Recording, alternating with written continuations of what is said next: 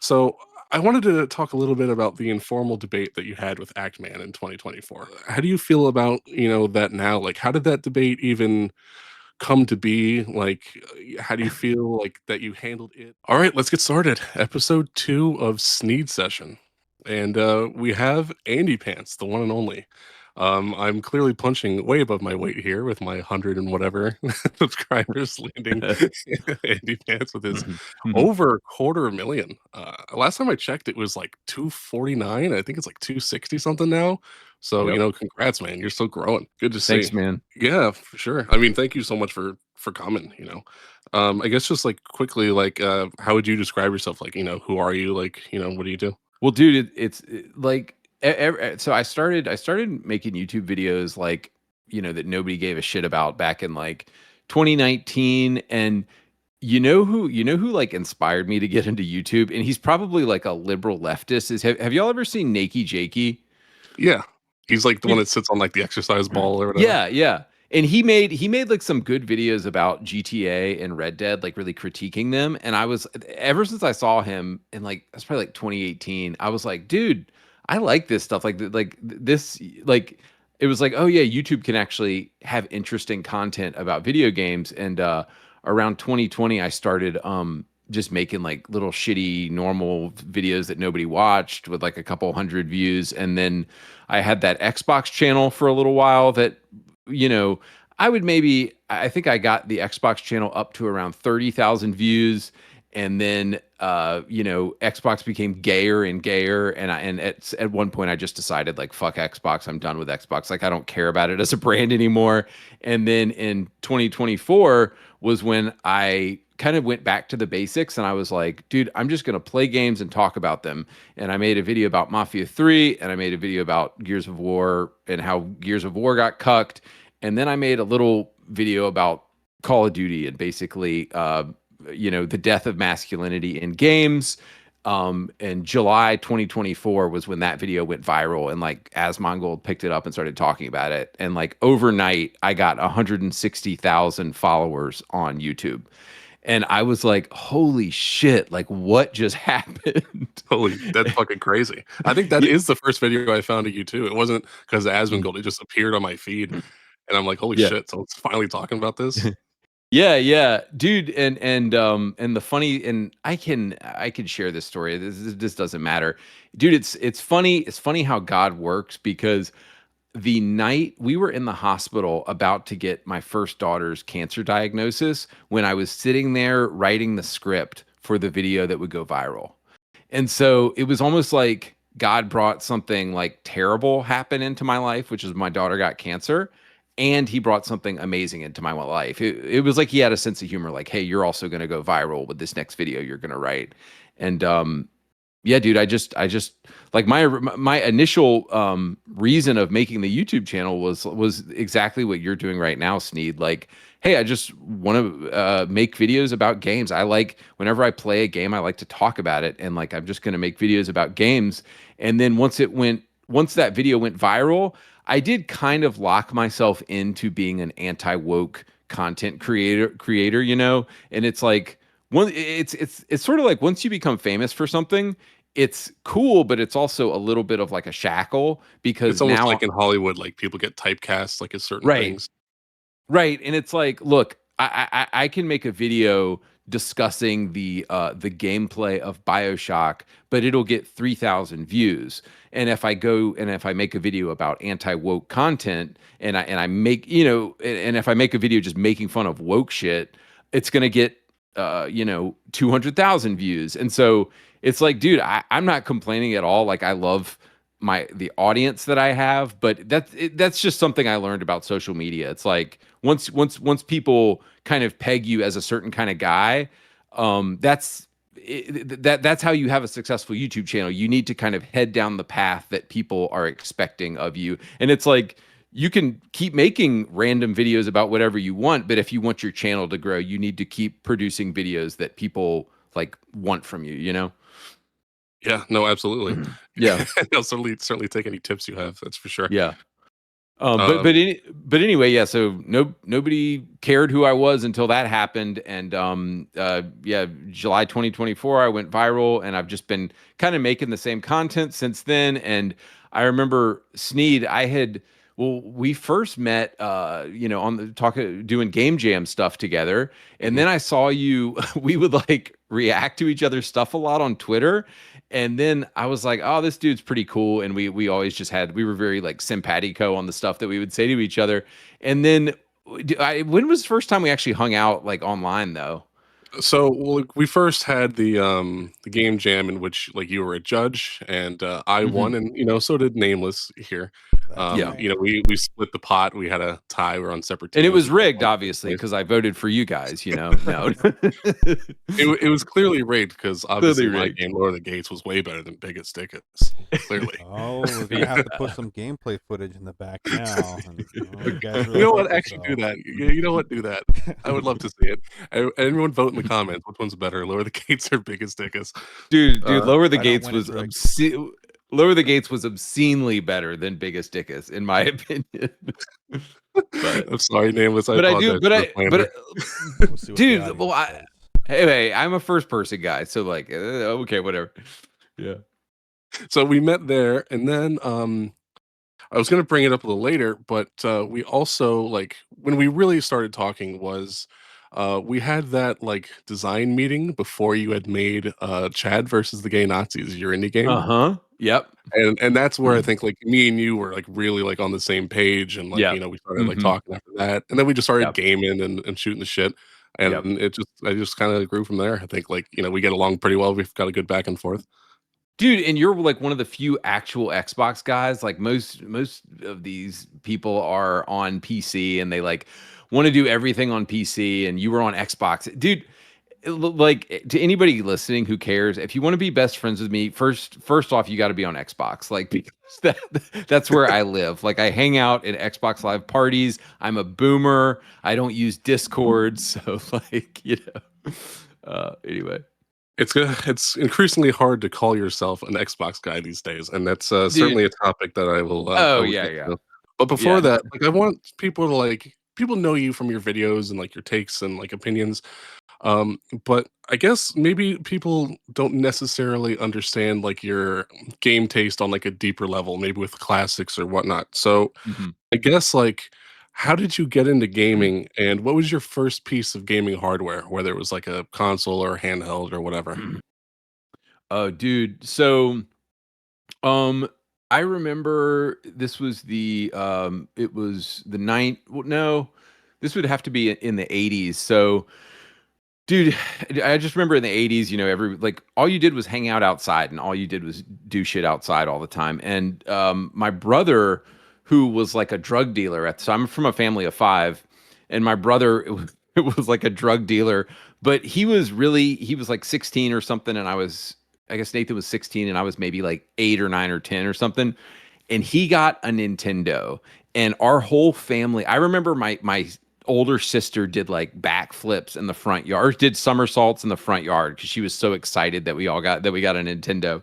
And so everybody was freaking out about the Nintendo that Nathan got in like 1988 or 89 or whatever. And I remember sitting there and watching him play Castlevania 2, which to this day is like the most difficult, opaque, like impossible to play Oh, it's Castlevania. so cryptic. So fucking cryptic. How the hell are you supposed AVGN did a obviously legendary video on this. It's like the one Yeah. that like kicked him off. But how the Yeah. fuck are you supposed to know to go and crouch in this random corner and face the wall for the tornado to come? I Dude, think it's a bad dude, translation because I think in the Japanese version, right, like there is a way to know, but for us, it's like unless you bought Nintendo Power or some kind of right. like Turbo Autis, like you never would have known. or were they're just saying the Nintendo tip line? Was it like secret marketing for the Nintendo tip line, Oh yeah, I do miss when they had stuff like that. Yeah. But yeah, dude, I remember Castlevania 2 was like my first like, oh, amazing kind of gaming moment where I was like, oh, this is so cool. And like the graphics and the music and the just the whole presentation of Castlevania 2 is, and like how badass Dracula looks. It's like so like embedded in my mind as something that I will always think is like so incredibly cool. And of course, I had a lot of those like Tiger Electronics shitty things growing up because we were Yeah. poor. So we were poor, and we had like I would beg my parents for months to get me a game. And I remember one year I begged them for 2 months for Final Fantasy III on Super Nintendo, and that was like one of my favorite games as a kid. And they got me a bunch of clothes and like Jansport book bags instead. And I remember asking for receipts for everything so that I could return it, so that I could get the game that I wanted. But yeah, so Final Fantasy III was another like formative game for me. Street Fighter 2 and Mortal Kombat, and then seeing blood for the first time in a video game was huge. Elemental Master on the Sega Genesis is one of my favorite games of all time. Streets of Rage 2. And I wasn't back then. I wasn't really like Super Nintendo or Sega. Like definitely like Nintendo is better at making games than Sega was, but Sega was like edgy and cool and like had this kind of like edgy like, oh, it's more like older factor, which is cool to you when you're a kid. And I feel like Xbox kind of tapped into that as Mhm. well. But anyway, just to fast forward a little bit. So Super Nintendo, Super Metroid, I would say, is probably my like all-time favorite game of all time. Fast forward to high school, I went away to college, and the last game I played, I actually played a lot on the original PlayStation and on the N64. Kingsfield was the guys who did Dark Souls today. One of the first games they did was called Kingsfield. It was a first person game on PlayStation that's like terrible, but I loved it so much at the time. And then I remember Final Fantasy VII was the last game I played on PlayStation before I went off to college. And then in college, I was, social and had like a social life and friends in college. And so I didn't play games for like 5 or 6 years.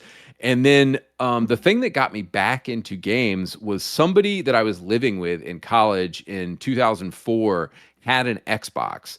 And I think my little brother had also gotten an Xbox. And I discovered I guess I had played Doom 2 on a PC, and I had maybe played like I said, Kingsfield on PlayStation, but I had never experienced like a first person shooter that like looked good and played good. And so I remember Medal of Honor European Assault, which is not the best Medal of Honor game, but it was the first one that I played on the Xbox.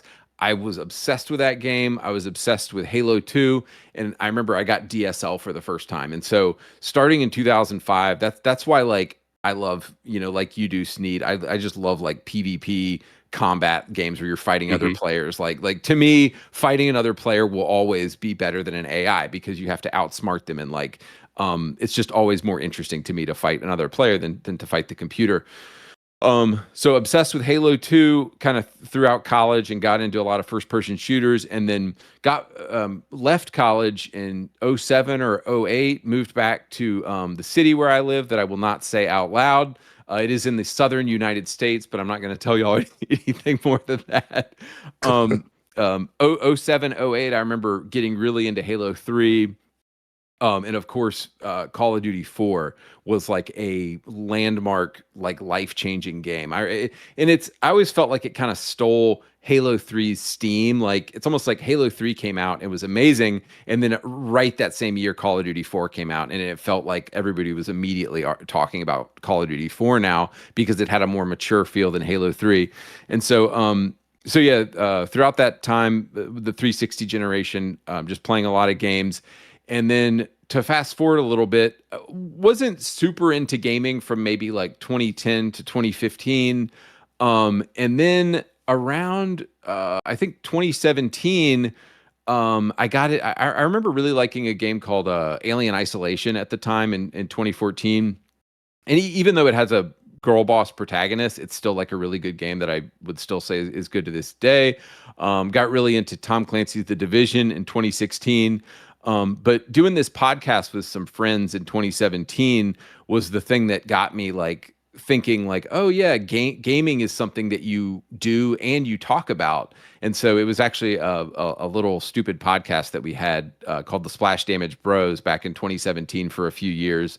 It kind of got me into the habit of like, oh, it's fun to play games and to talk about them and to like analyze them. And so 2017, 2018, I remember being a big, I really liked, Red Dead 2 when it came out. I really liked God of War 2018 when that game came out. And then going into 2019 and 2020, really liked Cyberpunk when it came out.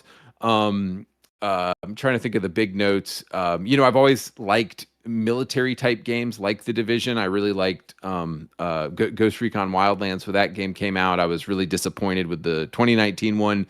Fast forward into 2020 and 2021, I can't. Got really into PUBG starting in 2018. That PUBG has kind of been ever since 2018 has been sort of my multiplayer itch game that I moved on. Ever since I kind of moved on from Halo and Call of Duty, it feels like PUBG kind of like filled that hole for me. So 2021, 2022, and then I don't know. My gaming taste has kind of been all over the place. I really liked the Bethesda games. I really liked BioShock. I actually didn't mind Outer Worlds the first time I played it in 2019, but as I've played it again, going back to it now, I sort of see all the leftist like messaging in it, and it's just impossible for me to get very far into that game without just it like turns my stomach now to play that game. And so moving forward into 2023, 2024, I played Starfield on launch and thought there's some good things about Starfield, but it was mostly just such a bland, watered down game. And around those years of 2023, 2024, that I would say 2024 was kind of when the scales sort of fell off my eyes and the blindfold came off, and I realized wow, this feeling that I've had in games for a while of just shit being gay is something that has been building up, and it's like once you start to see it, you start to see it everywhere, and you can't ignore it anymore. And so I would say kind of around that time, around 2024, was sort of when I kind of opened my eyes to just the influence that has been had over games for a long time, and I started to kind of open my eyes to it. But yeah, there's just a ton of stuff in the early 2010s that I enjoyed a lot. Assassin's Creed Black Flag, all the Halo games, of course, all the God of War games, all the Uncharted games and games like that. I've also been, a big shooter guy, a big military guy. And so I would say to sum it all up, my interests are kind of all over the place, but only within the past few years has the blindfold come off, and I've realized wow, games are really becoming gay, and it's made it almost impossible for me to play any new AAA game because it's just so full of propaganda these days. Yeah, I mean, shit. Well, I mean, there's a new meme going around right now saying all these people are what they call ball and gun gamers, they only play games with balls or guns in them, so sports games and Call of Duty and shit. And I know you're not one of those, but I'm glad everyone else knows for sure that you're not one of those either. Right? Yeah. Oh, yeah. Well, yeah, but it's guys, can I make fun of Expedition 33 and JRPGs and just be okay, this is your weeb shit game? We can reduce, somebody's gaming preferences to something simple. Yeah, I mean, you did at a time, return all your Christmas gifts for a weeb game, Final Fantasy 3 or dude, 6. I did. Dude, I did. No, dude, and I've often wondered why I loved Final Fantasy 3 and Final Fantasy 7 so much as a kid, and I hate turn-based Japanese games now. I can't stand them. I think they're so boring. And Yeah, I I remember don't. we've talked about this. I think what was your argument was we or games as a medium has kind of moved past the need for something like that. You can have something more active and flashy, and we kind of don't need turn-based anymore. Right, because the whole reason that going back to I even played Final Fantasy 2 on the SNES, and it was cool at the time because that was all we had. The hardware was limited to the fact that you could only make one person attack at a time, fight, cast spell or item. But we're not limited to that anymore. So I don't, I don't think it's fun anymore. I thought it was fun as a kid, and like now when I play turn-based stuff, I'm like, the yikes! Like, I mean, Do you feel that way also about like games that are say like a tactical game, like an XCOM or something like that? um, I'm not the biggest tactics game guy. I remember playing an old Sega Genesis game called Vandal Hearts, and I really like that game as well. Oh, dude, do you remember an old Sega game called Shining Force by any chance? Oh, of course. Dude, I remember playing Vandal Hearts and Shining Force on the Sega Genesis, and like back then I think I liked it, but that was because that was all we had. And like um I would say I'm just not. It's funny. I've been trying to get into tactics games lately. I keep jumping back into XCOM 2 and hoping that it's gonna like hook me, and I just haven't found a tactics game that I can like really get into. I think it's just not my personality. I just don't like turn-based anything, whether it's a JRPG or whether it's tactics. I want more of like an organic, like live real time game, I think. But you do like the tactical aspect. I know we've talked about like the conflict series, like Conflict Desert Storm. So you like, being able to Oh, order your soldiers around and stuff, but the gameplay is all active. exactly. It's all real time. It's all happen. Like I love RTSs, I love StarCraft. Um, but yeah, it's the fact that I can wait and think about stuff that ruins it for me because there's no urgency anymore. And like, yeah, but I love yeah, Conflict Desert Ops and Brothers in Arms and those games because like the enemies are bearing down on you, and you can't just freeze the battle and like plan out your little grid of how many spaces you can move. Yeah, You know. I still really enjoy turn-based games and tactical games. Like I loved Final Fantasy. I actually don't really like the active ones. I actually preferred when they were turn-based. Like Yeah. Final Fantasy X's combat system to me is like fucking perfect. Yeah. Or even like for a tactics game like Fire Emblem Three Houses was incredible. Way too weeby for you. You definitely wouldn't be into it. But it was super good. I loved it. I remember just kind of trying it out like on a whim, and I just could not put it down. I absolutely loved that game. But Yeah. like now that we have like a better idea of like your background and like your preference, out of Well, all these consoles, hang on. Let me say, I uh, will say the one thing that I weeb simp for is the Yakuza games. And I don't know if, nah, well, Sleeping Dogs doesn't count because that was made by a Western studio. But like, if you consider the Yakuza series like weeb, then I do love the Yakuza games. So, so what but you're saying is there's a chance we can get you into some of the weeby shit, the good weeby shit, not the cringy weeby shit. right. Everyone, just take note. There is a chance. Yeah, yeah. There is hope. Well, dude, dude, I was trying to get my wife to watch an anime not long ago, or it was that she found out I was about to watch an anime, and she was like, "You can't." My wife basically told me, "You can't get into anime. You're into enough nerdy shit as it is. Do not get into anime." And Honestly, so- I like anime, like mostly like older, like 80s, 90s, 2000s stuff, but like that's kind of fucking based from your wife. I'm not even gonna lie. right? Yeah. That's some good support you have at home. dude dude, because so it's funny, a lot of my YouTube viewer guys have told me like, oh, anime is so based, I just need you to show I need to show you the right ones, because when I look at anime as a glance, I just see a bunch of like Japanese schoolgirls being like tee and like a bunch of like school settings, and it just seems a little bit gay to me. Well, those And animes are gay for sure. right, right. Avoid those, but there are some amazing gems out there that I think you're missing out on. Right. So I know it's a matter of I just haven't been introduced to the right anime. That is the problem. But I'm also like, dude, if I find it, I'm gonna get sucked in, and my wife is gonna divorce me because I got into anime. You know? You're gonna have to like watch it on your phone, like in secret or whatever, right.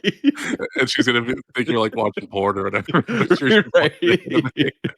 Right. She thinks I'm watching porn. I'm just watching anime, the forbidden anime. So like with all that being said, from the NES and forward of everything, Like, what would you say is your favorite console of all time if you had to pick one? Like favorite console most. So if we like combine all of the time spent on that console, okay. There's two ways we could do this. Number of because a lot of games are amazing for like 20 hours and then you put them down. So are we saying like are we rating consoles on like the most consistent bangers and like quality of time had, or are we rating consoles on like number of hours spent on them? It's really whatever criteria you want. Like, I kind of run into this roadblock sometimes too, where I'm like, I could say like, "Oh, I love the PS3. It's fucking Mhm, amazing," mhm, and it's like, well, are you talking about the PS3 and just its PS3 library with all mhm, of its mhm, multi-plats and exclusives? Or are you talking about the PS3 and everything you can do, like built-in Wi-Fi and like 1080 60? Well, not that many mhm, games ran in 1080 60, but mhm, some did.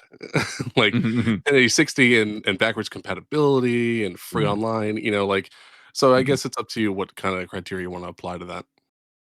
So if we judge it on the criteria of like the most consistent like quality banger games that I probably put 20 hours into and was done with, I would say for sure the Xbox 360 had just one of like I think historians will look back on the Xbox 360 and the PS3 as being like kind of the peak, sort of the Goldilocks zone of like rising graphical fidelity and like wasn't too woke and infested with like activists yet.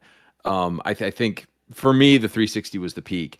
If we're talking like actual hours spent, because like I guess as I've gotten older, my gaming time has actually gone up and become like more entrenched on specific games. Because it's like when the 360 was out, I was in my 20s and early 30s, and I had more of a social life, and I wasn't uh, stuck at home as much. But I would say, so anyway, to answer that question, if we're talking about hours spent, I would say it's probably either the Xbox One or the Xbox Series X.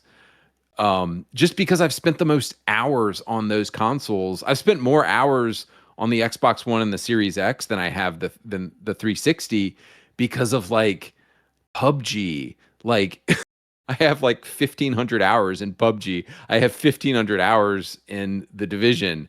I have it feels like 1,000 hours in Arc Raiders since it came out. Like, Don't worry, we'll get to that for sure. so it's like, yeah, I guess in terms of time spent, I would say probably the Series X, which is, dude, it's probably, I feel like the Series X is probably going to be the last Xbox console that I buy. And I hope that there is a way for me to continue to play it offline, like for the rest of my life. Because I like that the Series X can play pretty much almost any Xbox game. It upscales old games perfectly. And so, and like everything from the 360 I can, not everything but a lot from the 360 I can play on the Series X. So I guess to answer your question, despite that Xbox is so fucking gay and it's so full of activists and it's such like a leftist piece of garbage, I'm still going to say that the Series X is probably my like best console of all time because it can play the most games that I like, you know? Yeah, no, I totally feel that. It's a shame because it's actually a great piece of hardware, Yeah. just unfortunately mismanaged by a completely retarded company. Dude, and it's like think of these games that came out this year. It's like we got Avowed instead of Fallout New Vegas 2 made by a base team. You know, we got Outer Worlds 2 instead of like Scalebound or some other like it's like what Phil Spencer was trying to copy PlayStation. And he saw PlayStation go gay and he was like, "Oh, well we need to go gay as well because PlayStation has been going gay." But now PlayStation is like almost like I think they're maybe doing the beginnings of a turnaround because it's like they have to be looking at like how successful Helldivers 2 was, and that game was fairly based and like not full of LGBTQ garbage. And so PlayStation has got to be waking up here and gonna realize like, okay, we can't keep ramming gay stuff into every game and expecting them Well, to sell. I think Concord was a huge wake up call for them. Oh yeah, yeah. Yeah, dude, but it's like see, but the thing with PlayStation and Xbox now is it's like all PlayStation has to do is stay slightly ahead of Xbox. It's not that PlayStation is like delivering these exclusive bangers anymore. Like it's woke shit like Horizon Zero Dawn 2, which was just like a woke sermon. Um all PlayStation has to do is stay slightly ahead of Xbox, which is what they've done, and they're going to continue to dominate the console market. And you know, I don't know how Microsoft doesn't seem to be making any money off of the Xbox, so I don't know how it's staying in business. I don't think they've ever actually made any money off the Xbox brand. I think the best they ever did was with the 360, and they broke even. And that's mostly because of all the red rings and such. Interesting. Yeah. Yeah, that's why I think Microsoft Corporation, like proper, is pretty unhappy with Xbox like as a whole because they've they've never made any money ever. They've only lost money, which is really kind of Yeah. sad actually. Oh, Um, and it's crazy that Satya Nadella or whoever looked at, you know, Phil Spencer and this failing division, and they were like, "Oh, here's $200 billion to buy Bethesda and Activision and Blizzard." And it's just baffling to me why they would invest money in a failing, ecosystem.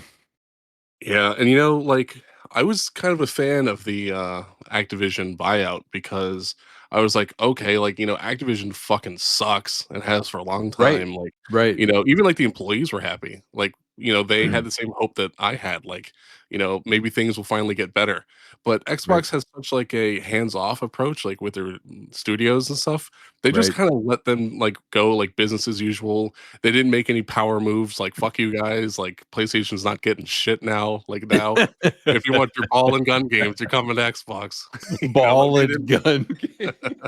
they didn't do that, they could dude, like, such a winning Mhm. strategy for Xbox could have been simply this, Mhm. like, get COD exclusive to Xbox, put that shit Oh, on Game yeah. Pass, Oh, get yeah. like the EA Sports games, maybe not exclusive, but like get them day one on Game Pass. You'll have every fucking casual lined up from Yeah. here to God knows where to buy like at minimum like a Series S and Oh, just in yeah. Game Pass. Just like create that revenue stream. But like Yeah. yeah, I feel like they're so inept. Like they were really lined up to make some serious power moves in this industry, and Yeah. like they just like killed themselves for reasons that I'm not even aware of. I can't really make out the logic in any of these decisions as of late. Well, no, dude, it's because they look at they are, after all, about money at the end of the day. They have no sense of like investing in themselves and their own hardware. Like Microsoft, think about it, they've always been a follower. Like if you look at Apple, like they were always behind Apple on the dumbass Windows phone that they made. It's like they're always following, they're never like leading the pack. The only thing as far as console gaming goes that they've really led on is probably Xbox Live, and that's it. Uh-huh. And I was Yep. talking about this in my previous episode I did with Brian from Honey Badger Arcade. Really cool guy. Maybe you guys can link up at some point if you want to know Yeah. like super in depth about like subversive culture and media and all this kind of shit. Like he is brilliant. He's definitely a smarter guy than I am. It's a low bar, but that's okay. Um, yeah, like we were talking about how like yeah, they definitely like pioneered online console gaming, but like kind of for better and for worse. Like yeah, they Mm, made like a great infrastructure and made like great standards and such. But even back then, like I always thought that paying to play online was kind of a fucking scam, and I mm, still feel that way.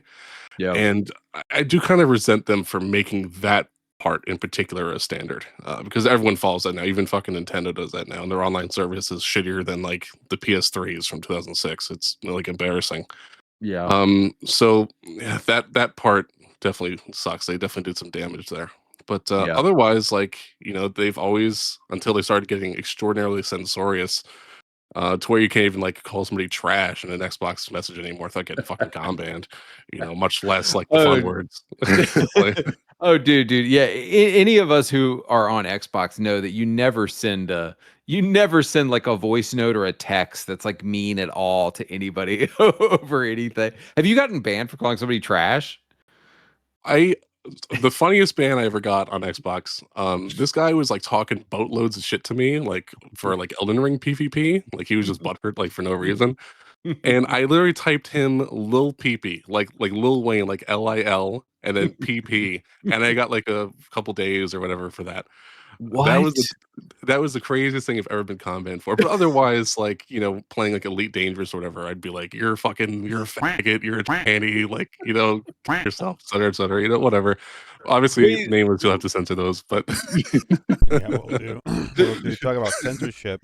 I got banned for 2 letters, the letter U and the letter F. Literally the FU, the letter F and then the letter U. I sent that to this guy, and then it got banned for like I don't know how many weeks or whatever, like on Xbox. Nowadays, I'll just send someone like a Jewish star emoji or like an eggplant or something. Like they can't really ban you off like an emoji. It's like, That's well, pretty I smart. didn't use anything but your included tool. So like if you were to ban me, then that would mean that like you shouldn't have included the tool, you know? So that's kind of how I circumvented it in like these days. But it's crazy because like the trolling meta nowadays, which I really don't like and I don't like engage in, is like to make someone like so mad that they say something that's like ban worthy, and then you just like report them. Yeah, then you report him. Yeah, yeah. Yeah, but I don't do that because it's like I want to engage with these people. Like I like the shit talk, I like Yeah. the MW2 lobbies, and I don't want that to go Oh, away. yeah. Like I want you to call me again, nameless. You have to censor this. Like I want you to call me a faggot or whatever. I think it's funny, you know. So I feel like it's, and I talked about this on the episode with Brian also. It's like, the social component has been totally destroyed by being overly censorious. And, we could talk about like, Microsoft like pioneering some of these like online features, which they certainly did. Like the Mhm, 360 had like cross game party chat and the PS3 didn't. But something I mhm. loved about that was on PS3, it was so much more social because everybody was in game chat. They had no other option. Oh, But yeah. so like in a 16-player lobby in MW2 hardcore search, every fucking person had mics lighting up every single time. And like now, like I've been playing Master Chief Collection since like I got my Xbox One in like 2019 or whatever. I Mhm, think it was 2019, 2018. mhm. And I've not seen one fucking mic light up all this time playing MCC. Fucking Halo. Like, can you believe that? Like, Halo used to be like I played Halo 2 online, bro. I got like the most incredible death threats at like 9 years old. It was fucking wonderful. And like that's gone. I think it's really sad. Everyone's hiding in like party chat or like Discord. Yeah, It's been yeah. nice. The one thing I've seen about ARC Raiders that I like is people are actually engaging in game chat, which is Oh, great. yeah, I dude. want more of that. I see that in ARC Raiders, and if I play like the new MW3, like hardcore cyber attack, which is like my favorite mode, uh, Mhm. people play COD specifically often to talk shit. So there are people in game chat, and I like thank God, like I need that, like I need that shit, you know. And Call of Duty nowadays, like ever since MW2 2022, I think is when they implemented it, like has like this AI monitoring shit. So like if you say anything, like you're auto like reported and auto banned or whatever by the system. But I had this theory, like, all the way back then. I think with, like, what game came out after MW2 20 oh, it was MW3, I forget, because that was the year they did them back to back. I remember, like, playing DMZ and MW2 and noticing I was saying wild shit in game chat and I was not being banned for it. And Hmm. so I kinda thought, like, I think this, like, AI monitoring shit is probably kind of expensive to run. They probably only apply it to their most current title. And so to test Oh, that yeah. theory, like when Black Ops 6 came out, I went into MW3 game chat and just started fucking going off. And we all did, and no one got banned for anything. But you can be rest assured I went on Black Ops 6 and got comp banned. So the best part about like Black Ops 6 isn't really a great game, but I guess the best part about BO7 coming out, which also is not a great game, the beta was actually better than the full release, sad to say. Hmm, hmm. Um, Now I can play Black Ops 6 and be a piece of shit and, get away with it. So, like, it opens up some new opportunities, I suppose. You're like, I love that they consider it a retro game now. So they're like, oh no, we don't run the AI on the retro games. Yeah, it's a legacy title, like, It's a whatever, like, who legacy cares? title. Yeah. Yeah. It's probably just their legal department. It's like, oh, we're not legally required for the older games anymore, so we don't give a shit what they say. Dude, it's like it's so weird because it's like this is what really pisses me off about Xbox. they've built their fucking identity on this. Like when you think of Xbox, you think of Mountain Dew, Doritos, Gears, Halo, and split screen and a bunch of bros like shit talking. That is the identity of Xbox. And like when they ever since Halo first came out in 2001, the original thing that like was a cultural phenomenon was getting a bunch of Xboxes together at a house to play. Like everybody had to bring their Xbox and they Yep. would play Xboxes together, and it would be you do you'd have one Xbox on this TV with split screen and another Xbox on the other TV with split screen, so you could do 4-on-4 in one house with two Xboxes. And it's like, bro, you guys created this. Xbox created shit talk, and now y'all are being a bitches and acting like it never happened and putting it. Same with Call of Duty. Like Call of Duty created shit talk, guys, and now they have these. You know, like what's the the code of conduct thing with Call of Duty? Have you Yep. seen that thing? Oh yeah. I remember seeing that for first time booting up MW2, like the beta, I think, and I was like, "You gotta be fucking kidding me! This is the gayest shit I've ever seen in my life. Like, this is completely antithetical to what this game is." And it's like, dude, it's like they can try to change men as much as they want. And the thing that I've liked about our creators, and like, maybe they're gay in Sweden or whatever, but like they're based enough to not give a shit about what people are saying on chat. And like I hope that Embark Studios never gets like my chat log from what I've said in our creators, because dude, Sneed, if you want to do some like real, like get in people's fucking head shit talk, Arc Raiders is where it's happening right now. Like people are Oh, so I know. This is part of the sales pitch. I know. dude, dude, people are so fucking salty and they're so fucking mean to each other on Arc Raiders. But dude, there's nothing. It's almost better than the thing I've liked about Arc Raiders in some ways. It's almost better than Halo and Call of Duty, because you down that dude and you're literally standing over him and he is definitely hearing what you're saying. And like I never got that. Like, I mean, you got that in Halo 2 because it was just sort of like an open lobby. Everybody could hear everything. But like, dude, to dominate somebody in Arc Raiders and know that like, oh, he's hearing everything I'm saying because I turned proximity chat on. Like, dude, it's hilarious. Like the back and forth you'll have with people sometimes. Man, you would have loved Elite Dangerous in its heyday, man. I'm telling you, like the salt mining on that game was better than anything I've ever played, and it's really not even fucking close. Like to the point, like I've told you these stories like in private before. Like yeah. I hopped on this game and I brought like Call of Duty like to Elite Dangerous, right? Like I'm just being a fucking piece of shit. I had people like make like Facebook posts like in the official group trying to find like my real identity to come fucking kill my ass, or like there were Reddit threads on me, like my old gamer tag. Like if you were to Google it, you'd find a bunch of that shit. It was like it was so tight knit. Everybody knew everybody, so you'd come across people like multiple times. Like Right. them, like their squadrons, whatever. People would have beefs. People would have full on like multi squadron wars, several of which I may or may not have started allegedly. Um, but oh man, like I even had like an arch nemesis. It was great. It was such an experience, man. You would have loved that fucking game. So okay, so back when you were saying you didn't was this like 2018? You said For what? for Elite Dangerous. Elite Dangerous, I think was 20. I think I first got the game in 2019 on PS4. But PS4 doesn't have like the looking for group feature that Xbox has, and the game Okay. came to Xbox first. So Okay. I loved the game so much, but I wanted to switch to Xbox at that point. Yeah. And so I rebought the game for Xbox. Okay. And I use like the looking for group feature to find like squadrons to join and stuff like that. Like I was still kind of a noob, like I didn't even know how to really engage like well in combat. I got pretty fucking good at it though, like killing people and salt mining. But Yeah. at that Yeah. time, like I didn't know anything. Um, yeah, so I would say like when I got my Xbox One, so like 2019, also was kind of like when I got on that game. I probably played it I played it like every day pretty much until support for the console versions ended, and I can't quite remember what year that was. It might have been like 22 or something like that. Okay, but yeah, no, I was just wondering of the timing because you said you said you would roast people and you were not getting combat on Xbox. Oh, well, that's because like for messages, like I usually wouldn't do it. Like there was my arch nemesis on the game.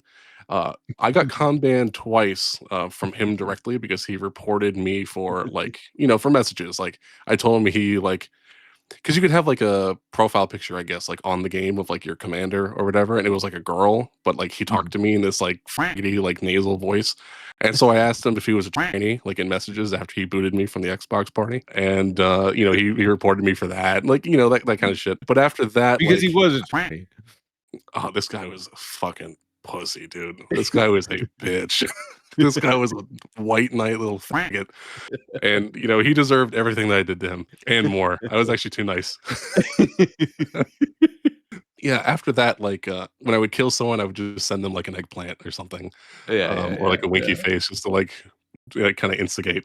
But Yeah. most of my shit talk was just in party chat, and I think at the time they implemented like more strict like reporting features for like party chats and stuff like that later. Mhm, But I think at the time it was still like fairly like hands off, so I got away mhm. with a lot of shit in party chat that I did not Dude, get comp banned for, thankfully. that is something that is one thing I do love about Xbox. The looking for group feature for particular games works really well. And obviously it's like, it's still it can be like a toxic waste dump depending on which game you're playing. But if you're finding people who genuinely want to link up and like help beat certain games together, like it's awesome. And haven't seen anything like that on PlayStation, although I'm sure they added something. Yeah, I'm not sure if they have, but it's a great feature. So, I hope they do add it eventually. Yeah. Because like as like you have it on Xbox, so I use it for like now I'm gonna sound like a fucking ball and gun gamer again, but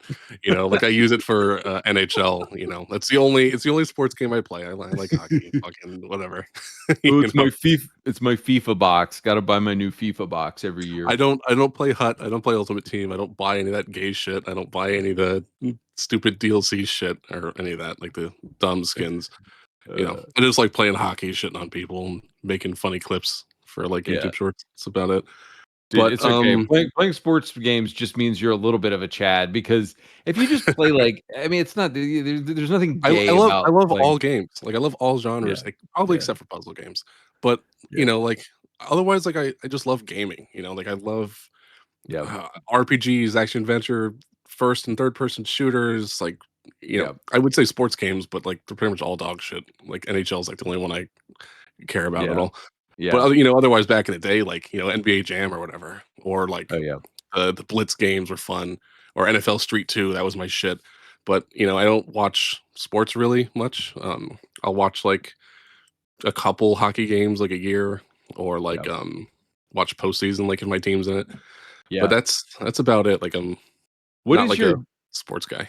dude? What is your like classic like what is your like classic retro sports game you think is like the best? Fuck. I might just be tempted to say NBA Jam. Honestly, that game Mhm. is Yeah. super fun. And I'm not a basketball guy like at all. I'm not a Yeah. basketball guy or an NFL guy or any of that. Yeah. But NBA Jam was a lot of fun. I had Dude. my a buddy over and he'd never played it and he beat me. Mhm. Like it made me so mad. He made like four half court shots and I was fucking pissed. I was so fucking mad. Did you ever play Super Tecmo Bowl?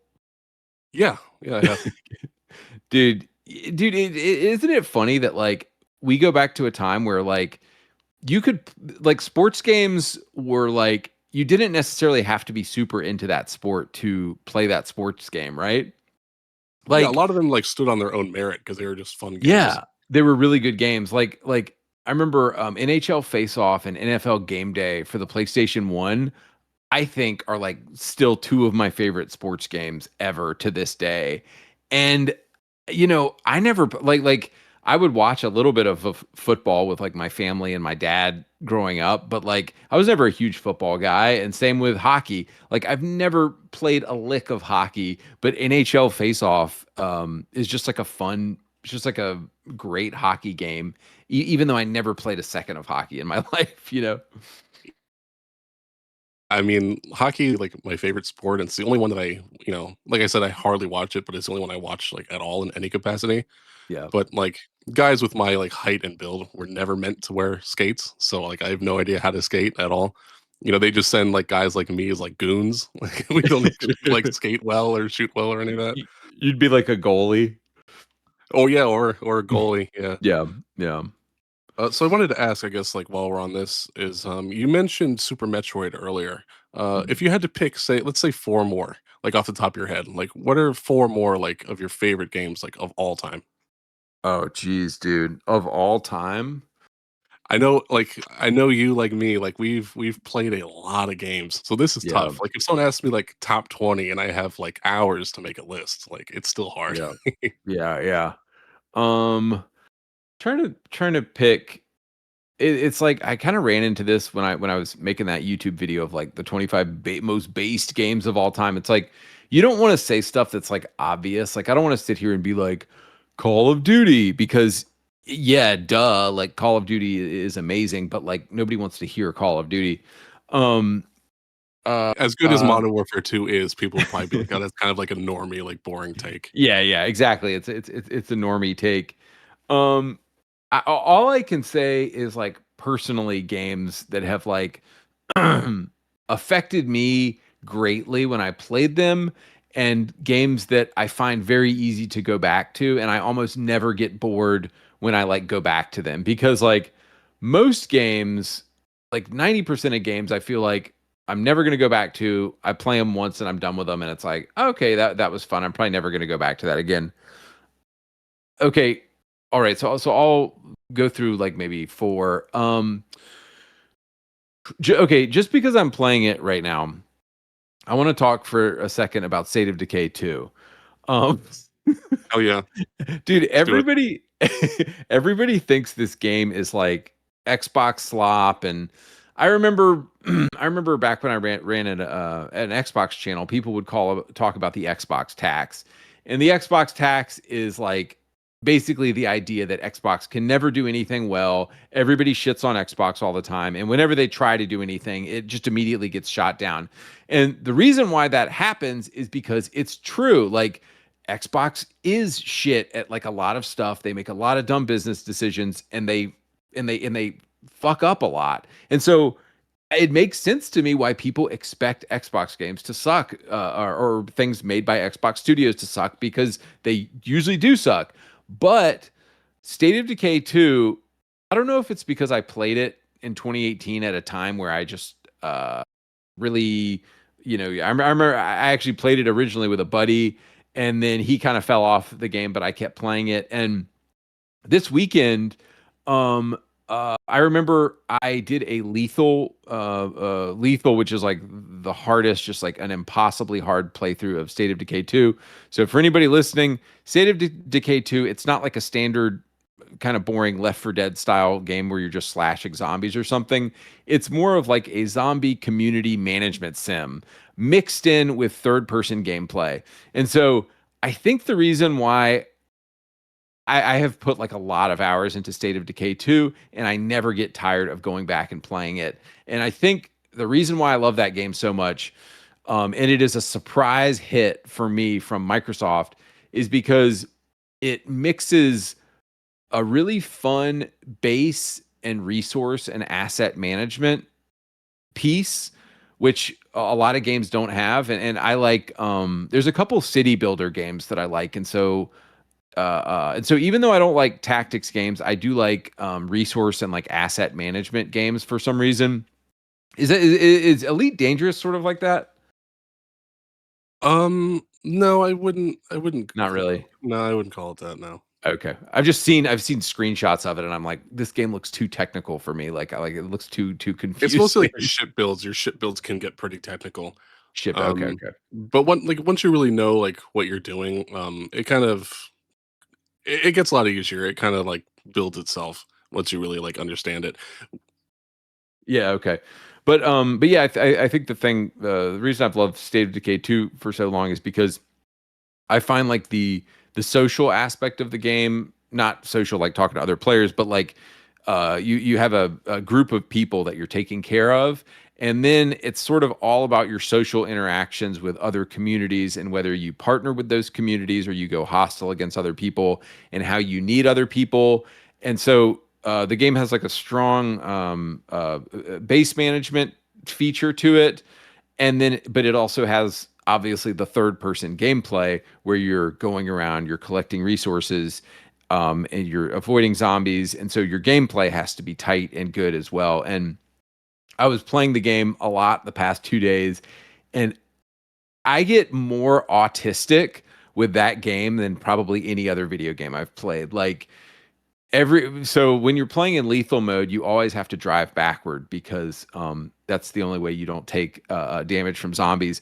And so I just drive through the whole game I have back. witnessed this particular strategy firsthand. It is true.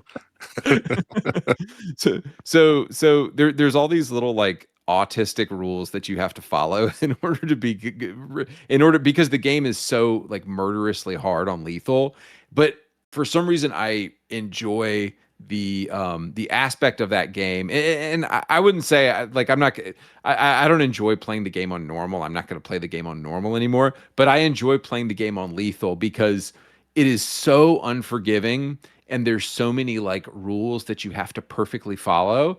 And I find like battling the systems in the game to just be like very, very rewarding to like overcome it. And I would say like a lethal playthrough of that game is gonna you're talking about like 30 to 40 hours of like focused gameplay at least.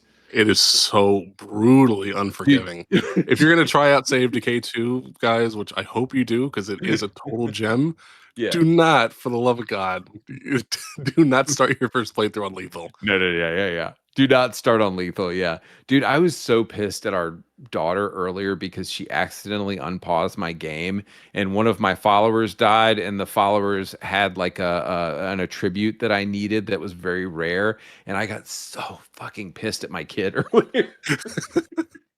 Because I mean the good thing is you can pause the game, but the bad thing is the game has permadeath, so if anybody dies, you know, they're gone forever.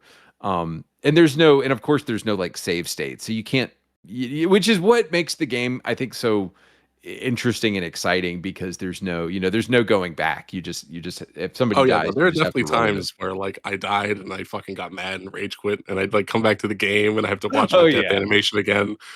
Oh yeah. It's like just to remind me. It's like fuck. Well, yeah, it puts the graves towards the back to show you all your dead people. Yeah. Yeah, yeah. So other than State of Decay 2, like you have there's some more. Like what would be like three more? Um, you never you never got into PUBG, right? No, I didn't. Not really. Yeah. Um, dude, just because it's consumed a large portion of my life, I would say PUBG has been one of my favorite games of all time. And the reason why is I remember recalling this one day. It's because it and I think Brandon Green said this when he first made the game. He wanted to make a game that wasn't like Call of Duty or Halo, where people would spawn in at predictable points and you kind of were killing a lot of people and you could kind of learn the map, so to speak.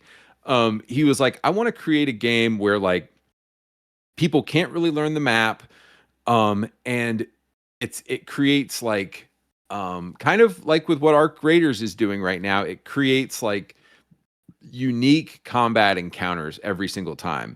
And so like, you know, like I love Halo 3, you know, but you start to the more you play a Halo map, you start to recognize the patterns. It's like, okay, people always come here, there's always somebody running down here.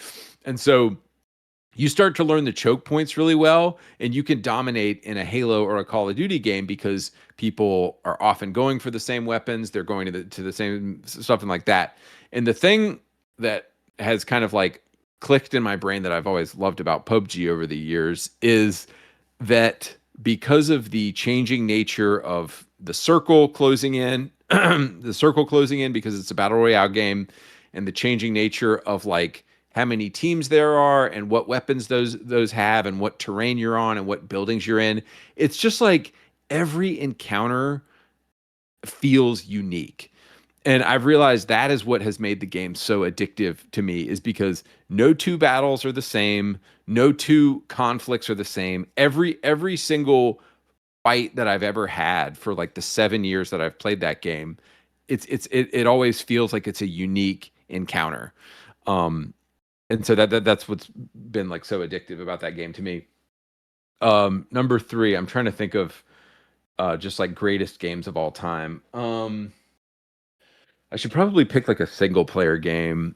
Can you? What? I'm It's like okay. Sneed. It's hard for me too. I'm like Sneed. Tell me, like, what other games have we talked about? Come on. Oh, dude, so fucking many already. Okay, okay. I'm a huge fan of, even though it has like, I think it has 1 or 2 gay characters in it. I never get bored with going back and playing Fallout New Vegas and Fallout 3, and pretty much most older Bethesda games, and even Fallout 4 to a lesser degree. Like, I really enjoy Fallout 4, and I think it's because Bethesda has just nailed the vibe of like listening to old music, puttering around, and like finding interesting stuff, and sort of that like ping pong nature of like getting around their map and encountering funny stuff and having like, I think, dude, like, so many of there's so many like edgy, funny, like totally stuff that would be totally not politically correct today in Fallout New Vegas, like that like the stuttering guy who you can make fun of his stutter. Like, they would never like Bethesda would never put that in a video game today. And I know No, never. and I know Obsidian made Fallout New Vegas and not Bethesda, but like there's so many edgy, like dirty, offensive jokes in Fallout New Vegas, and every time I jump into that game, I have like a good time roaming around. And like, I was sitting there this Christmas playing like a stack of like 10 Xbox games. I was just going through a bunch of like, and they were mostly trash, just like $5 and $10 games that I found at the retro store. And I was thinking, man, it's crazy that like there's like a lot of just a lot of garbage games came out on the Xbox and on the 360, and then you all of a sudden had something like Oblivion or Morrowind, and like Oblivion and Morrowind have like 10,000 times the content of your average old Xbox game, and they're like 10,000 times better than your average old Xbox game. And it's like Bethesda back then, they really knew like what it meant to over deliver.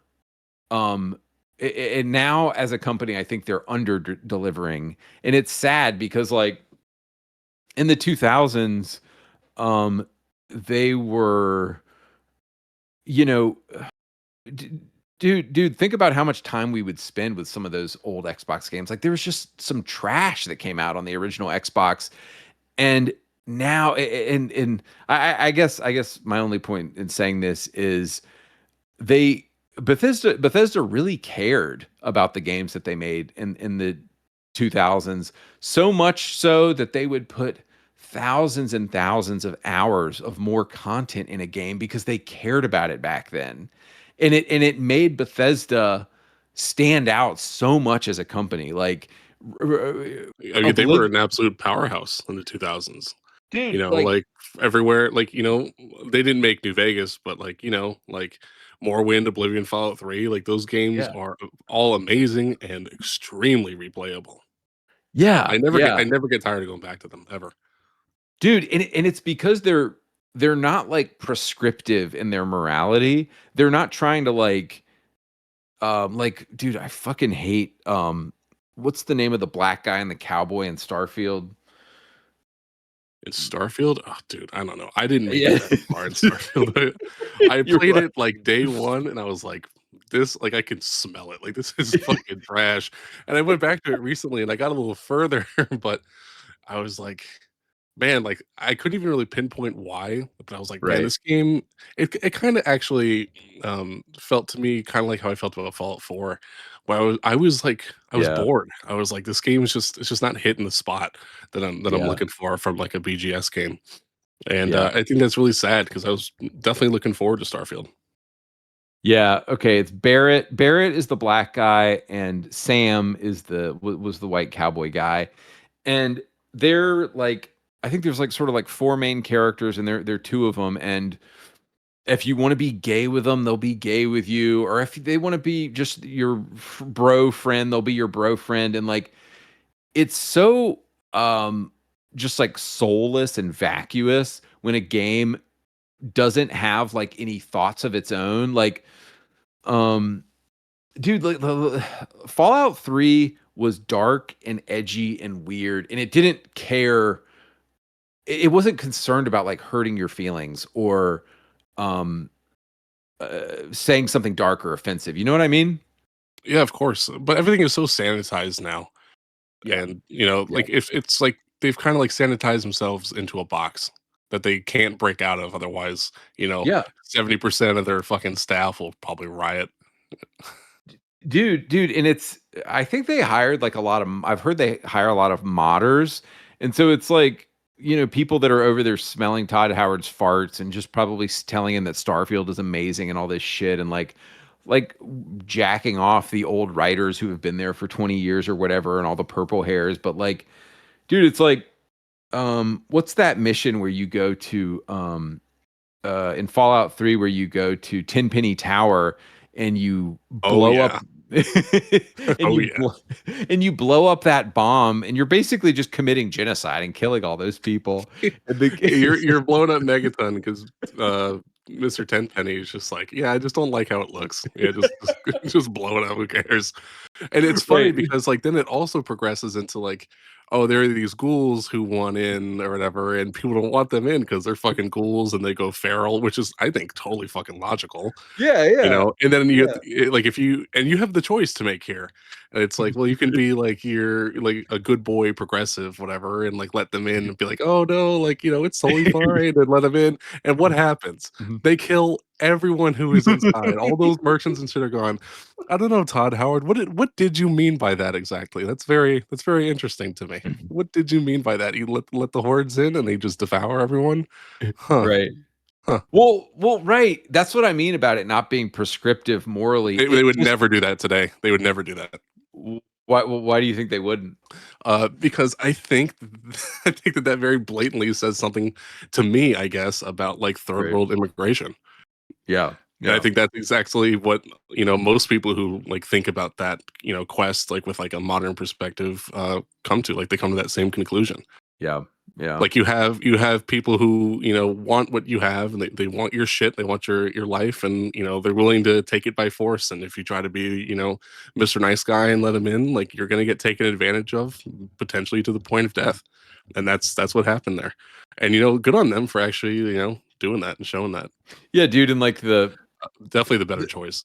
oh yeah. Dude, and that freaking what was that weird vampire blood cult that sucks people's blood, but then they have all these rules for Yeah. themselves about when they The go the out and family or whatever.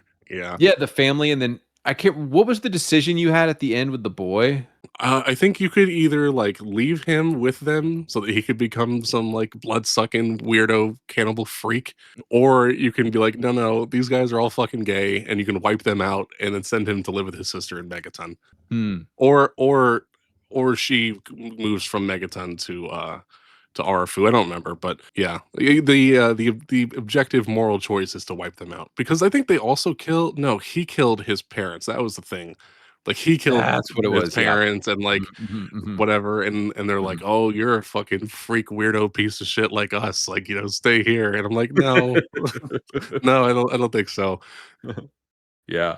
Another thing I always liked about Fallout 3 was I did like nice boy playthrough, and then I did a bad boy playthrough like my second time. And when you get to the slavers who enslave all the children, if you're a bad guy, they don't go hostile with you. They just like they're like, "Oh, we've heard of you," and they like let you right in because you're a bad guy.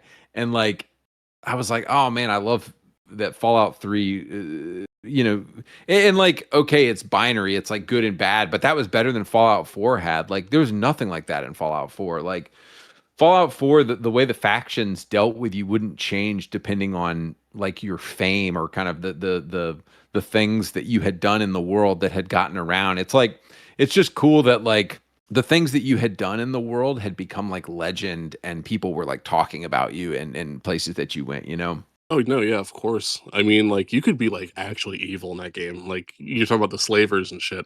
Oh Like yeah. you can join up with them or whatever, get the mesmatron and slave collars.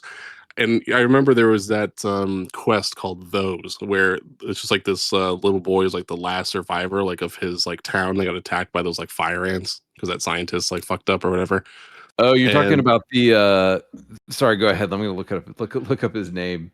I think his name was Brian Wilkes. And I Okay, only okay. remember that because I've replayed this game probably 1,000 fucking times at this point, which shows how good Fallout 3 is, even though it gets a lot of shit from like the New Vegas stick riders. Like I like both games. Dude, Um, both games are like unspeakably better than any slop today. Like it's oh like yeah, it's not even close. right. It's like yeah, okay. 10 years ago, people would argue about which one was better, but like they're both incredible compared to Starfield. Oh, for sure. Yeah, I would Um, take the worst parts of Fallout 3 over, whatever Starfield's got to offer me. But it was crazy. Like you could like go there like to this like kid and just you can just enslave him. And the dialogue option is I sold your dumbass for caps. And then like, get moving to Paradise Falls or your neck's gonna fucking explode. Like that's fucking crazy. right. The Dude, only that's like like real criticisms I have of Fallout 3, to be honest, would be like you not being able to play the game after beating the main quest unless you had the Broken Steel DLC. I think that was fucking lame. And then also like you couldn't really be a bad guy that much in the main quest. Like you couldn't, for example, like side with the Enclave. It kind of like forced your hand there. oh yeah. The main quest was linear. That's true. Yeah, yeah. Um, But otherwise, great game. yeah. He was called the Ant Agonizer. No, the antagonizer is from Canterbury Commons. It was a different quest line. That was like when these like Oh, two okay. weirdos dressed up as like superhero and supervillain and were just doing like fucking LARPing battles like in the middle of the town. It was No, the wait, no. antagonizer and the mechanist. Yeah. No, I was just saying the Antagonizer was one of them. Mechanist, machinist, one of those. But Yeah, yeah, yeah. she was just like this bitch, like, I'm the new queen. I'm gonna use my fire ants to whatever. And you just go, shut up, bitch. And you just put a fucking hole in her head and take her shit. Yeah, yeah. But I think you have one more for your five. What would be your other one? Oh, dude. Dude. One more thing I wanted to say about Fallout and Bethesda was, dude. So, did you see this? Have you seen this kid who's exposing like all the fucking Somalia daycares in Minnesota right now? Yeah, Nick Shirley. Yeah, Nick Shirley, dude. CNN came on and they did like an expose on Nick Shirley and they're trying to like expose him and be like MAGA. They called him MAGA YouTuber and alt right this and alt right that. And it's like the thing I realized is like these people are at war with reality itself, you Oh, of know? course. Yeah, And no, like absolutely. and that is why like it was some based aspect of Todd Howard that or dude, I think just like I think 90s liberals were way more based obviously back in the 90s because whether you were liberal or conservative, nobody was trying to like hide anything. And modern leftists are at war with reality itself. So when they see black people committing crimes or they see Somalians committing crimes, they have to lie about that and they have to cover it up and they have to say, "Oh, you're racist for pointing it out." And I think that is fundamentally why they make such bad video games is because they refuse to see reality and they refuse to like represent reality in a game, whereas something like Fallout 3 or old Bethesda games felt like they showed sort of like the horror of real life in a game. And I think that's what made those games so good. And I think the reason, like you said, why Starfield is so boring is because it's like a box that you've sanded down and sanded down and sanded down, and you've taken all of the edges off to the point where it doesn't even resemble real life anymore. And people see that and they're not interested in playing it. Because you probably can't resonate with it. Yeah, because it doesn't resonate with anybody. It's like, dude, give us awful decisions to make in Fallout 3. Like, just because you can side with the guy who blew up Megaton in Tenpenny Tower, it doesn't mean you have to agree with it. Like, it doesn't mean it doesn't mean the person playing this media is going to become a mass murderer one day. It's actually probably more likely the opposite, that like after you do it, you're going to realize like, oh, that feels terrible to do that. I don't actually want to do that in real life, like um it's just yeah, I think leftists are at war with reality, and so that's why they make such bad games. Part of this too, I think, is it's a big consequence from gaming becoming like just a like development was just like a room of dudes, like 5 to 100 like max of just like passionate guys who like to game and like to make them. Yeah. And now it's just completely overly corporatized and safe and sanitary. Yeah. And I see games as an art form, and I think even the ultimate art form when compared to things like movies or books or music. Hmm. Hmm. And I think just big corporations and art don't mix. And I think that's Yeah. very clearly understood now, where it may not have been before.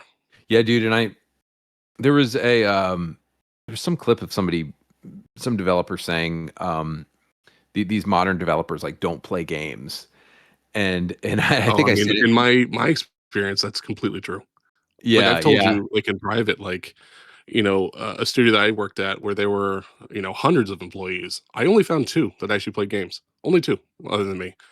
And Yeah. like I would talk about it too with like some other coworkers that I was like making projects with, and they would just go, Psh, I don't play games. Like, what are you talking about? And Yeah. like it's so telling and so revealing. Like the attitudes like between like me and those other two people and everybody else, like oil and vinegar, or what is it? Vinegar and Oil, water. I don't know. oil and water. I'm Yeah, yeah. exposing how retarded I am. So it's not a LARP. Like I'm actually fucking retarded. It's not a water. um so yeah, like it's just how do you create art with people like that who just show up for the paycheck? I find that completely incompatible, and Yeah. it's a real like legitimate like miserable struggle, I think, to work with people like that. Because like, yeah, do I want a paycheck?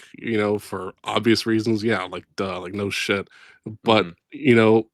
other than just like that extrinsic monetary value, like I have more intrinsic incentives where I actually Right. want to make games that people love because it's important to me, because they're the games that I love, and like I would love to do that for others. I think that'd be fucking amazing. But in like today's landscape, unless you find like a really really good cohesive like team of like indie dudes, like it is fucking damn near impossible. And like when you're one of those people too, like it's tough, man. Like they can smell it on you. Like they know. They know, like either to not let you in, or to like if it goes undetected during the hiring process, which many times for me it did, like they will like ostracize you. Like they will play like these gay little inner circle like office politics games. It's really ridiculous. Like to me, it's like I'm not interested in game and well, in like office games. I'm not interested in like office politic games. Like I want to be like a full cohesive team, like making a passion project together. Like Right. that's kind of the viewpoint I go into it with. But it's just too corporate. And a board full of boomers who've probably never even picked up a controller in their life. It's almost impossible to break through. I think really the only way out of this is two things. One, You have to vote with your wallet. Don't buy these fucking games. Yeah. Now, if you're someone like Andy, I would say, yeah, maybe buy these games because like your reach and your influence is worth like your purchase price because you'll potentially be saving thousands of people from buying it, like with Right. your platform. So I would say that, like, vote with your wallet. And two, if you have the ability or the passion for development, I would say find a team of like-minded people. Put out like one tiny little game, like test the water, like a really tiny game, and then Right. maybe do another one that's slightly bigger. And then like when you have like your set team that you're really comfortable with, like just do your fucking best, like balls to the wall. Like if you're really passionate, like you're going to be an indie team with very little to no budget. Do your best and aim for like double A quality. If you can do that, if enough people can do that, we will force change. But I think that's really the only way is those two methods. Yeah. Yeah, dude, it's I think it's such a shame because like I actually went to art school back in the day, and then I got into like making websites because I needed a way to make money. But I remember going through art school, like there is artists tend to be leftists. And so there is no shortage of leftist, communist, gay ideology on the left and on the people who are making our art. And I think all of this gay shit that we're seeing with like the new Game of Thrones season being dog shit and the new Stranger Things being dog shit, and like how all of this stuff like right at in like Last of Us season 2 sucked, and like all of this stuff that's sort of like swinging left dramatically now, it's these people's true um motivations and desires are coming out, and they don't really care if they crash the ship anymore. They just want to put their mark on the world and show that they were always the ones. But I hope that what it's opening people's eyes up to is that the entire media conglomerate is gay. The entire video game industry is gay. The entire film industry is gay. All of the people making TV shows are gay. Everyone is just a gay Satanist. And they're finally exposing themselves. And the thing I'm concerned about is, are there going to be enough conservatives to make art? Because the problem is we go and we start families, and most of us just want to make money. We just want to make money, and we want to start families, and we want to like enjoy our life because we're like sane, normal people. And we just need people with more based values to be making art as well. And you're right, dude. It just sucks that there's not like enough of us out there making stuff because dude, look at any game studio and any art school and look at the people coming into video game school, Full Sail or whatever. It's all kids who wear tails and color their hair purple and think that they're trans. Yeah, and I think like you might not even have to be a conservative, like whatever conservative even means anymore. Like it's become so broad Right, that you right, have like right, the Dave Rubins of the world are in it, and it's like, right. yeah, like whatever he is, like I'm not. Yeah, yeah, Or like you don't even have to necessarily be a quote unquote conservative. I think like just don't be a progressive, but yeah, like you could be yeah, like a liberal or like a libertarian or whatever, yeah, like yeah, and try to make games that are like at least like politically neutral. Like you don't even yeah, have to yeah. make your game like explicitly like giga based, like yeah, that's True, cool and I'm sure I would enjoy it. true. But like, try to like make a game that's just completely divorced from politics. Like, like I don't Yeah, know, one of my favorites, like Mega Man X on the Super Nintendo. yeah, I can't think of anything political about that game at all. It's entirely neutral as far as I'm concerned. yeah, And it's lauded as one of the, best side-scrolling games of all time. Well, it's Um, Mega so Man, not Mega Ma'am, right? yeah, That'd be that's more true. political.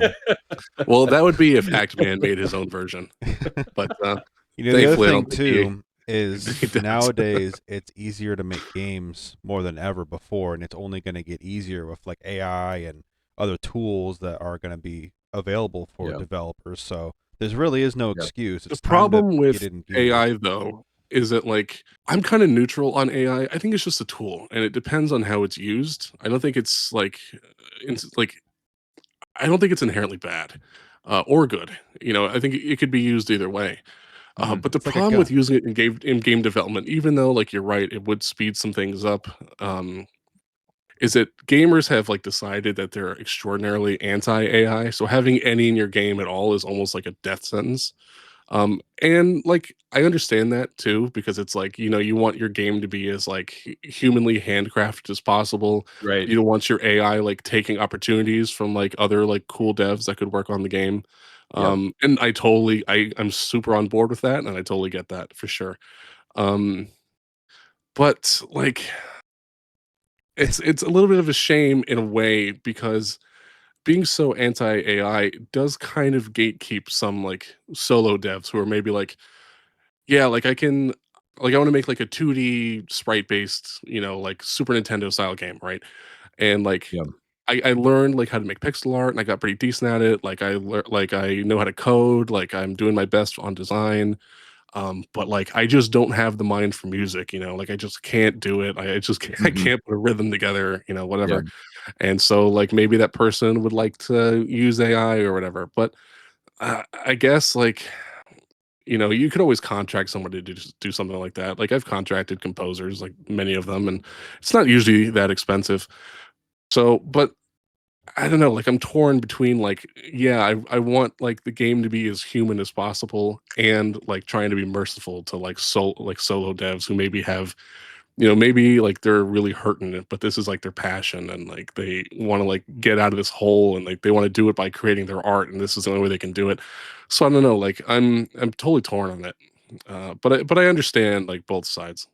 I think, look, it doesn't matter what anybody thinks about AI. All that matters is what the market like will receive. And, you know, like I used I don't know if y'all have ever done pixel art, but it's fucking hard. Like I see pixel art now and I'm like, dude, that's amazing. I wish I could do pixel art that good. And so, you know, last March when I was making my game, I was like, well, I've got the script done and I've got the gameplay done and I need to do some of the art. And like there was, you know, I used like a ton of AI when I was making the images, and like you know, I there was still quite a lot of stuff that I had to handcraft, like all of the animations for the characters I had to handcraft. You know, the assets for some of the stuff were things that I had bought. Some of the music assets were things that I had bought. But the reality was I had like a $0 budget and I wanted to make a game. And so my logic at the end of the day was I'm going to put this game out there, and I'm, by the way, I'm talking about Chad versus the Gay Nazis for anybody that's curious what my game is called.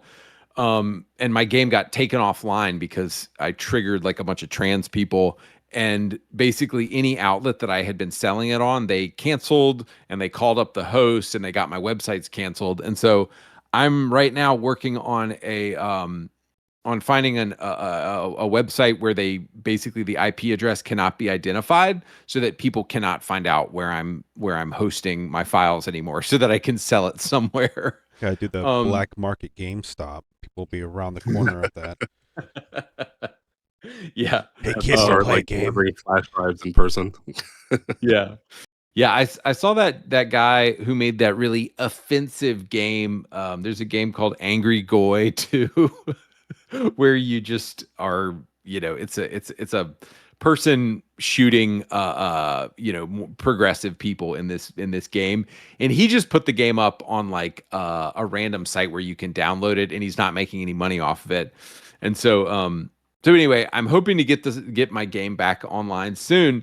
But my thinking with releasing the game was like, I think people are going to judge it on its own merits. It's like, okay, I didn't lie anywhere. I stated clearly, like on Steam. Well, the game Steam refuses to post my game, but when I put it up on Steam, I clearly said this game has AI assets. You know, a lot of the art is made with AI. If you don't like that, you don't have to play it.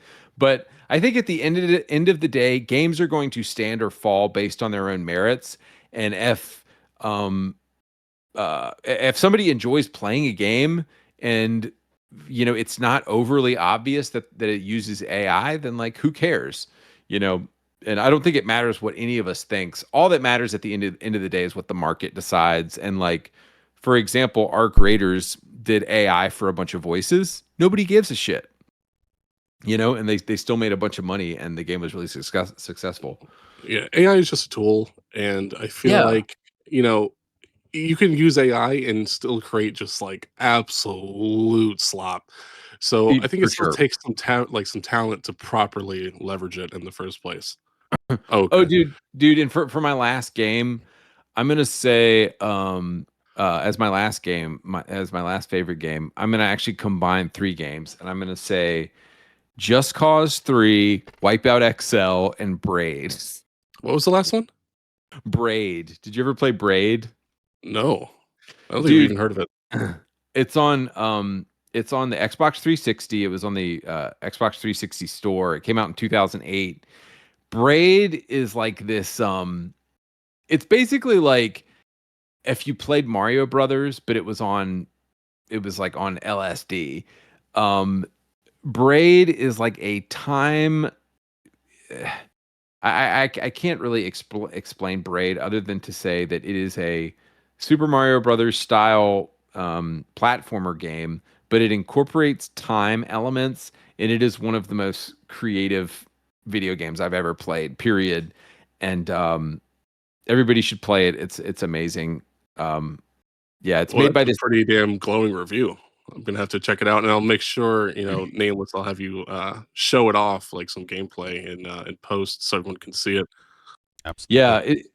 Yeah, it was by this guy named Jonathan Blow, and I remember it was Oh, I featured know in. him. Yeah. Yeah. It was his first game, and he got famous for making it, and then he went on to make The Witness, and he did some other game, and he always has like he always has like hot gaming takes on stuff, but it's yeah, I just think it's a genius game. So that's my fourth. Well, I will certainly have to check out Braid with a review that glowing. Yep. And I love 2D platformers, so it already appeals to me just at a base level. I guess like we've already talked about this a little bit, but people have a lot of opinions on the modern state of gaming these days. I guess like were games actually like measurably or objectively better back in the day, or is it just nostalgia? Dude, I think about this like constantly, and I like, with my YouTube channel and everything, I regularly go back.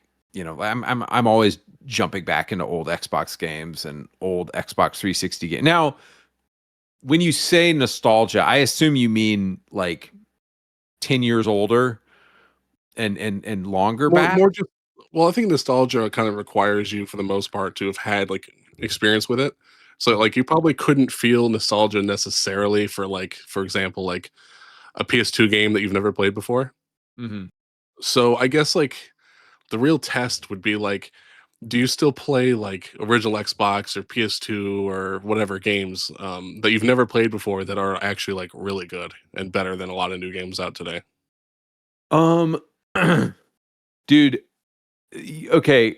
Here's the number one way to like nostalgia proof something, and I think prove that it is objectively better than stuff today. Go back and play something that has glowing reviews from like 15 years ago, or like something on the 360 that you have no nostalgia for, and see. Well, okay, Sneed, to answer your original question, it's complicated, right? Like if we go back and play stuff from the Xbox 360 era, I think as you go back, like I was saying, a way to nostalgia proof your way, your interpretation of it, and make sure that you're definitely not nostalgic about it, and you're truly having like a pure experience of that game, is to go back and play something that you never played before. I'll give you an example. I had never played this game, Red Faction Guerrilla. It's a game where you have you ever played it? I think the only two I've played were Red Faction 2 and Armageddon. Okay. Oh, dude, you played the worst ones, bro.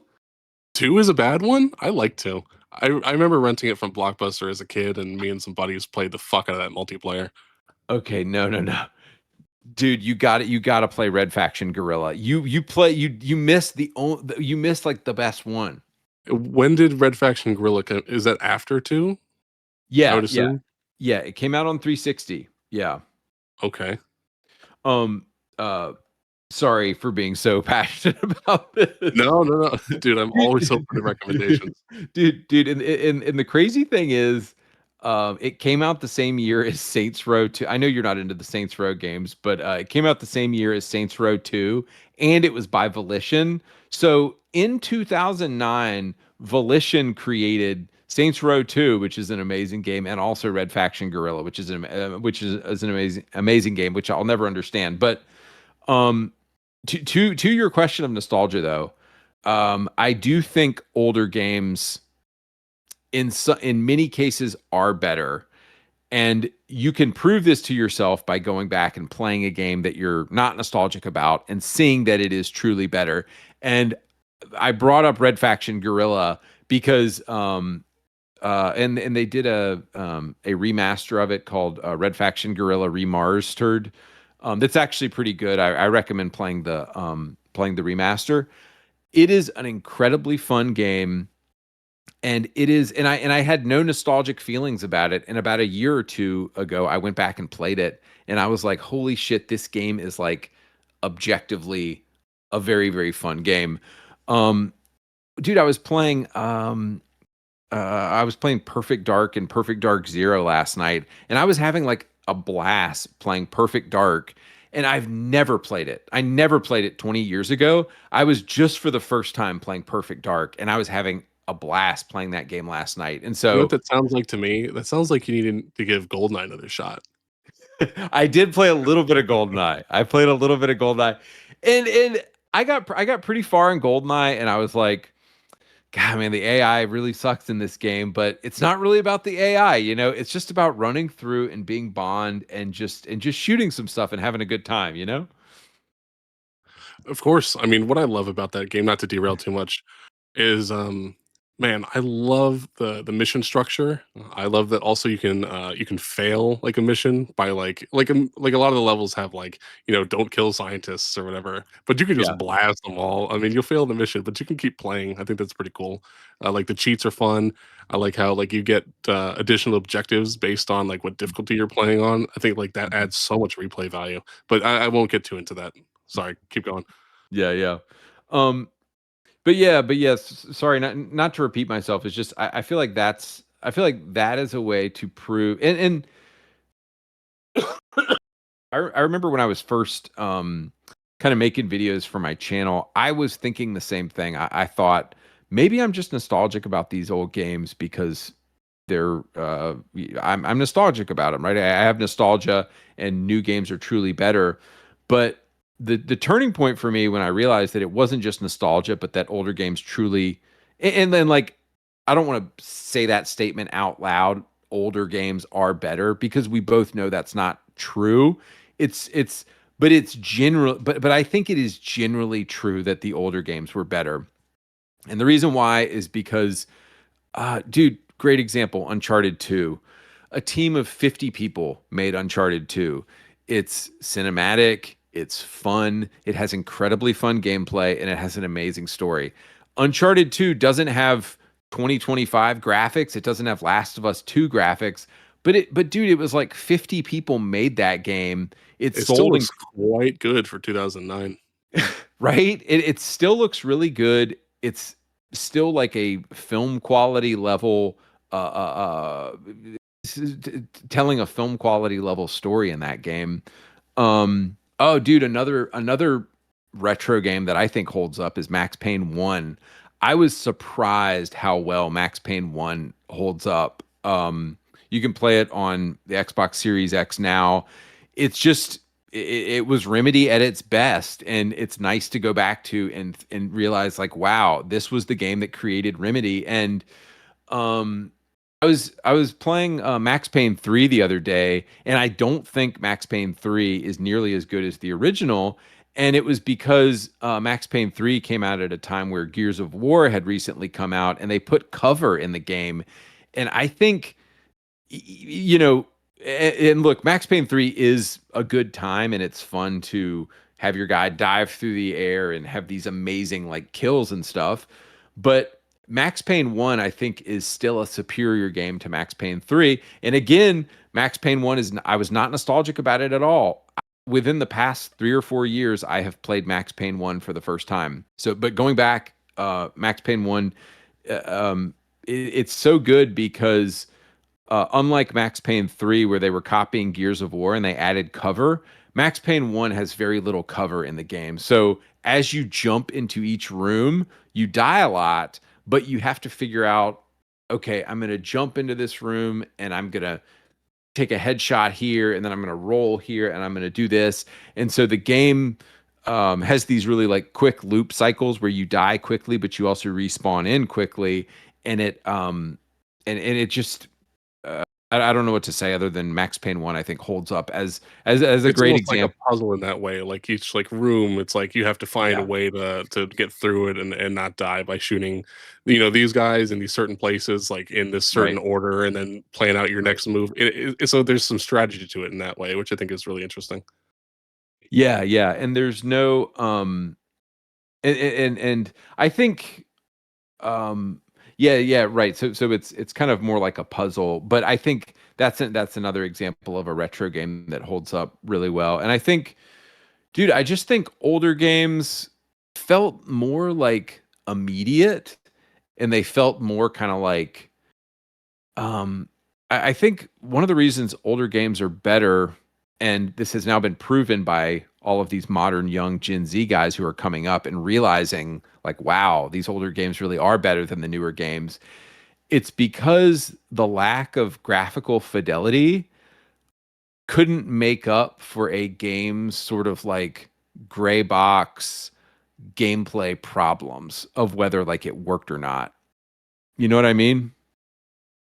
Yeah, and I also think that older games were much more of a complete package than they are today. Like I guess a consequence of, Yeah. gaming being so like integrated with the internet is like the like really fucking annoying, like, get it out now and then release a giant day one patch later type shit.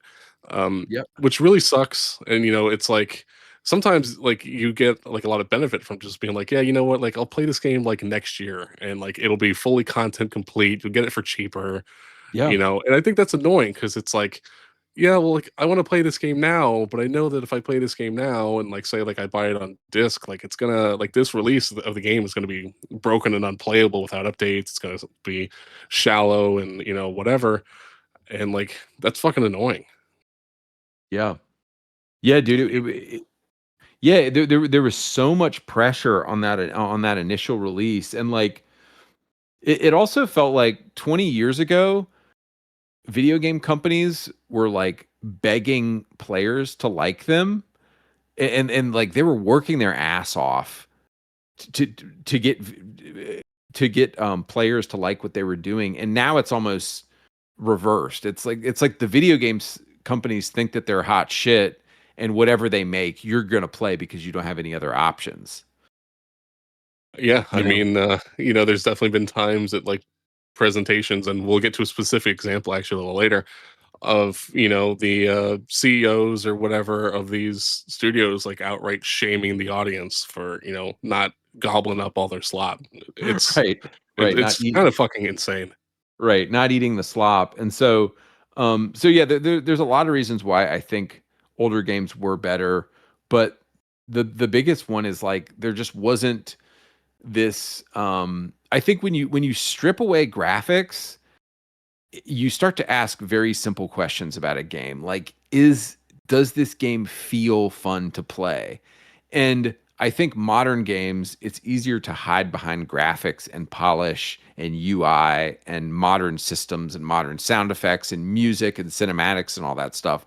There's a lot of garbage for modern games to hide behind, whereas older games couldn't hide behind that stuff. It was like, shit, this isn't fun. I'm not going to play it. I'm going to return it to Blockbuster. I'm not going to buy it. And then your studio went out of business. And like, so yeah, Yeah. Max Payne 1, Red Faction Guerrilla. I was even playing Mercenaries 2 recently, and that's just you know, that game, a lot of people copied that game's stuff, but I think it was a very fun retro game. And so and also I'm a big fan of Saints Row 2. And of course the old GTA games. Like the games just had like sort of an immediate and freaking Sleeping Dogs. Like, dude, Sleeping Dogs is so fun, man. Even though the graphics are not like top tier by any means, the games were just like very action packed. They were action packed. They got to the fun parts of the game. The gameplay was tight. The story was tight. It was just sort of like one thing after another, just like action, action, action. And it just feels like modern games like Spider-Man 2 are full of, you know, lesbian sermons about trans kids or whatever. Like there's just a lot more fluff in games. There's a lot more garbage in games, and older games had to be better. Yeah, I think, a lot of games are made by, political activists and probably theater kids who'd be happier making like a really cringe like Netflix original than they would like making an actual game. It seems like they're way too concerned with like really like lame fucking cinematics. Like kind of like what you're getting to earlier, like games back in the day, they kind of like got to the point. Like they knew that Yeah. they were games and they got Yeah. to the gameplay relatively Yeah. quickly. That's not Yeah. always the case now, which is really annoying. Yeah. Real quick before we go on, you mind if I take a quick piss? Yeah, go for it. This I'm is gonna go grab another I'm gonna grab a Diet Coke as well. Dude, it's crazy. It's like every country but America under like respects the history of the American, the American military for some reason. It's like everybody except for Western Studios does, right? It's probably because our culture was overtaken by. Okay, so we are back from our break. Your Diet Coke and my piss. So the next thing I have for you, we're gonna kind of go back to modern a bit. Grand Theft Auto 6. It keeps getting delayed. When is this Yeah. game actually coming out? And when it does, do you think it'll actually be good? Dude, look, so I've thought about this. Think about how much money they made. So even from what happened with GTA 5 to GTA 6, like GTA 5 came out at a time where like games still had single player campaigns, and like the single player campaign was the hook, and it was like, oh yeah, you got to play the single player campaign, and then once you get hooked on that, then you're going to get into the online. But like back then we would buy the game and it was okay for a game to just have a single player campaign, and that was what you bought. But like GTA 6 makes a fraction of its money off of the actual purchase of the game compared to the long tail of all of the gay ass microtransactions and the gay ass GTA Online stuff and the freaking hover bikes and all the shit that people buy in GTA 5. And so what we can expect from the gay Jewish woke campaign that's going to come out with GTA 6,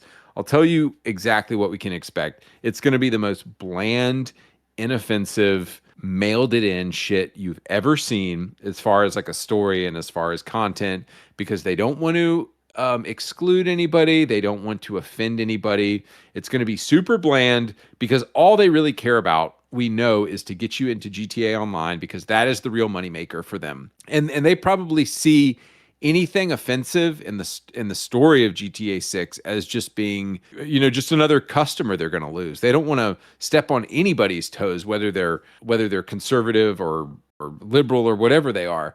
They want to include and be as inclusive to as many people as possible because those are future GTA 6 online players. And so it seems to me like they're probably going to keep GTA 5 online going because that's still making money, and then they'll just add in GTA 6. But it will be interesting to see.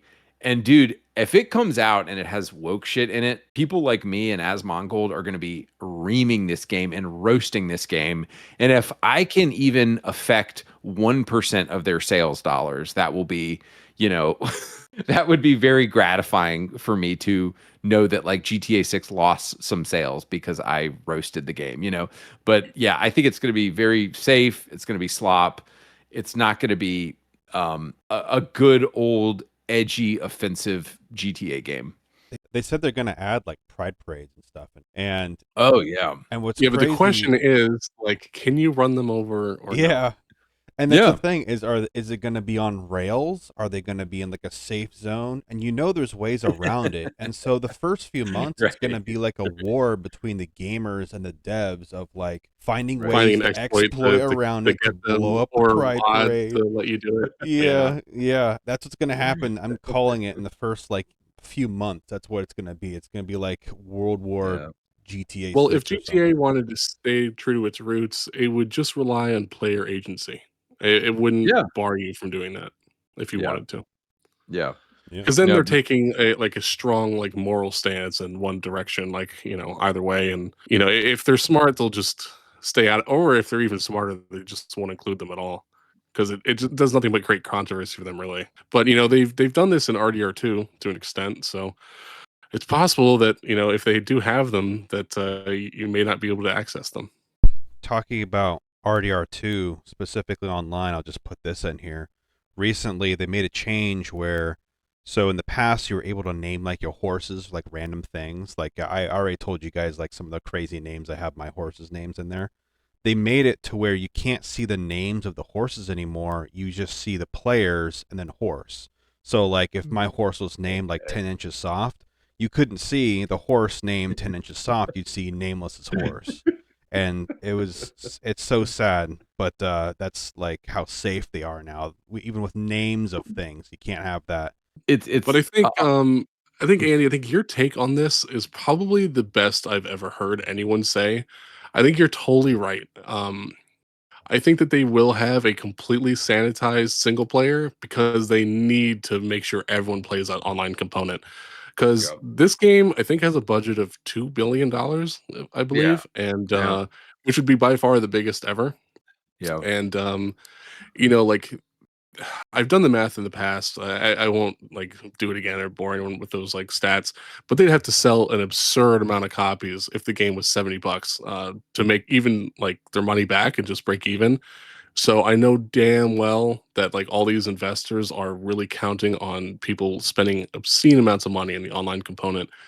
And in the last episode of this show, I talked about how I predicted a game crash in 2026 all the way back in 2016, and I still Oh kind of damn. feel like, I don't know, like, I just felt like the writing was on the wall, like, back then, and, I think gaming is, like, kinda too big to go away, but it doesn't mean that, like, big studios are gonna be safe forever because they rely on investors and such, but, like, let's say, GTA 5 is the most profitable game ever made, so let's say, like, the sequel has this crazy fucking completely unheard of, unprecedented budget, and it doesn't make that money back or make a nice substantial profit for the shareholders and the investors. If that were to be the case, like if that were to happen, I think a lot of these like boomer, non-gamer like investors and shareholders would probably like maybe largely pull out of the game industry. Be like, okay, like all the market data is showing that like even this game, like gamers clearly can't be satisfied. Like so, like Right. there's no money in this. Like it's a very like Right. risky, volatile market, and like maybe they pull out and a lot of the big studios fold.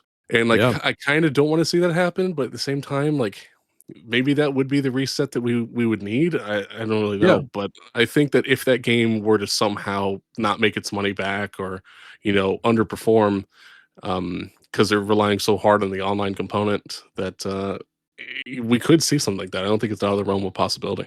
Dude, yeah, GTA 6 is 100% going to underperform from whatever they think it's going to be because that follows the larger trend in video game spending that everybody's been panicking about the past year because people aren't buying video games anymore, and they're definitely not going to pay 80 or 90 or $100 for GTA 6, or most people aren't. Like, I'm not going to buy it, and it's only going to be the diehard people who are going to buy it. And yeah, no, dude, but I think that's an interesting thought to now start thinking about how investors might change how they're viewing the video game industry based on the underperformance of GTA 6.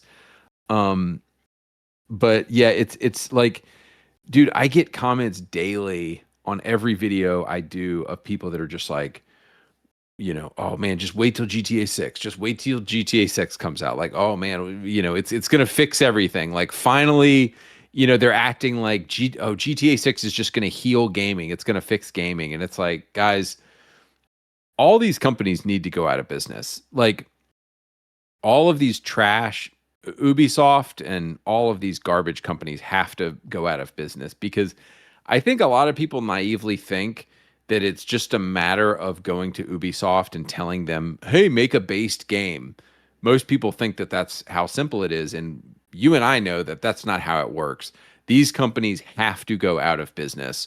I mean, they could have the intellectual honesty enough to see the political leaning of their employees and fire those people, but then they would have to fire their entire staff, and they're not going to do that, and it's really hard to fire people. And so what's going to happen is, Ubisoft is going to get acquired by Tencent or whatever, and these bigger companies are going to get acquired, and then smaller companies like the guys who did Arc Raiders are gonna get bigger and bigger. And these indie companies, I think these indie companies who are giving fans what they want are gonna start exploding and really like growing. Yeah, we might see a new like arrangement of power in this industry for sure.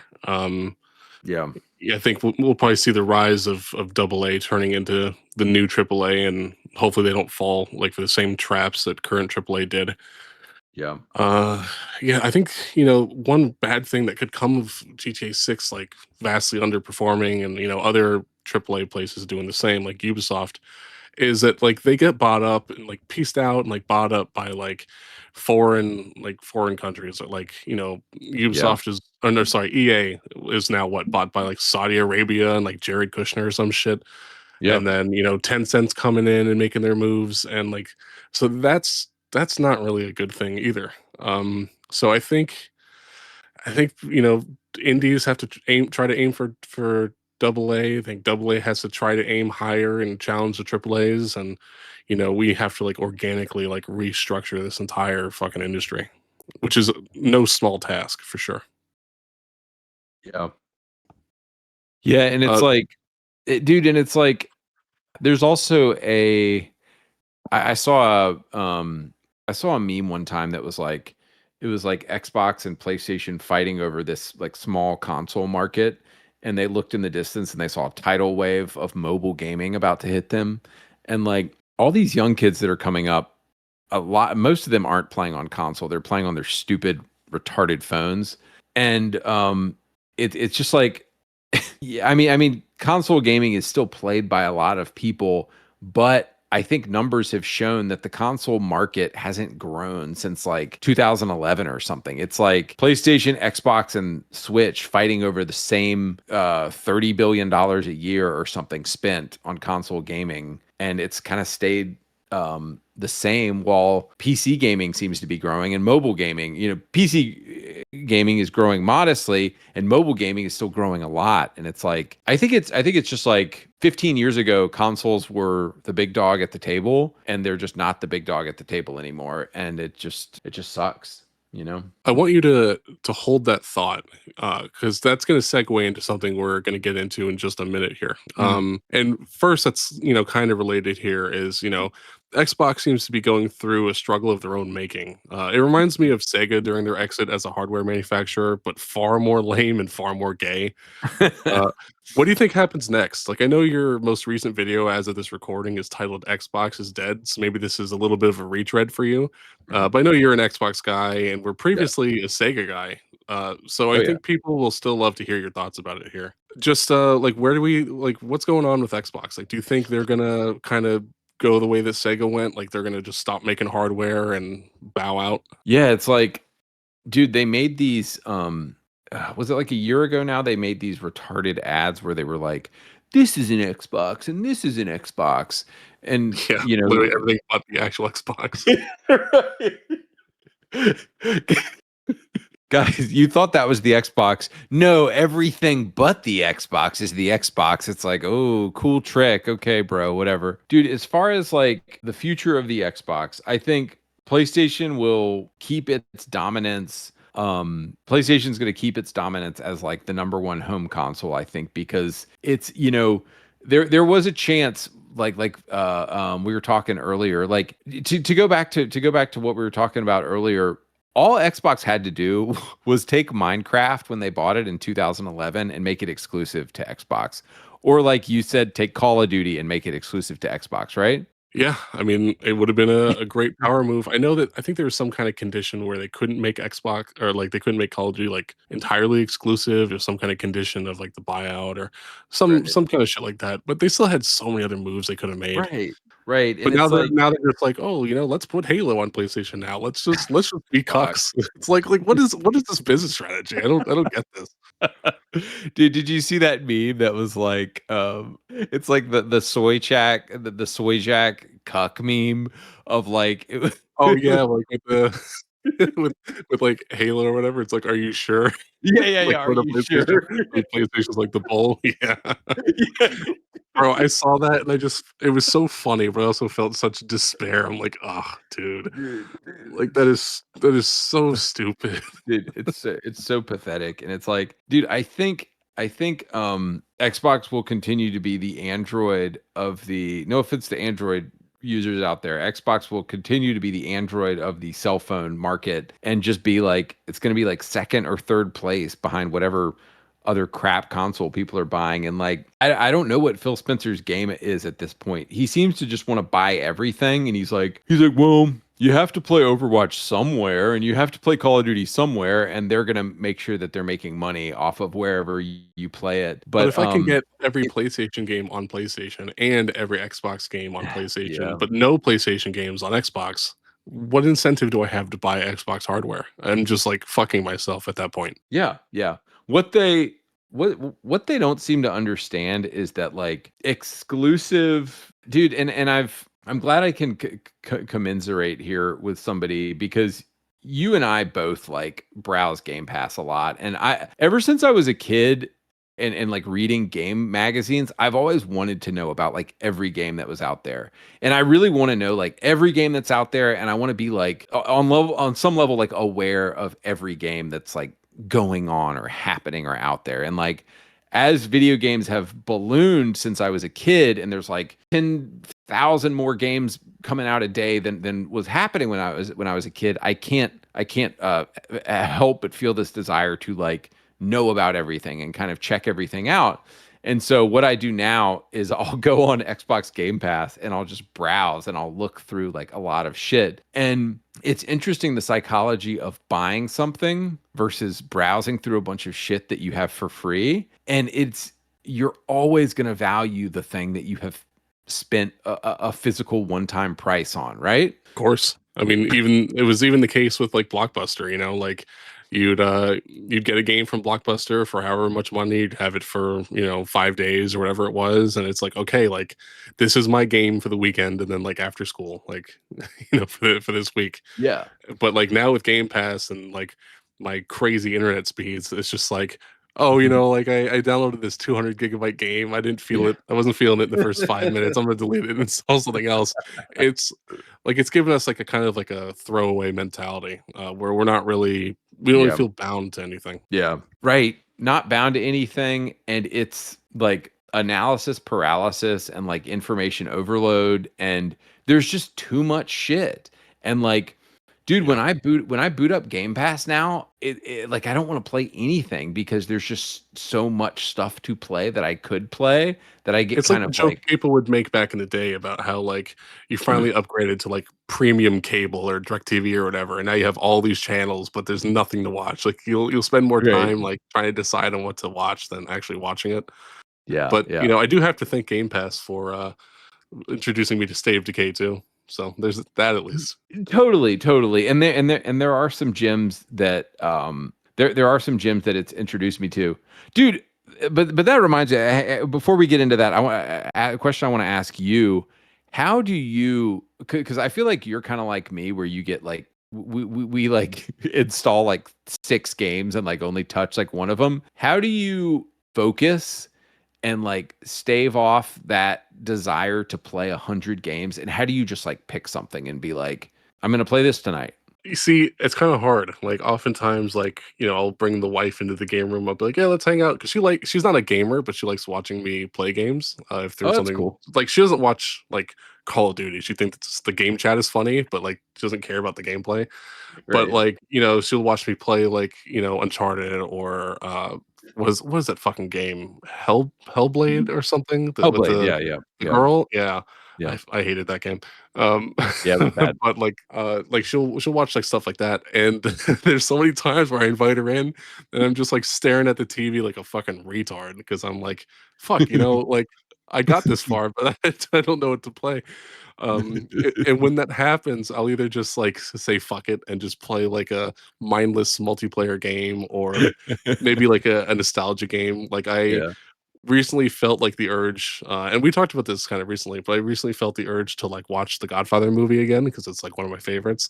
yeah. And so I just started playing the PS3 version of like the Godfather game. And just Nice. it's just like fun, it's chill. Like I know the game so well that I can like multitask while playing it. So I'll like throw a podcast on in the background and like other YouTube videos and shit. Yeah, But yeah. but it's hard, man, and I feel like phones have given me, like, retard, like, ADHD, like, Zoomer brain too, where I have to be, like, super Mhm, engaged, mhm. and, it can be kind of a problem. So, I don't know, I think I have the same struggle you do. Like, I don't pay for Game Pass anymore other than, like, the most basic one, just, like, so I can play online and stuff. Because I Yeah. was like the price hike was insane, and I'm like, "You guys Oh, don't even yeah. put out good shit anymore." Like, "I'm not Oh, paying yeah. $30 a month. Are you guys retarded?" Like, "This is crazy." But back when I had it, like, yeah, I'd install like 20 fucking games, maybe touch one for 10 minutes, be like, I'm not playing these, and then delete them all, and then like by the Yeah. next like 2 weeks later, I'm doing it all over again. It's a problem. Yeah. Yeah. I've like, well, dude, and my problem is like every night I turn on the Xbox and I'm like, do I want to like sink more time into Arc Raiders where like it almost feels like as much fun as I'm having with Arc Raiders, it's also just kind of like a hole that you're pouring time and money into. I mean, time being your source of money. It's a hole that I'm just pouring time into and I don't really have anything to show for it. And it's like, at least when I play a single player game, I can put it down and be like, oh, I beat that. That's cool. Like I beat Sleeping Dogs a couple days ago. And it was a good feeling of accomplishment. Like I've for years I've wanted to play and beat Sleeping Dogs and I finally beat it and it was amazing. And you get like a kind of a feeling of accomplishment from beating a single player game that you don't get from just sinking more hours into some multiplayer game. Even if the multiplayer Mhm. game is fun, you know? Yeah, I think me and you feel the same way pretty much about like why we enjoy PvP and such. Mhm. I just find it more interesting as a whole. Like, Yeah. facing another person is always more interesting than any, Uh-uh. AI. Um, Yes. But you don't get that satisfaction at all. Like, if you were to, like, Yeah. be like, "Holy shit, like, I 100%ed Stalker 2," like, that's cool, like, that's a good feeling. Right. But, as much as I love, like, PvP, every, like, PvP game now is, like, live service, and I just Yep. have such live service fatigue. Like, Hmm. I don't wanna see another fucking battle pass again. I Oh, don't yeah. wanna see this, like, a flag skin for $20 in the store. Like I don't want to see like, oh, keep up with the new season challenges and your weeklies and your dailies. Like I'm so tired, bro. I'm so tired. It feels like another job. It's like, oh, like I'm clocking out of, whatever you do in real life. And now I gotta clock in on Xbox and fucking grind for camos on COD. Like it's like I Yeah. can't do it. It's and Yeah. sometimes like it ruins like the fun too. Like if you want to grind for those kinds of things, like Yeah. I'm kind of like a bit of a grinder. Like for example, like in COD, like I like to use everything. Um, Mhm. I'm usually not one to use overpowered weapons or anything like that. Like I get more enjoyment from using guns that suck just to like kill people with and like piss them off because it's kind of funny. Like that's totally like my that's totally my game. Um, be like, how the fuck did you kill me with that? Like I've been doing that since COD's been a thing. Um, but yeah, it can be, like, fatiguing. It's like the junk food of gaming, I think. Mhm. It's, like, satisfying in, like, small, like, bits and quantities, but, like, if you have too much, you start to feel, like, kind of, like, bogged down, I think. but you're playing like, I'll just use Stalker 2 again. Like you're playing Stalker 2 all the way through, and like you really like that game, and like that's like a gourmet meal, and you feel like really nice and satisfied, and you can go to bed and feel good. You don't feel like you wasted your time until like the next day where you start your next gourmet meal. Yeah. Dude, it's like even though I make fun of like single player only gamers, it's like I do kind of I'm envious. I'm completely envious. yeah. I I am a like little PvP too much, and I kind of wish I didn't. I'm so right. envious of just this super chill like lifestyle that these guys are like. Right, You have no right. idea. It seems so serene, and I just don't Right, get it. just such a simple life. So such simple pleasures like, "Oh, I beat the game. Oh, this is so just so fun." There's like a meme about it too from like Star Wars, like Rogue One. It's like single player games. Really, a man of your talents? Like, it's a simple life. It's simple. Yeah. Yeah. Dude, and like but like PvP is like a higher drug. It's like a higher hit. It's like more of a crack cocaine. And so once you come down off of that crack cocaine and you start to enjoy like normal drugs, then you're like, oh, this isn't that bad. But I mean, there will be times where I'll be trying to play a single player game and I'm sitting there falling asleep, and it's like, yeah, it's because I need that adrenaline rush of like, you know, duking it out with somebody at Arc Raiders. Yeah, it's definitely like really fast, like highs and lows with something like an Mhm. extraction shooter Mhm. compared to like a nice like slow and steady climb and then like eventually decline like from a single player game. It's almost like the way I feel about like TV shows and movies. Like, Yeah. if I had to pick, like, I'm more of a TV show guy. Like, I just love, say, like, Breaking Bad, where Yeah. like every episode like has like its own like rising and falling action and building, and then there's like a Yeah. seasonal build like in the background behind it, as Yeah. opposed to a movie that's just like one like slow and like longer burn. Um, Yeah. like, and you can like, I think it's easier too to like pick up a multiplayer game like after you've been gone for a little while. Mhm. Whereas like there's so many times where like I would start like a longer single player game and then like take too long of a break from it and come back and be like, Yeah. fuck, I don't know. I don't You remember just what the gotta fuck I was restart it. doing. You And then gotta restart you're it, back yeah. at square one. And that Mhm. sucks. Like, and I've done that way too many times. Oh, yeah. Like Fallout 3 or whatever, like, it's so replayable, but there's been so many times where I'll take a break and come back and be like, "What quest did I even do? Like, where did I Uh-huh. even explore? Like, what did I actually like?" Not just, Uh-huh. run past and fill it on the map, but actually, like, go into, like, "Fuck Uh-huh. it, I'm just gonna restart." Like, I'm just gonna kill everyone in Megaton, get out of my system, and then restart. Well, yeah, But, and it's like, like yeah. well, yeah, and the Bethesda games are so good because you'll just spend like days and days, like real life days of just like vibing out like in that mindset and in that world. And it's awesome. And you look back on it and it's like, oh man, I was just vibing out in a Bethesda game for 3 weeks. And it's like, yeah, but once you break the spell and you jump out of it, you're kind of like, you've kind of ruined it, you know? Yeah, You absolutely. Dude, it's funny when you were talking about Red Dead 2 earlier. I googled Red Dead 2. Can you wreck the women's parade? And it says during the story mission related to the women's suffrage movement in Red Dead Redemption 2, attempting to disrupt or wreck the parade will cause the mission to fail immediately. There we go. There's the woke rock star Yeah. coming out. It's not like a parade in Red Dead 2. When you first come into that town, there's like it's not a parade, but there's like a bunch of women have like banners and they're like women's suffrage, yeah. I can't remember. I mean, I didn't play too much of the single player, but I do know that there's like some ladies that you could just like literally just capture and like you could do whatever you want to them, shoot them, doesn't and nothing happens. But I don't Yeah, know. so there's a protest. But if you shoot Yeah, them, nothing happens, right? it's through that town that you go through. It's a bunch of women. There's like a vote for women. Sorry, it's not a parade. It's a bunch of chicks on like a wagon, Right. and Basically a and parade.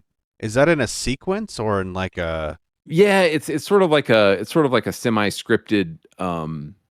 It was like a scripted moment in the game, but there's a gameplay portion where the wagon is still there, and if you try to like Oh no, Arthur's driving the wagon. So if you try to wreck Oh, the, well, that kind of if you makes try sense to, then, because it's like right, it's a mission, right? So it's like a dragon. It could be anything. It could be like moonshine, So it's like if you crash the moonshine, you like fail the mission. So I guess I right, understand it, but it also is kind of dumb that it's like, you know. right. That's how they get around it. They're like, oh yeah, you can't, but everybody would obviously want to, I wonder and if I'm you sure, can and get the wagon after the mission and then burn it. I'm Be gonna funny. try. Anyways, Um, I've never played RDR2, so I can't verify any of that. dude. Speaking of other edgy things from the 2000s, listen to the. Do you guys remember the Ratchet and Clank games? Of course. Okay, these were the Ratchet and Clank games. Ratchet and Clank Going Commando, Ratchet and Clank Up Your Arsenal, Ratchet and Clank Size Matters, Ratchet and Clank Quests for Booty, Ratchet and Clank Crack in Time, Ratchet and Clank Full Frontal Assault. Like it was a different time where every Ratchet and Clank game was some kind of like sex joke, a dirty joke.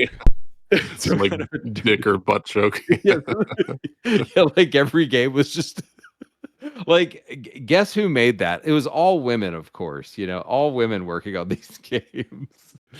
It's a shame what happened to Insomniac later on. Yeah.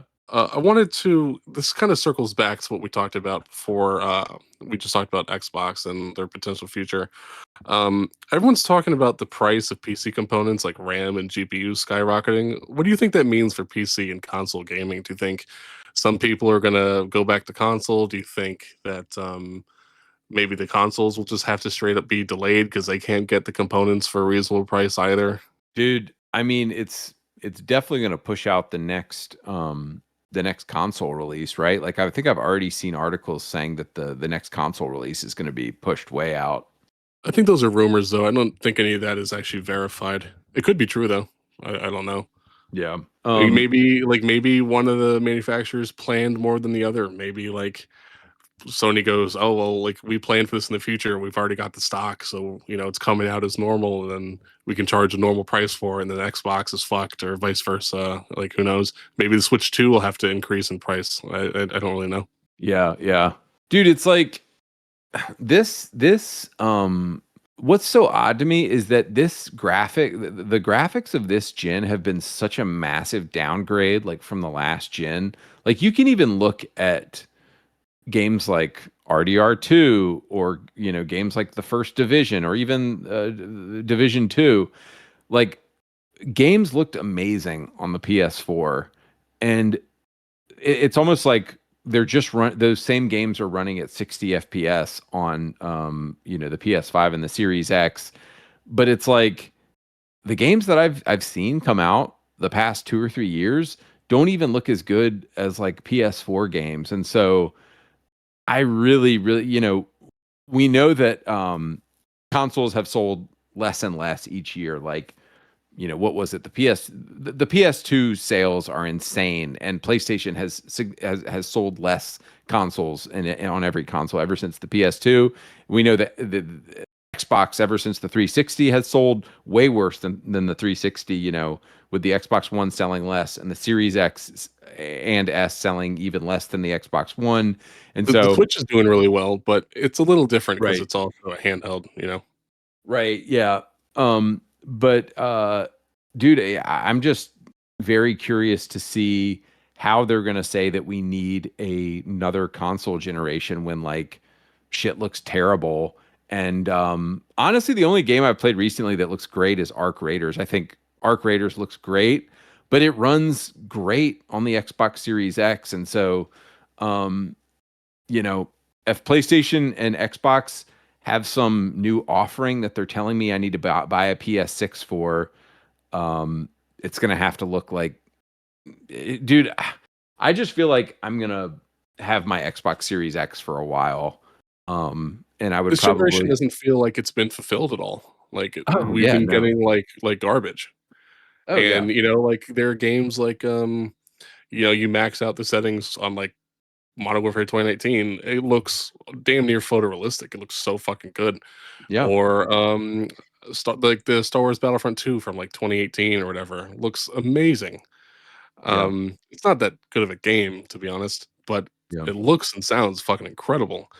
And I'm not really blown away by much these days. I don't know, maybe I'm just like we've plateaued so much that like maybe we can't be impressed anymore, but I don't know if that's really the case. I think that they could do better, and they're just not. I think maybe that has to do with outsourcing and diversity hiring and Yep. all this types of shit, where we're just like they're not doing the most common sense thing, which is just hiring based on your merit and your talent, and like we're really seeing the effects of that. Yeah, I think I think with games I think we might have peaked with graphical fidelity on like games like RDR2 because it's not just about frame rates and about pixels on the screen and about resolution.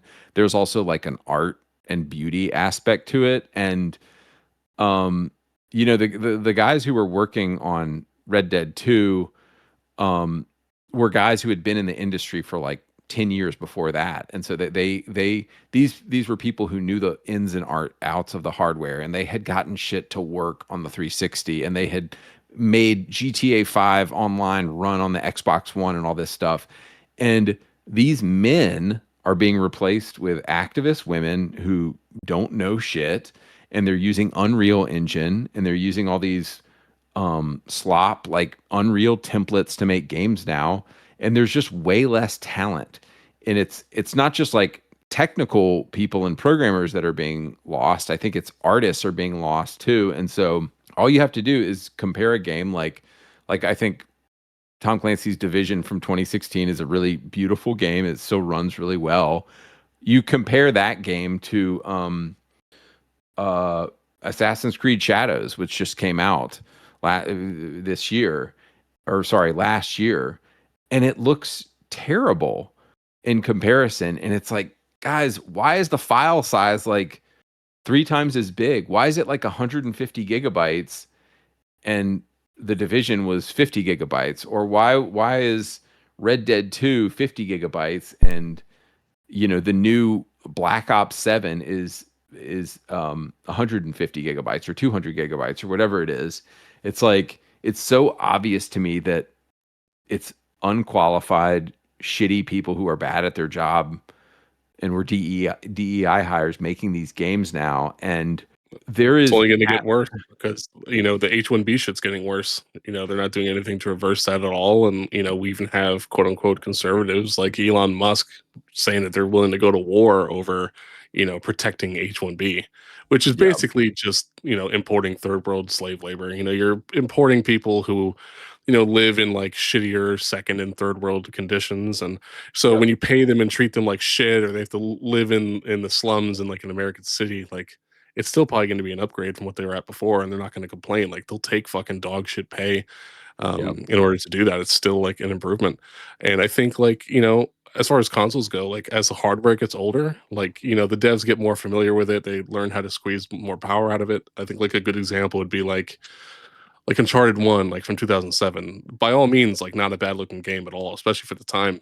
Mhm. But then like that same studio in 2013 comes out with The Last of Us, which is a great looking game. Even by like today's standards, it looks pretty fucking good. Yeah. So maybe like if economic times make it so the Series X and the PS5 stay around longer, like maybe we'll kind of get that fulfillment that we need, like kind of towards the end. I know that you guys were Yeah. already on the AI stuff, but have you guys seen this technology where they take an old game in real time and run it through AI to make it look like super ultra real? Like, have you seen any of that? Because we're just talking about like graphic fidelity and stuff, and I was thinking like, well, you can only really go so far. Once you make it realistic, it's like, well, now you're talking about like stylization and stuff. And I even have this tweet I can pull up and show you guys where it takes an old game, and this in this example it's The Witcher 3, which by the way it looks pretty good. Let me do this. Have you guys seen this at all? Yeah. Yeah. I've seen a little bit of what you're talking about. It's crazy how realistic it looks, and this is from The Witcher 3, and it's an old game, but look how like they put it through AI, and you can tell it's AI, but it's like, Yeah. wow, and it's in It is kind of gameplay cool, too. but there's also like an issue with like AI in its current state. If you're like a younger guy or like a more observant, I suppose, like we are, like you can tell that it's AI. Yeah. Where like a boomer would never know. Like, boomers like fucking videos of like cats playing like Jimi Hendrix on a ukulele. They're like, holy shit, bro, that cat is so fucking cool. Look at this. It's like, dude. Yeah, we've all Right, had the right. But like, grandmas you doing can that. tell. Who I knows mean, where this will go? yeah, how much also how much we haven't seen that working like on the fly. Like how much processing power does that take on the fly to convert that, those live images? Yeah. Um, And that another thing too about that though is you were just talking about like the file size, like having to make something like say this bench or something or a chair look super realistic. Is it better to have like 300 or 400 or thousands of items that look super realistic, or is it better to have like some AI make something that's basic look super realistic once you put the filter through? I think that might be like the argument coming up. So I think that this might hmm. be like the direction things will go. And then yeah, it's actually pretty wild. I that just popped up in my mind, and you go down that rabbit hole, that's crazy. In other This is words, maybe Yeah. something that they'll have to accomplish with like cloud computing of sorts. So like maybe this is like that yeah. plus like all the issues getting like computer hardware right now. Like maybe that's how they leverage us into like an X Cloud or PS Now type thing where we're just streaming all of our games. Who knows? What they'll do is they'll have like you could play The Witcher right now, and they'll have like really bad graphics. So it'll be like lower. You know how graphics are like getting worse, like it's de-evolutionizing. It'll be like Yeah. that, but you can subscribe for better graphics if you like put this AI through your Xbox or your PC or whatever, and so it'll put the filter on and make things look real nice. They'll turn it into something like that. So it's either you're playing like a PS2 game or you're playing like super ultra realistic, like what we just saw if you pay. That's an interesting idea. Nothing would surprise me at this point. Sounds Although, pretty gay though. yeah, Interesting and although gay. interesting and gay. Although definitely the way they would have to do that would be via streaming, because there's going to be some sort of filter that exists on the internet that like where the image passes through and then goes through the AI and then comes back to you. Yeah. So Yeah, and that's exactly it's what's happening there. yeah, and so it's still going to have to be limited to your to your internet speeds. But again, back to the problem of CPUs, you still need a freaking CPU to process all that. And so, yeah, it is an There's just interesting. there's It, such it a gigantic question mark over the topic of AI, just in general, of where the fuck we're gonna go. Like, not even just about gaming, but like everything. I think It's that what we interesting and understand concerning. now, yeah, what we understand now, it's like we're at the very tip of the iceberg, and we have no clue how far this iceberg goes or how big it is below with AI. yeah, yeah, dude, it's a problem with like me working in the field that I work in. AI is like replacing a lot of the lower level tasks. It still requires like higher level tasks for people thinking about things, but it's like AI kind of exists as a parasite off of all of these humans' knowledge out there that it's indexing. And I think what could screw AI is if people cut off AI from their data source. So, like a lot of these newspaper companies are talking about blocking AI from indexing their data, so that it can't get updates on news stories, because they're saying like, "Hey, we're humans and we put in the work to go research these stories and find these news stories, and we don't want AI like indexing our information." And so it's like we were at the hospital giving birth to this baby and sitting there like asking Chat GPT all these medical questions, and it's like AI really exists as a parasite off of all human knowledge. And like, but you are getting an incredible amount of value because it's summing up like all of the opinions of these, you know, the AI revolution. It's very similar to what happened with the internet 30 years ago. It's like, oh, before you had to drive somewhere to get this knowledge from somebody and pay all this money to this person to get all this knowledge, and now you can access so much The knowledge just by summation of asking human Chat. knowledge, like right at your fingertips, like the internet. Right, right. It's almost like delivering on what the internet was really supposed to be. Yeah, it's pretty wild. The thing about AI is, by its namesake, it is artificial, like in nature. So as it stands now, like it can't create, like it can only be derivative off of what other people, had put out there in the past. And I guess that's also kind of a worry with AI is like, if we rely on it like too much, everything from now on will be derivative, and that's certainly not a good thing. Yeah, it's like an infinite feedback loop. Like there's already issues with that, where you have make an AI something, you put it on the internet, then the AI reads that, thinks it's real, but then hallucinates something, and then puts it on the internet. Then the AI reads that, and then pretty soon you have like scrambled nothingness. Nothing makes sense because it's like hallucinating stuff. So what has to happen is there's got to be like databases that you feed it, that is sourced, that is like your approved database, and it can't get it from anywhere else. All right, Andy. The next. Hey, one more thing about AI. My wife thinks that AI is going to get so good that we're not going to be able to tell the difference between real things and fake things anymore. I mean, boomers already can't do that, but she thinks it's going to get so good where like everybody can't tell the difference between real things and fake things anymore. And she thinks people are just going to hit a point where we're just going to put our phones down and we're going to just be like, fuck this. And like go back. There's probably a lot of truth to that. Yeah. Yeah. Yeah. No, I think that's a completely plausible take. I think it'll definitely get good enough to where we can't tell. Whether or not it'll finally be enough to put our phones down, I don't know. We might all just get like brain chipped at that point. Like I don't know. It may not even be escapable. Who knows? Did you say brain shipped? Brain chipped, like a Neuralink type thing. Yeah. Brain chimped. Like that's funny. I might have to find a way to use that term now. So I wanted to ask, 343, like they've now rebranded as Halo Studios to hide their shame. Is remaking Halo Combat Evolves campaign again. Yeah. Emphasis on again, and threatening to do it for Halo 2 and 3 as well. This will mark the series officially arriving on PlayStation after all these years. We talked about this a little bit, but like, what do you think about like Halo doing this, like in particular, like remaking the original trilogy's games just campaign only, and bring them to PlayStation too? Fucking gay. I hate all of it, and I hate all of them, and I hope that their company burns and dies. At this point, would it be better to just retire Halo rather than just see it like constantly bastardized?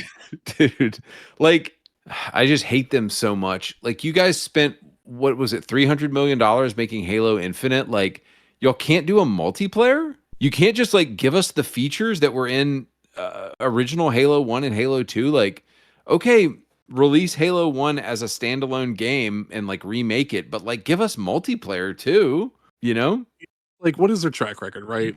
Oh yeah, it was the anniversary, and it was worse than the original for sure, by far. Oh yeah. And then they do MCC, and it was broken as fuck for a long time, particularly Halo 2 Anniversary.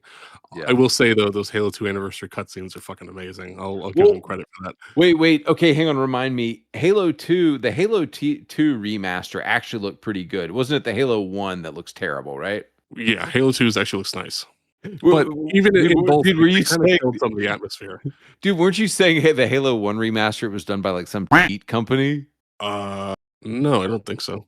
Or wait, where did I read that? Let me see if I can find them. Who did the Halo 1 remastered? It was like they just added like texture and like random decoration to every surface, and it took it from this totally like slick like Y2K design to just being awful. They did, Halo Combat Evolved Anniversary, and I think it sucks. It's kind of ugly to look at. They ruined the atmosphere for all the flood levels for sure. Like they're all like overly bright, and it's just not the same. And while I like the Halo 2 Anniversary, like generally, and I think the cutscenes are amazing and the game looks good, They did the same thing there where they really fucked up the flood stuff. I don't know what they don't understand about like that kind of lighting and atmosphere, but they just couldn't fucking nail it. And and then what do they do like before Halo 2 anniversary, right? They do Halo 4, and Halo 4 has a lot of people who hate it. It kind of fucked up the lore and the forerunners and all that kind of stuff. And then, I hated 5. Like I can tolerate 4 and I even kind of like the multiplayer. I hated 5. I think the multiplayer is okay, but Yeah. the campaign is just awful. Like how It's many just fucking times do I dog have to shit. fight Warden Eternal? Like 9 fucking times? Like Oh god. just die already. Like fuck. And the ad campaign was like kind of interesting and mysterious or whatever. And then the actual campaign was nothing like that. Yeah. Dude, it was But like looking back on it, it's almost like AI made a Halo campaign. Like that's what the Halo 5 campaign was. It's like, that's oh, let's absolutely what it feels like. Yeah. yeah, it's like let's get rid of Master Chief. Let's have you playing as this random team of 4 that sucks, and let's just have AI make a game. And that was fucking Halo 5. The campaign was just completely soulless. It's totally soulless. And then like, Infinite, like we had like Joseph Staten come back, like one of the like originals from, Bungie. And Mhm. I think like with the campaign, like he in the writing, like he did his best. I really People are kind of 50-50 on Infinite's campaign. I kind of Yep. like it. I think it's not super replayable though, because it's like open world. Yep. But I think considering the corner that they painted themselves into with like the most abysmal, like dog shit writing ever for 4 and 5, uh, I think he did okay. But the problems with Infinite are, one, like no split screen co-op or like campaign co-op at launch is egregious for Halo. Oh yeah. Oh Egregious. yeah. Yeah. Um, and then what else? Like they were supposed to have No campaign DLC. multiplayer. No multiplayer at launch. No multiplayer at launch. I remember playing the beta and I was so butthurt because I was so hyped for Halo Infinite multiplayer and I hated it. And I Mhm. still do. I still try to go back to it every now and again, but I just don't like it. Yeah. Um, and then like they canceled all the campaign DLC. So that's fucking lame. Like we Yeah. used to get like a banger Halo game like every 3 years, and now like we have to wait like 5 plus for like total dog shit. It's ridiculous. Yeah. So I have no Mm. faith in them at all. I wish that Xbox wasn't so hands off with their studios, because 343 needs to be completely rooted through and dismantled. They're like beyond redemption at this point. I have no faith in them at all. They're just going to continue to bastardize a series in which I truly love. Dude, it's sad because they've done this with Halo. I mean, like Microsoft bought Halo. They came in and they saw Halo as this IP created by this company Bungie, and they bought it and they just bought the whole team and they made their 3 games and then they said, "Okay, well Halo is ours now and we're going to make our own studio 343i." And they did the same thing with the Coalition with Gears. Like they take something that's like original and shiny and cool and they buy it and they think, oh, let's make 25 more of them and let's just have a Xerox copy machine where we just churn this shit out.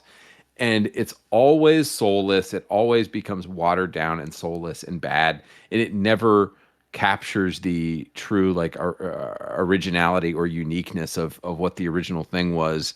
Yep. And dude, it's like it's so funny when I saw that gay ass Halo 1 remaster that they're gonna do that, like, of course everybody was excited about, but I just see through it as like the problem is, and this is why all these companies are doing remasters. They have all these gay activists working at the company now, so they obviously can't make a new game.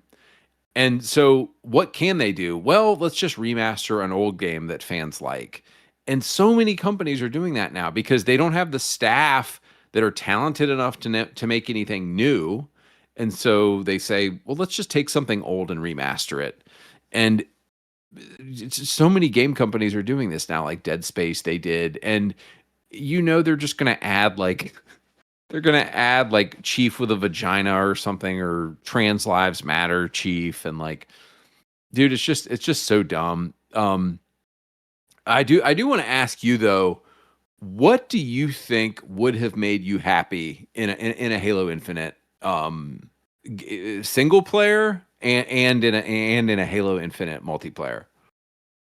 Well, the problem with Halo Infinite from the start is simply that it has to follow 4 and 5. And 4 and 5 Well, took the story in a hang on. horrible direction. Why? Well, I mean, if you were to not do that, you'd basically be splitting universes and timelines, wouldn't you?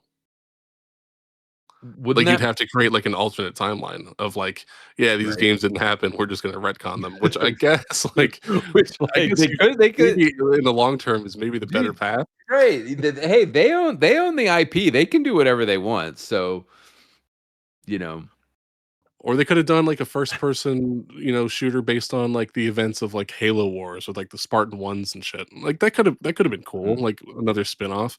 yeah, But like, if you had to follow 4 and 5, I don't think they could have done much better story-wise.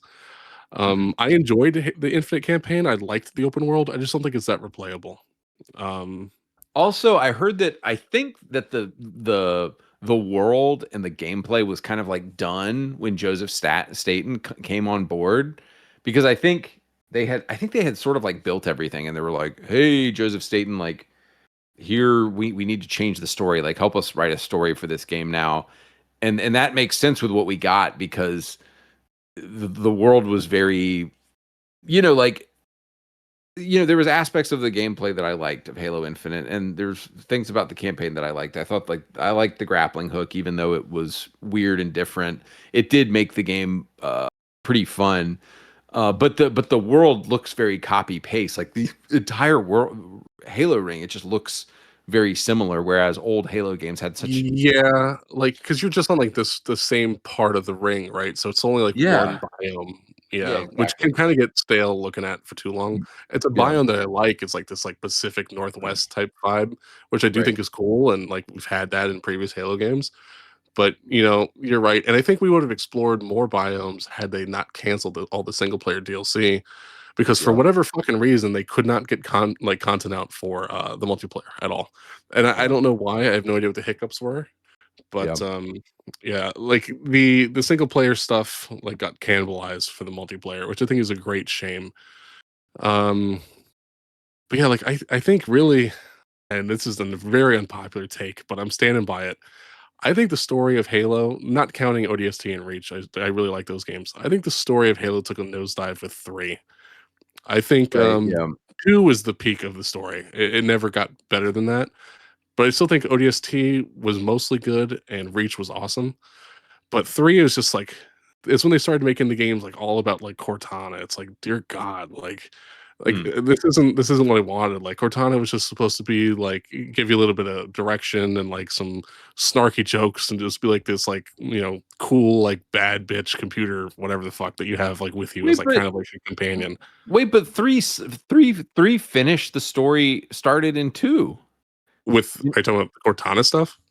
Yeah, well, no, we know that when they got to the end of production of Halo 2, they had to cut the story, they had to cut the game in half. And essentially, Halo Three's story was what they wanted to tell inside all of Halo 2.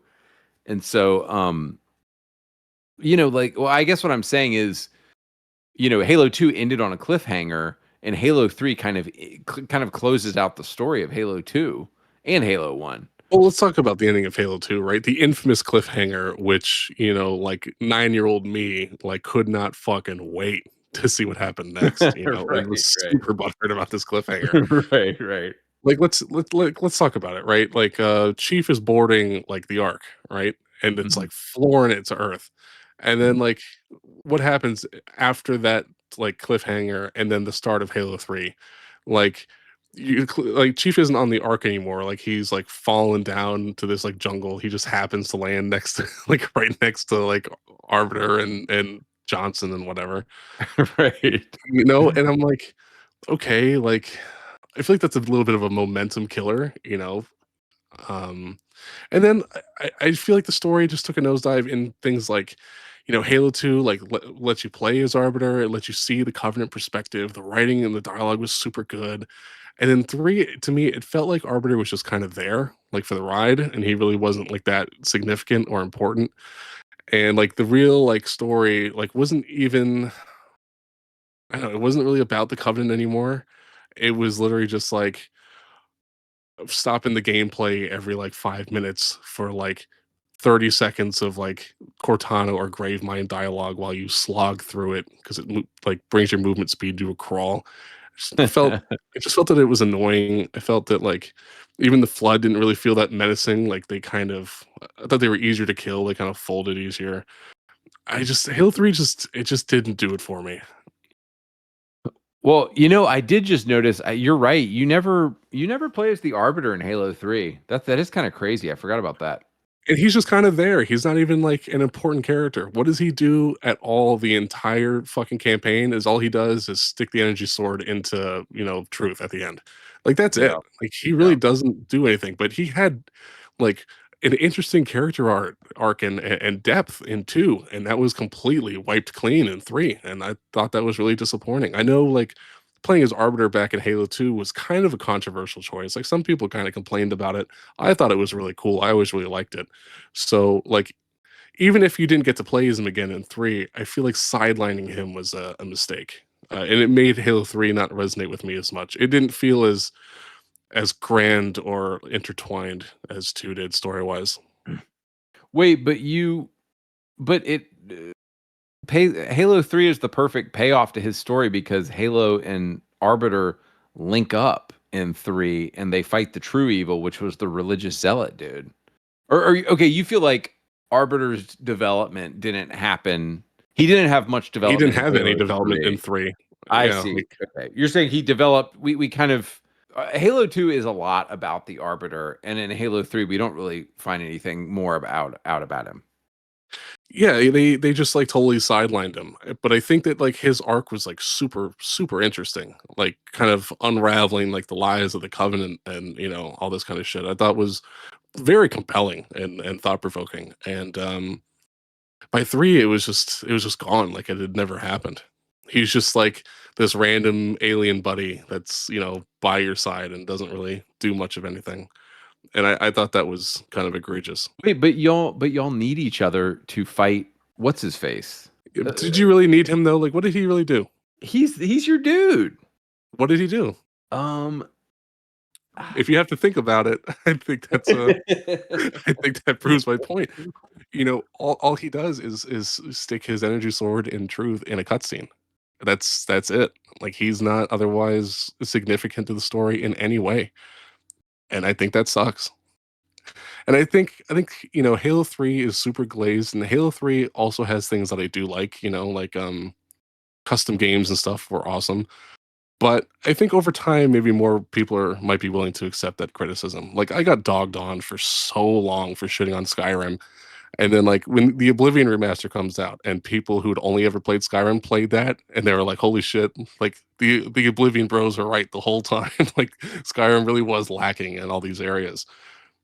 So maybe over time, No, more but people no, but will be nobody's open to saying this. nobody's saying Oblivion is better than Skyrim.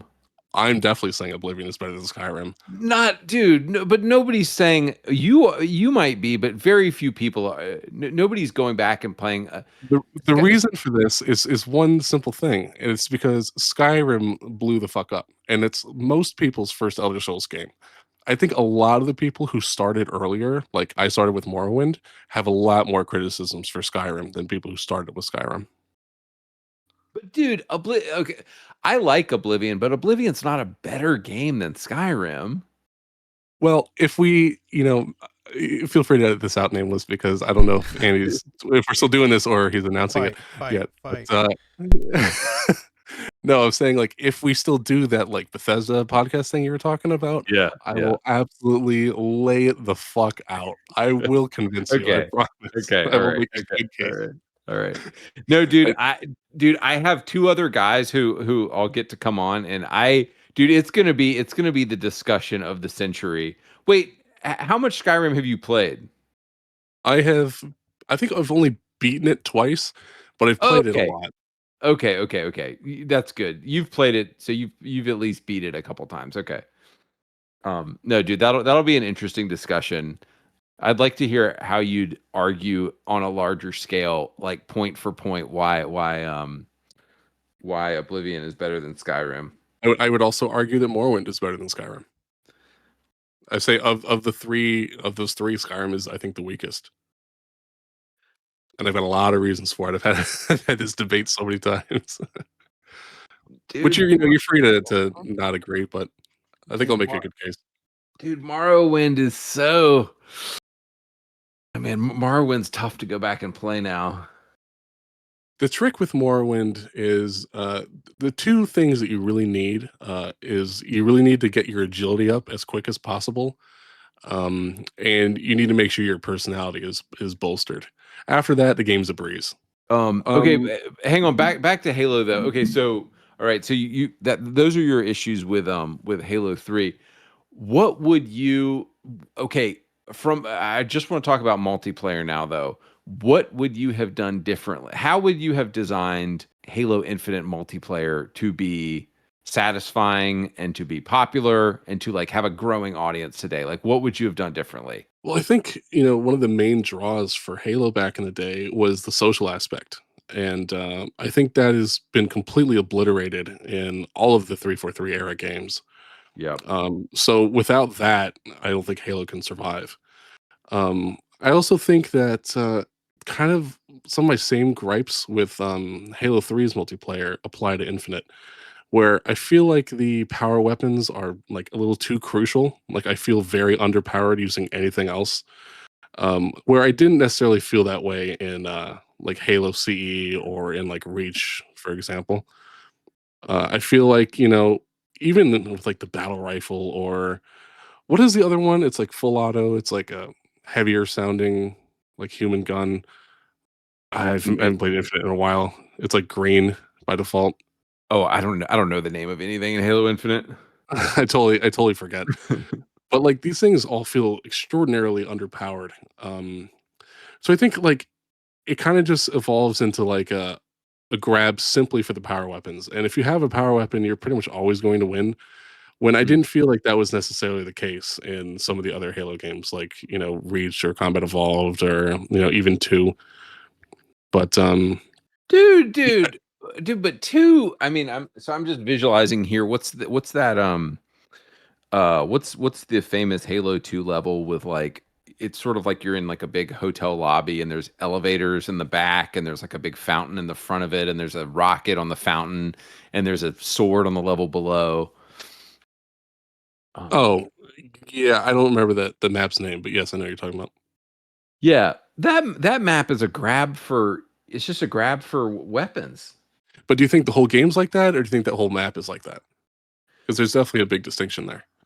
Whenever I played Halo 2 back in the day, I was going for yeah, I'm just looking through Halo 2 maps like Lockout. Like, dude, everybody's going for the weapons. Everybody's going for the sword or the shotgun.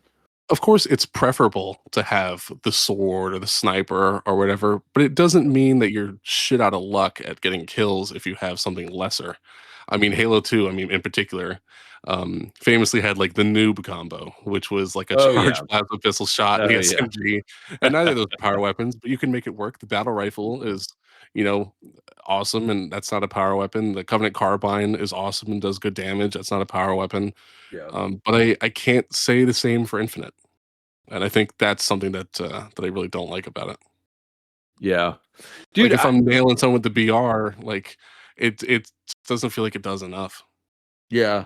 No, dude, like I'm I asked that as a 100% genuine question because there are times when I have wondered, like, as much as I love Halo, like growing up, is it just like out of touch with modern shooters? And is there no way to make Halo appeal to a 20-year-old anymore? Because it's not fast enough. It's just not the speed of, you know, I I think guess. it's gotta have a faster time to kill for sure. Um, I would say because I think it's one of the slower ones, or maybe the slowest one. Mhm. Um, and man, I really don't want to get into the Halo sprint debate. But, like, you either have to have sprinting. I think it already has sprinting by default, Yeah, but yeah. you either have to have, like, unlimited sprinting by default, which I haven't played Infinite multiplayer in a while, they might already have, Mhm. but more preferably for a game like Halo, you should probably not have sprint and just have faster default movement. so your gun is always up. I think Hmm. that's always lent itself better to Halo. Yeah, yeah. So, if you have that plus maybe make like the grapple shot like default, like you could have a really fun game there. Like faster time to kill, grapple shot by default, no sprinting, just faster default movement. I think you might have Dude, something kind of compelling there. they should have. Why didn't they add a playlist? My brother-in-law and I, Michael, were wondering why like the playlists are just shit on Halo Infinite. But it's like, why didn't they just have a playlist that was the grapple shot? Like, grapple shot only. Like everybody has a grapple shot. That would be so fun, wouldn't it? I think so. I mean, I don't know how much Apex Legends you played, but None, I didn't play it. during when it was first like released, I would say like seasons like 0, 1, and 2, I really enjoyed Apex. And the Yeah. character that I really liked was a character called Pathfinder, and like his special thing was the grapple, and it worked like the grapple from Titanfall 2. Hmm. Um, Man, and that gameplay was fun, and that time to kill could be pretty quick. Like that's the kind of gameplay I think Halo should have really strived for with Infinite, and I think it could have been really, really enjoyable. They also like need more weapons in general. Like fuck, man, what if they added like 2 fucking guns in that game since it's been out? It's like 5 years old now. It's pretty obscene. I think talking about fixing its multiplayer. If it's going to be a live service game, how about you actually put out some fucking content? Yeah. Because if you're going to go for that model and you're just going to like do the slowest drip feed I've ever fucking seen, it's not gonna work. Your player retention is gonna be horrible, which it has been. Yeah. It's Yeah. really No. sad. No. I know it, and I mean, I've played it. I've played Halo Infinite, and I've genuinely wondered, like, okay, Halo Infinite is sort of like a safe amalgamation of all the older Halos. They tried to make everybody happy, but it's like just not compelling for younger kids who are coming up who aren't nostalgic for Halo. And I think they I think they should have maybe leaned into the thing that made them unique, which is not having a sprint. Because and you really notice it, like, which I'm sure you often do, going back and playing Halo 1, 2, and 3 multiplayer on MCC. Like, you really start to notice, oh, I don't have a sprint, but it changes the speed of the whole game. So it like oddly starts working somehow, even though you don't have a sprint. And so, And the default movement is pretty quick, so I don't actually, even though I yeah, can't sprint, I don't feel slow. right. You don't feel slow. And so, like, yeah, I think what might have saved Halo Infinite multiplayer would have been like, hey, let's not copy all the other shooters and go fast. Let's just remove the sprint, because that's sort of always been Halo's identity. And um I don't know, maybe it all comes down to like map design. Like, dude, all I know is every time I played Narrows on Halo 3, like I had a good time. And every time I played, there's specific maps. It's like, man, every time I played that map on Halo 2 or Halo 3, I had fun. And I wonder if it was just like movement speed and guns and map design that needed to be different, and it could have saved it. The level design in Infinite does seem kind of uninspired. I mean, I'm a big Yeah. like Blood Gulch or Coagulation, whatever you prefer, Yeah. kind of guy. I actually like the bigger maps a lot. And like, yeah, I don't know, Infinite is just it's so unengaging for so many Yeah. different reasons Yeah. that like if I try to go back to it, I'll literally play maybe somewhere between 1 and 5 matches and be like, yeah, like I'm done. Like I just can't stomach it. It just doesn't hit the spot. And then I'll get on MCC and I can play that shit all night. And it's Mm, not even just nostalgia because like, mm, there are games like Halo 4, which I skipped when it was new because I mhm. was like, oh, they're doing custom classes, they're trying to be COD. This is fucking gay. And I just didn't buy it. Because I'm like, that's not Halo, I'm not buying it. I did the same thing with Mhm, Reach, which is crazy because I feel stupid for because I love mhm, Reach now. I didn't mhm. play through Halo Reach until I got MCC in 2019. Hmm. And Reach has become my second favorite Halo of all time, just behind Halo 2. So Dude, I made a huge fucking mistake there. dude, in multiplayer, the shield spam is ridiculous. Or the Oh, shield the spam. the the armor lock shit was so gay. Yeah. Well, that's what turned me off from the game, like, initially, like, because I had my buddy who Yeah. bought it on launch, and I see Yeah. people just armor locking, I'm like, "This is fucking gay. This armor ability shit's fucking cringe." Like, I'm out. you know? yeah. But, like, despite that, I still really love Reach, and, I feel like I definitely robbed myself of a good experience there. Yeah, and them having run as an actual ability, I think makes the game a lot more interesting because only some people can run. Yeah, you're like, if you're gonna, be a cuck and use armor lock, like, you can't really be too aggressive, like, because you can't sprint, you can't use the jetpack, this kinda shit. Right, And right. like, the drop shield was fine, like, I had no issue with the drop shield. It was just armor lock was just so fucking annoying. Yeah, yeah. But, yeah, let me you mentioned Arc Raiders a second ago, I know you love Arc Raiders, and, when we've been gaming, you've been glazing the shit out of it, Yeah, uh, and you and everybody else keeps trying to get me to buy it. yeah. Do you know who the CEO of Embark is? I know, dude, I know. But look, I don't give a shit because he has Well, just say it for the audience real quick, because I Pat actually did not Patrick know until, like, 2 days ago. Patrick Sundberg. Soderlund. Oh, sorry, Patrick Soderlund. I was close. I said a different sounding Swedish name. Which, The if you guy guys, have heard of Patrick Soderlund, you might remember him as the guy behind, Battlefield 5 who told you guys, not to buy the game. Dude, I know. Dude, I know. But here's the thing. Here's the thing. I think the dude learned his lesson because there is no gay shit in there's no gay shit in Arc Raiders. So I think what happened was, and look, the dude got fired from Battlefield.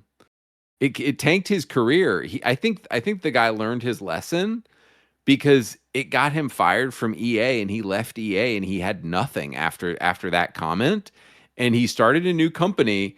And now that he made this successful awesome game Arc Raiders, I think it's awesome that they've essentially kept politics out of their game completely.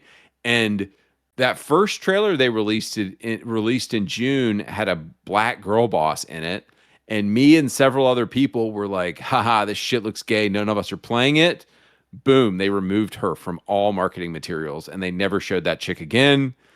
A lot of us tried it, and I say props to that guy for learning his lesson. I think that's fair, and, I think if someone does fuck up, right, and, like, or make a mistake or Yeah. whatever, like, and they turn it around, like, we should be gracious and we should give second chances. I'm a big believer in second chances. Um, yeah, but I didn't know, like, all this time, and I was like, "Holy shit, like, this guy?" I Yeah. remember, like, when I played Yeah. Arc Raiders Beta and I was looking around in, like, whatever the hub is, I don't remember what it's called.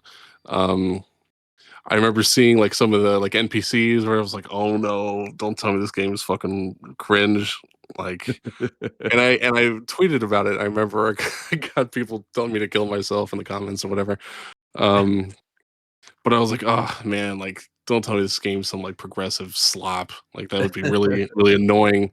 But, hey, man, like, if he learned and he made a good product and, Yeah. like, it's not, like, cringe, like, I'm Yeah. I'm actually, like, genuinely happy for him. Like, good for him. So, on the topic of Arc Raiders, Nameless has a tweet here pulled up, by an account called The Rooster. Mhm. And it says aggression-based matchmaking is real. CEO Patrick Soderlund confirms. So if your preference is to do PvE and have less conflict with players, you'll get more matched up with those players. So, what is your take on the people who want to be like purely PvE in Arc Raiders? They're pussies, dude. Oh no, big time. Big Dude, they're time. total pussies. But They were like my favorite people to run into on like COD DMZ, like the total saps. It's like it's like, yeah, man, like, let's be friendly. Yeah, bro, sure. And then they turn around, you just blast them, take their shit. Like when will you guys learn? And it's also like, bro, you're playing a Call of Duty game. Like, do you expect people to Yeah, cooperate? Like a game yeah, with this reputation? Are you yeah, retarded? Are you yeah, okay? yeah. Yeah, our a group of my brother's friends. There's like 7 or 8 of them, and they're all in a big group chat. And like half half of us are playing like PvP. Like we're just like absolute scumbag rats. Like we sit and wait at camp, and we camp extractions, and we lie, and we just murder people for loot. And then the other half of the group is like good Boy Scouts, and they're like like there's some new thing they put in the game where everybody has a different musical instrument and they're all playing their gay musical instruments to open something and like, oh, we're gonna fight the robot together. Let's all jack each other off. And it's it's like there's like this split. There's like this split in Arc Raiders between like the PvE people who are like positive and like, oh yeah, I just want to fight the robots. I want to help the planet and all this gay shit. And then those of us who are just like toxic rats and just want to kill each other. And we're so like, It's basically us versus the Redditors, yeah. yeah, exactly. It's us versus the Redditor. And It's it's like, wild. Oh, sorry.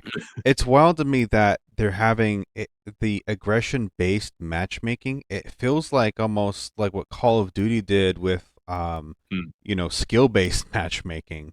Like, I don't yeah, know how I feel about that. That's wild. yeah.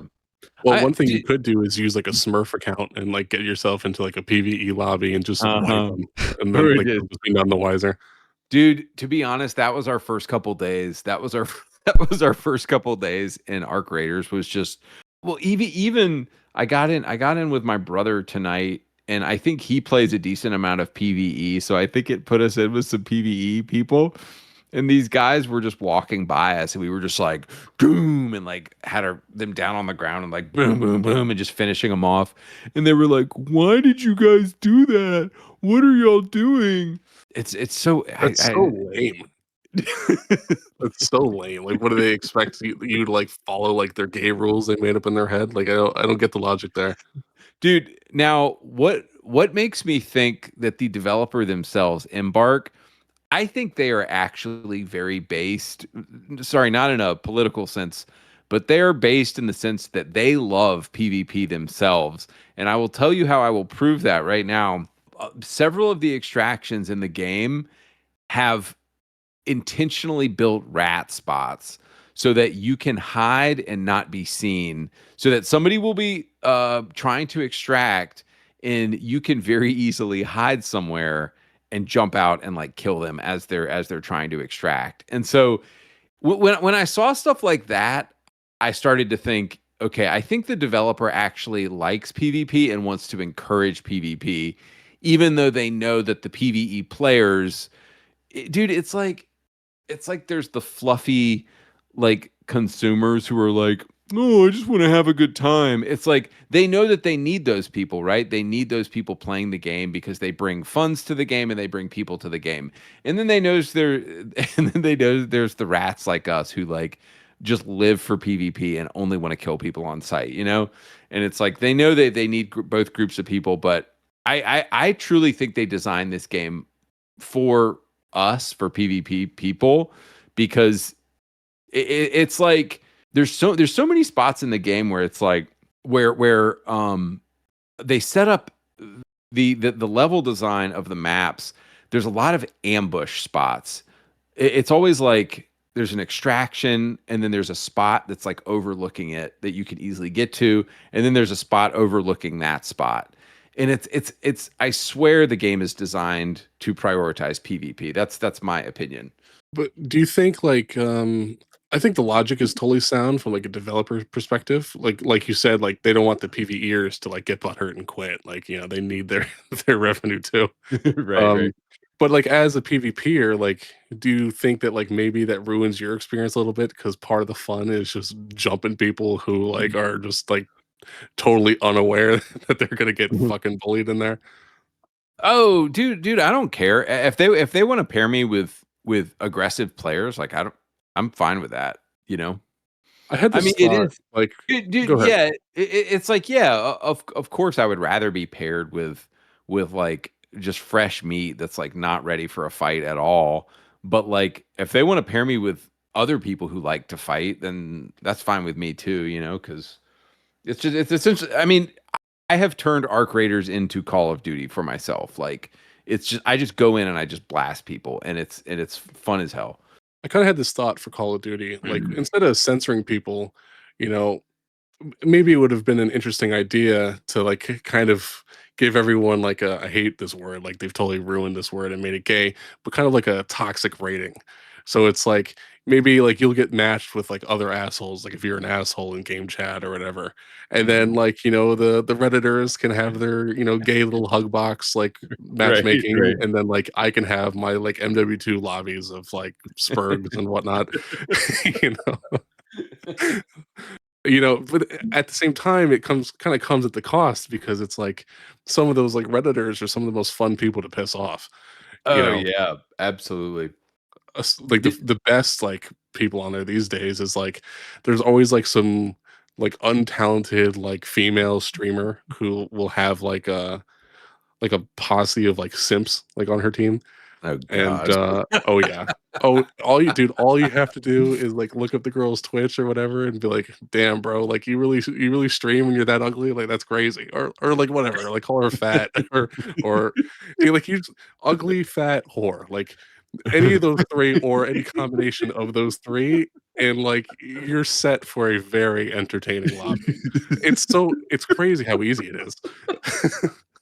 It's so funny, like, my wife would come in and, like, she kinda was entertained by the game chat, and I was like, "Oh, there's a girl on the other team, watch this." And I'll just say, like, "Holy shit, bro, that bitch is fucking ugly," and, or whatever it is, and it'll just a stream of hate from, like, her and, like, all her, like, autistic, like, simp defenders, like, it's a great time. So, like, on one hand, it's like, I kinda get, like, maybe separating the 2, but on the other hand, man, those people make for some good salt. So, it's tough. It's a tough call. All of her white knight like orbiters show up to be like, "Milady, don't talk about milady that way." Oh, dude, the best part, right, is, like, if they're actively streaming, you can just, like, stream snipe them and, like, go on their stream, and, like, after the game, Does like, this it'll be like what? Dude, does this happen fairly commonly that you run into Oh, yeah. streamers? Oh, yeah. Okay. On COD, yeah. Oh, Like, interesting. you can just stream snipe them and then, like, listen to them, like, after the match ends, and, like, all the simps will be like, "Oh, it's okay, like, you're beautiful, you're not fat and ugly and retarded like I promise." Like, "That guy is just a piece of shit." It's so funny. It's so funny. God, Oh, it's my favorite. dude, they're just there. They're just there They're for just there as, like, whatever. an ego boost, like, that's all it like, hoping to maybe get a nude or 2, like, they're like weasels. They're like weasel little beta cucks. It's hilarious. They're Oh, just there man. for whatever. They're just there for whatever scrap of pussy they can get. I I sent mean, you $50 on your stream. Can I get, like, a bikini pic or something? oh my god, Let me get dude! your Snapchat or your Instagram. Just the orbiters. But here's the thing is, like, some people would be like, "Whatever," but man, like, this is gamer culture. Like, this is how, like, Yep. we all talked to each other back in the day. Like, if you had played, like, PS2 or original Xbox or PS3 or 360, like, online back in the day, this is just how it went. Like, this was every fucking game you got into, Oh whether I'm yeah. playing Halo 2 on original Xbox or Delta Force Black Hawk Down online on PS2 or Yep. COD 4 or Halo 3.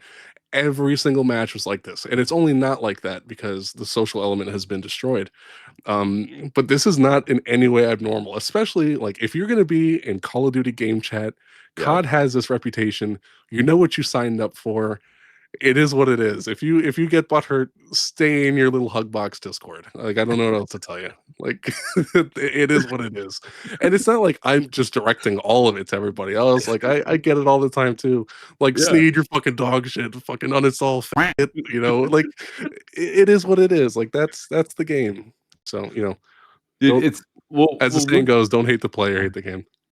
dude, well, it pissed me off so much when Halo Infinite came out that they had it turned off by default, and you had to go into the settings to turn it on, turn voice chat on because, like, I think, uh, let's be honest, I think my view of Halo Infinite would have been way more positive if, like, right from the beginning, some dude had been teabagging me and being like, "Ah, you faggot." Like, it would have made Halo Oh, Infinite dude, so people much get more mad about fun. teabagging now, which is wild. Like, teabagging was like a ritual you had to do every time you shit on somebody in the classic Halos. Like, nowadays, like, if you I was playing, like, custom games, like, with, like, a bunch of guys on, like, MCC, and I teabagged this guy, and he fucking got mad and kicked me from the lobby. It's like, bro, like, that's so Those tame. aw Dude, so soft. It's so tame. My Dude, best friends in the world would shit on me in Halo 2 split screen and teabag my ass. Like, come on.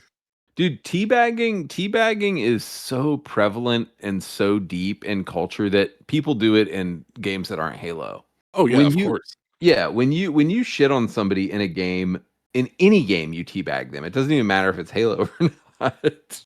Oh, I'll do it specifically like in COD, like I play hardcore and there's like friendly fire. Like I'll do it to teammates that I decide to team kill for whatever reason, and then they have to just like spectate me like teabagging them for however long I decide to do it. It's it's just gamer culture. If you were around at the time, like you get it, and if you're not, then I feel sorry for you. You probably don't get it. Yeah. No, but okay, no, but my question was, do you think you would have enjoyed Halo Infinite more and actually played it if it had been really toxic like that and fun?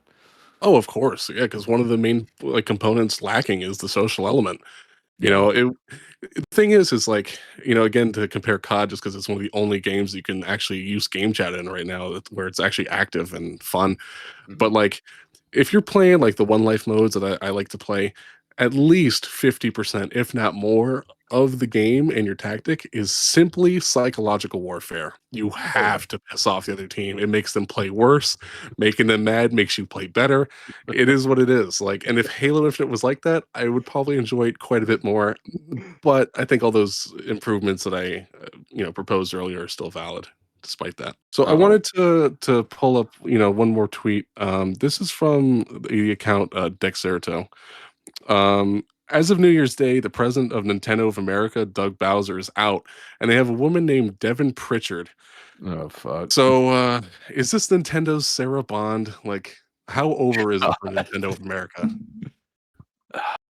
Dude, I gotta be honest, like I don't really give a shit about what's going on with Nintendo anymore. Like Nintendo's fine. Like I think they've just like sanitized. I mean, Nintendo's always been for like baby kids anyway, and now it's for baby kids that are baby kid adults.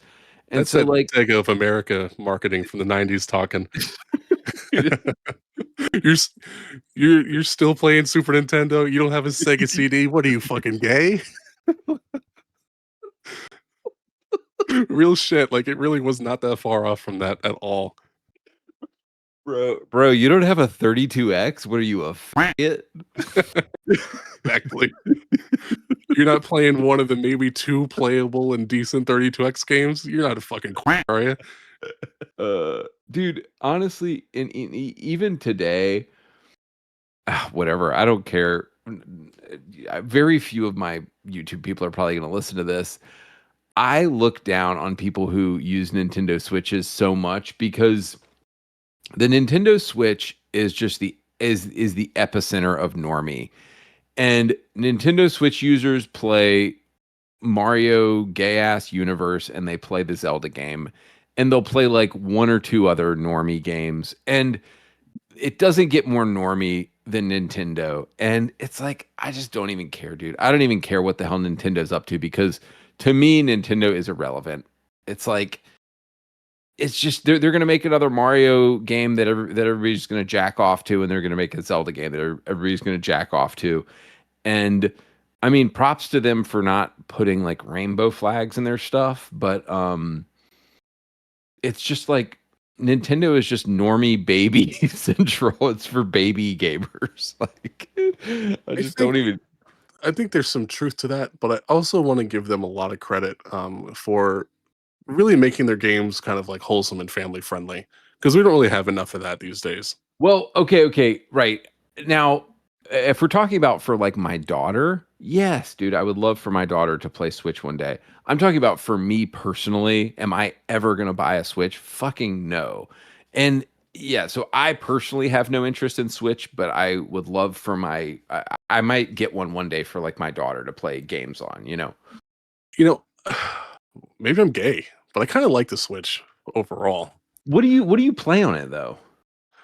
Well, I haven't bought in like a first party Nintendo game in kind of a while now. I think the last one I bought was probably Super Mario Wonder, which came out like at the end of 2023.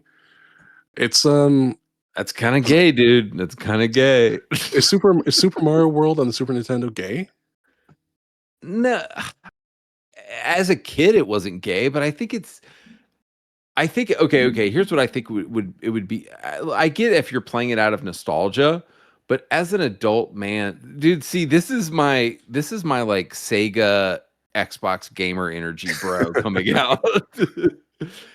If you are nostalgically playing Super Mario World 2 because you played it as a kid, I don't think that's gay. But if you're like discovering a new Mario game and you like only play childlike wonder video games and you're like, "Oh, I just love the childlike wonder of this game." That's just I think that's gay. Well, mark the date, nameless. I officially found out that I am indeed homosexual. It's quite tragic that it took me 30 long years to figure it out, but Man, I'm getting so I many good appreciate you, sound Andy, bites for here. exposing me for the degenerate that I clearly am. I think well, the thing is like Super Mario World was the first game I'd ever played. Um, and like I grew up like with the Super Nintendo and like the N64, like those I had them like simultaneously because I was born in 95, N64 came out in 96, and I started gaming when I was like 2. So I had them both at the same time and I played them both. So like I have like a real love for like a good 2D platformer. And it's hard to get better like a better 2D platformer than like Mario or like Mega Man or something like that. Agreed. So Agreed. I Yeah. do still enjoy those games quite a bit. Yeah, Um, like Super Mario World. Yes, Super Mario World is a good game. Mario Brothers 3 is a good game. Like the original Mario Brothers games are good. I just think it's like I just feel like it would be see, but the thing about you is that's not like the only thing you play. That's just like something oh you're no, yeah, I playing. play everything. Right, right. You play everything. So the person that I think is kind of gay, in my opinion, You're is talking about somebody. like the weirdo like redditor who jerks off to the Switch and Oh like the yeah. guy who like cried over like the Force Awakens trailer or whatever, like that kind of guy. Right. Right. I assure you, I'm not one of those guys. I Right. clowned on that guy too. Right. Or somebody who doesn't play any games at all and just buys a Switch and is like, "Oh, I'm just gonna play like Mario and Zelda, and that's it. That's all I'm gonna play." And I love the new Super Mario game where you shoot bubbles at people. It's like, dude, that's kind of gay, man. Don't you want like a cool, don't you want a cool system like the Sega Genesis? So if you only what are you, some kind of queer waiting for the PlayStation and you're not buying a 32X? No. The PlayStation was cool. The PlayStation had edgy shit on it. The PlayStation was cool. The PlayStation was cool. The PlayStation was the shit. Um, but yeah, I just play everything. Like when a console comes out, pretty much I buy it. My general rule for buying a new console or handheld is there has to be 3 games on it that I want that I can't get anywhere else. Um, Huh. and that's why I still don't have a PS5 because they haven't even after all this time there haven't been 3 exclusives on it that I really want. Like I Hmm. want the Demon Souls remake, even though I don't think it's going to be better than the original. Yeah. And that's about it. Like I don't I'm kind of over like a lot of the over the shoulder like third person like story slap narrative games like God of War Ragnarok or Last of Oh Us yeah. 2. Like I just don't care. I'm just not into it. And pretty much everything it came to PC anyway. Like, So yeah, that too. yeah. And I don't have a Switch 2 for the same reason. Like there's nothing on the Switch 2 that like I'm really feel driven to buy. Like there's a new like Dark Souls style game coming out and that interests me, but so far like that's it. But I do have a Switch and I do have quite a bit of games for it. And I think a big appeal is simply that it's handheld.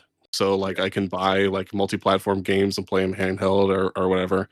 Um Dude, why don't because you be I a look like a giant dork playing a fucking handheld instead of just scrolling Twitter or whatever.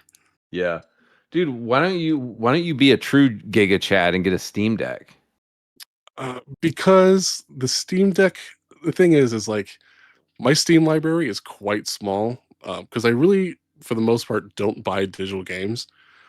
I think you can use it to play like GOG and stuff too, Mm, yeah. which I do have a bigger library on because GOG doesn't have DRM or any of that kind of shit.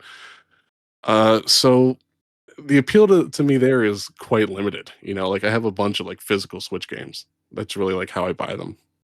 Dude, but Switch games are like $60 each, aren't they? They're expensive if you're getting the first party ones. The third party ones are, you know, pretty cheap. Like they go down in price pretty quick, like everything else. Okay. Yeah, I don't know. And dude, I like rarely ever touch my handheld, but I do like having the Steam Deck for when I want to because it has like the entire Steam library on it.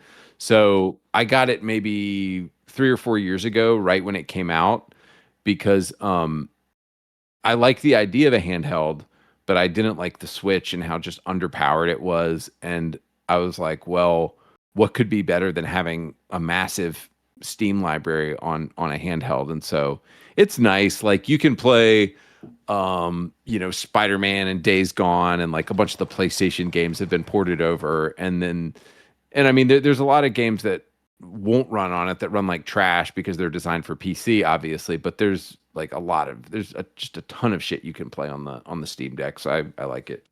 Honestly, the handheld I play most, like over my Switch, is I have like a modded PSP. And so I Huh. have just like a ton of like emulators on there for like retro consoles and shit. So I'll just like boot up like Mario 3 for the NES real quick, or Yeah. like whatever. But it has so many different things it can emulate, and I have the full game libraries for all of them. So like that's a pretty fun time. And it's actually like small enough to fit in your pocket, unlike the handhelds of today. Yeah. So that's pretty nice. But yeah, Dude. I think the Switch is good. I enjoy the Switch. Yeah. But I think if all you're playing is like this, Reddit tier shit, like if you're like a 35-year-old man and you just can't like all you do is like play Kirby or whatever, like yeah, maybe you're kind of gay, but I don't think there's anything Yeah. wrong with Kirby like on its own. Right. Yeah. Um, yeah, oh, dude, there's so many like games lost to time on the PSP. Like I was playing when we were in Europe. I don't own a PS5, but when we were in Europe, one of the Airbnbs we stayed at had a PS5, and I like logged in and I got the like their version of Game Pass or whatever just to see what was on there. And there's just a ton of old like PSP games that they put in the PS5 library now.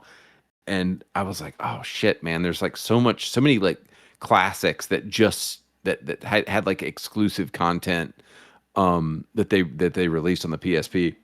The PSP feels extraordinarily forgotten about, and I'm not really sure why because it did well. I remember when the PSP came out, it was so cool. It seemed like so futuristic. Yep. Um, the Switch gets all the credit for like, oh, it's like console like type gaming, but like in a handheld. I would argue the PSP did that first, and then the PS Vita did that again, and even better. Um, but both of those seem like they're completely forgotten about. Like I'll go to like a retro store, and the PSP games are dirt fucking cheap, Oh, that's sick. and there's plenty of good things to play on the PSP. I think it's one drawback is not having two analog sticks. I think that kind of sucks. But otherwise, like I get a lot of mileage out of mine even today. Um, Something I wanted to ask you is, well, we already talked about State of Decay 2 earlier, but like I know your YouTube channel, like you mentioned earlier in your own words that you feel kind of like typecast Yep. because of like the content that made you blow up. Yep. So like you kind of locked into being like somewhat negative and critical. But like, would you like to take like a few minutes and just like what's a game like maybe like a hidden gem or just something that you'd love to glaze and like speak on like positively? Ooh. Um, kind of did that on State of Decay 2 earlier. Yeah, other than that and other Um, than our creators. um, oh, It doesn't even have to be new. It could be something older too. dude. Hmm.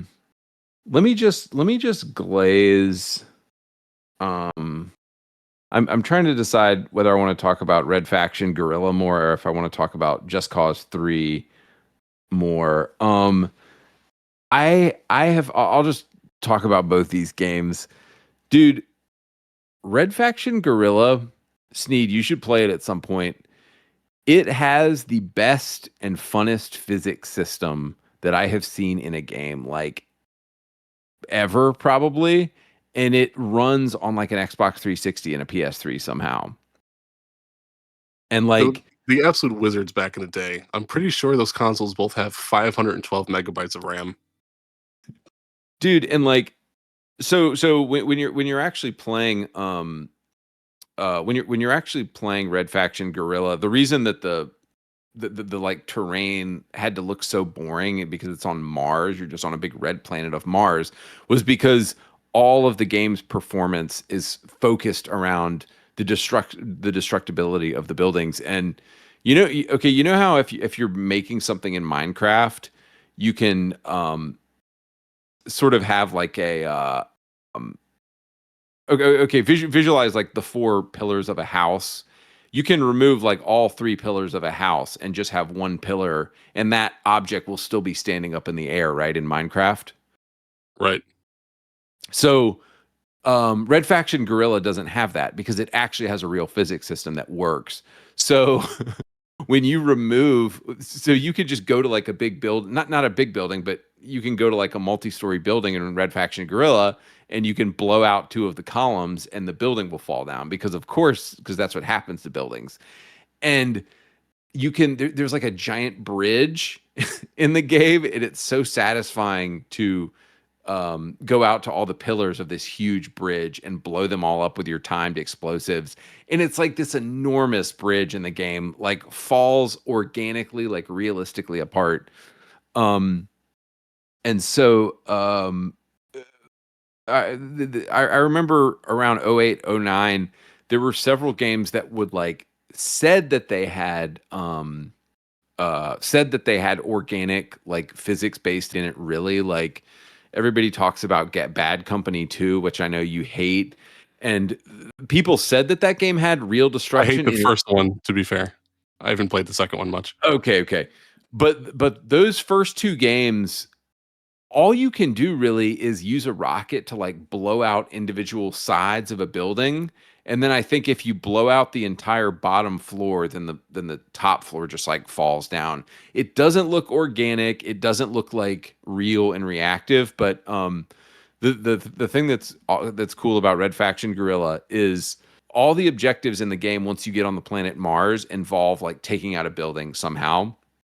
And I just had so much freaking fun with that game because dude, it's just I can't explain the satisfaction of like blowing up buildings in different ways and taking out pillars in different ways and like watching something organically fall down. It just feels really, really good. And then Just Cause 3 is a game that I go back to play constantly because it is such a simple game. You fly around. It's one of these fly around and blow stuff up games.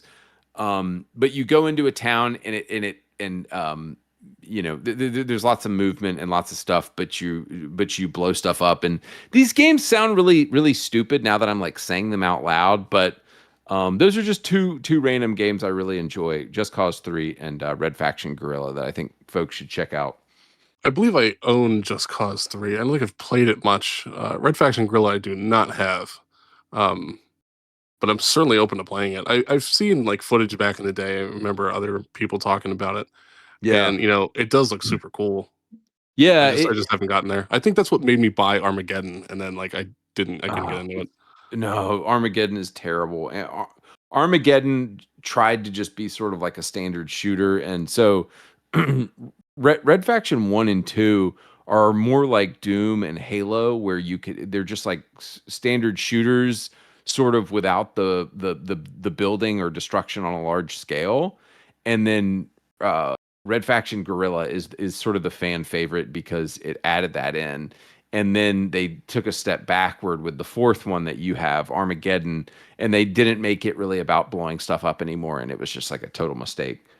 It's kind of a shame, like if they kind of make technology like that and then refuse to leverage it to its fullest, like later on. Oh yeah, dude. That's another thing that I love about going back and playing Xbox and Xbox 360 games is like you see people truly doing like original and unique things, I think, a lot more in those games. And it's because so little was like standardized, like, you know, how you aim and how you get around and how you crouch and controls have become so standardized, and everything has become so standardized. And back then there was just like, you know, it was just there, there was just more creativity, I think. I think that's got something to do with time too, just in general. It's like, you know, games, like relatively speaking, you know, are a very new like form of media. Hmm. And so, you know, in its earlier stages, like there's so much more experimentation, whether it's the Yeah. controls or the mechanics or, you know, whatever. And now like we figured a lot of those things out. So there's not as much, you know, like there's nothing new under the sun, et cetera, et cetera. And also like dev times and budgets have ballooned so much that I don't think that, you know, studios are willing to like, or I guess I should say publishers, because this is more of the corporate side, but they're not willing to experiment like they used to, because Right. it's a big investment of time and money, and to where it wasn't necessarily before. Well, yeah, dude. And if you think about it, a lot of our most beloved games started in the 2000s, and they've continued to this day. And it's like it's rare that there's like a beloved game series that has started in the past 10 years even. Like, you know, you think of like Call of Duty, Assassin's Creed, Halo, like all of these games got started in the 2000s, and we're sort of like still milking those franchises today. It's like where are the truly unique things that you know, what has truly been very, very good or unique the past 10 years? There are no new juggernauts being, you know, produced, but Arc Raiders is holding its player base really well. Cannot Yeah. say the same for Battlefield. So, you know, who knows? Maybe Arc Raiders Yeah. will become like a new juggernaut. I really don't know. Like only time will be able to tell. I wanted to talk about your indie game a little bit, which I tried to buy 4 separate times. Oh Uh, no. Dude, I Chad just versus did, the Gay Nazis. dude, didn't I just sent it to you, right? Yeah, you did, but I wanted to Yeah, support okay. it anyway. Okay, yeah, yeah. Yeah, I wanted to buy one either way, but I remember, you know, every time I'd, like, finish work and then, like, go to buy it on, like, you know, your most recent site that you promoted, like, it was gone. It happened to me, like, 4 fucking times. I'm like, "Okay, like, I don't know what to do anymore." Yeah. Um, yeah, it's Chad versus the Gay Nazis, and I wanted to ask, like, you know, what inspired you to make the game? Like, what was the development like? And you mentioned a little bit of this before, but, you know, what was the response to the game, and, you know, how did you handle that? I I remember you and I were in that game jam meeting, and I first showed you guys the story of it. And actually, I think you having a positive response to the story, because you were like one of the only people that had ever seen the story, and you having a positive response to the story was actually one of the things that I was like, oh, maybe this actually doesn't suck. Oh, I loved the story, you know, Yeah, and, like, yeah, I'll get into that soon, but, like, I felt like it was extremely, like, not to sound gay, but, like, it was really, like, heartfelt and, like, yeah, sincere, um, yeah, you know, which, like, immediately, like, drew me in, you know, and that's yeah. when, like, we started, like, bouncing ideas off each other, and, Mhm. you know, a certain other person that was in that meeting that will not be named was very upset Right. about that and wanted to, you know, kick me out for that reason. Oh, Um, oh, jeez. oh, yeah, No. nameless knows. He knows. Yeah. Oh Yep. my god. No, but dude, it's funny. So that was, so yeah, that, I guess that meeting happened in 2024. Dude, I wrote that story back in like 2021 or 2022. Like I had barely met my wife, or I think we were still dating, and I didn't even have a daughter at the time. So it's funny that I wrote a story about a man who had a daughter, and then in the future I would end up having a daughter. So it was just funny. No shit. I did not know that. Yeah, no, I wrote that story in 2022, like before I was even married, and then in 2024 I had a daughter, and but anyway, so I didn't really like, um I wasn't like, oh, I want to make this like Last of Us, or I want to make this like Gears of War. I was just thinking, what would be a really compelling story for a person? And I kind of saw back in 2022 where the culture was going. And I was thinking, well, everything is getting so fucking gay. What if society just gets gayer and gayer and gayer? And there's this guy, and he's a janitor, and I just like the idea of like a blue collar worker who like has nothing except for his daughter. And what if he had a wife who left him, who was like a bitch, and they had a child together, and she left, and all he had was his daughter, and he was a janitor, and he had like nothing else. And then what if this society, and it was partially inspired by this was like 10 or 15 years ago, but I remember when Miley Cyrus was like on a popsicle stand thing at the VMA Awards, and it was just disgusting. And it was like, oh yeah, it was like the prostitution of a young girl. And I was thinking like, oh, that's like really disgusting. And um, I was thinking, what if this guy has his daughter taken from him and like prostituted and destroyed by these evil woke gay Satanists, and they like not quite to the point of like, are like raping her, but like they've basically like prostituted this girl and destroyed her and told her that she needs to be like an OnlyFans streamer, and she needs to be doing this and she needs to be doing that. And for the purpose in the story of like what would motivate a man to actually commit violence against other people. And I think it would be, this guy had just had enough. And then I had read stories of these like this has happened to a couple families who like the school system has tried to take their kids away from them and like inject hormone blockers into the kids and like tell the kids that they're trans and take them away from the parents and all this junk. And so um I just came up with the name Chad versus the gay Nazis because I thought it was funny to I just It's a very provocative title. It's a good one though. yeah. Right. No, and a bunch of people have been like, why not the gay communists? And like, because Nazis clearly aren't gay, and why are you going against the Nazis? And I was like, guys, sorry, I still think the Nazis are the bad guys.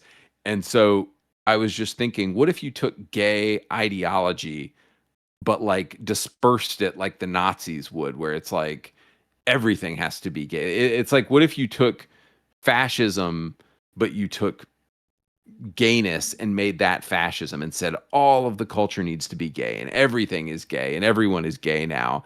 And in that culture, they were indoctrinating this guy's daughter. And what would it look like for this man to just go ham and kill all of these people to get his daughter back? And so that was basically the idea for the game. And I originally, back in January, I was using my YouTube channel to like, because I have like, if I make a video, sometimes 100,000 or 200,000 people will see it. And so in like January or February, I was sort of like asking people to work for free basically, and say like, hey, I have a idea for a game, like if you can help me make it, then I will, we can both make money together, and I'll split it 50-50, but I just have the idea and you make the game or whatever. And the original game I was trying to make wasn't Chad versus the gay Nazis. It was this, I've almost forgot about it now, but it was it was called Woke Game Studio Simulator. And I had this idea for like what would it look like to work inside of Ubisoft, and like, how like woke you could make your game. And it was more of like a simulation type game. And so that game, I actually started working with a developer who was going to help me make the game, and he wasn't making progress fast enough. And so I was like, okay, this is clearly not going to work. And so I cut things off with him. And then I was like, you know what? What am I really passionate about enough to make? And so I thought, what I really want to make is Chad versus the gay Nazis. And so where I started with Chad versus the gay Nazis was with the gameplay. And I knew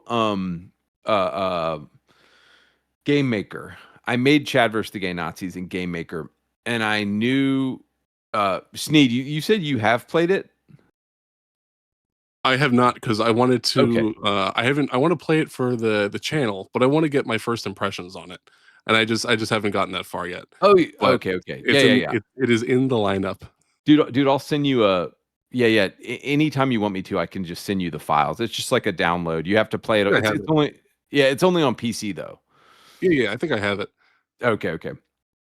Um, but yeah, so I made it in Game Maker, and the first thing I figured out was like the gameplay segments because I was like, okay, the gameplay is obviously the most important part, and so when you start the game, there's a gameplay segment where it's sort of like that old NES game Spy Hunter where you're moving a car around on the road, Oh yeah, I and remember that. yeah.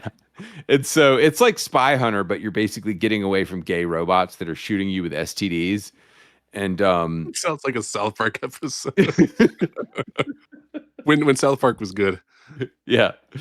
Um yeah, guys, if you search on YouTube, you can see the entire game. It's just search Chad versus the gay Nazis. You can watch the whole game being played. But so the first gameplay segment is him in the car with his daughter and he's getting away from STDs.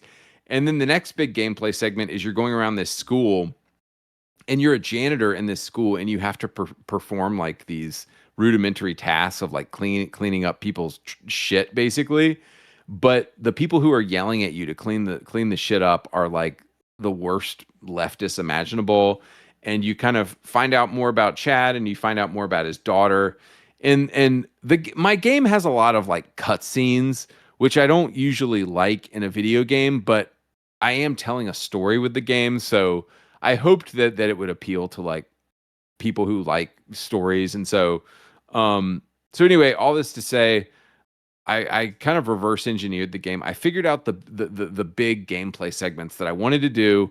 I f- I learned how to code them, and I hired some pixel artists from Fiverr to make pixel art for all the various like animations. And dude, I literally made the entire game over the course of like 40 days, just like working my ass off.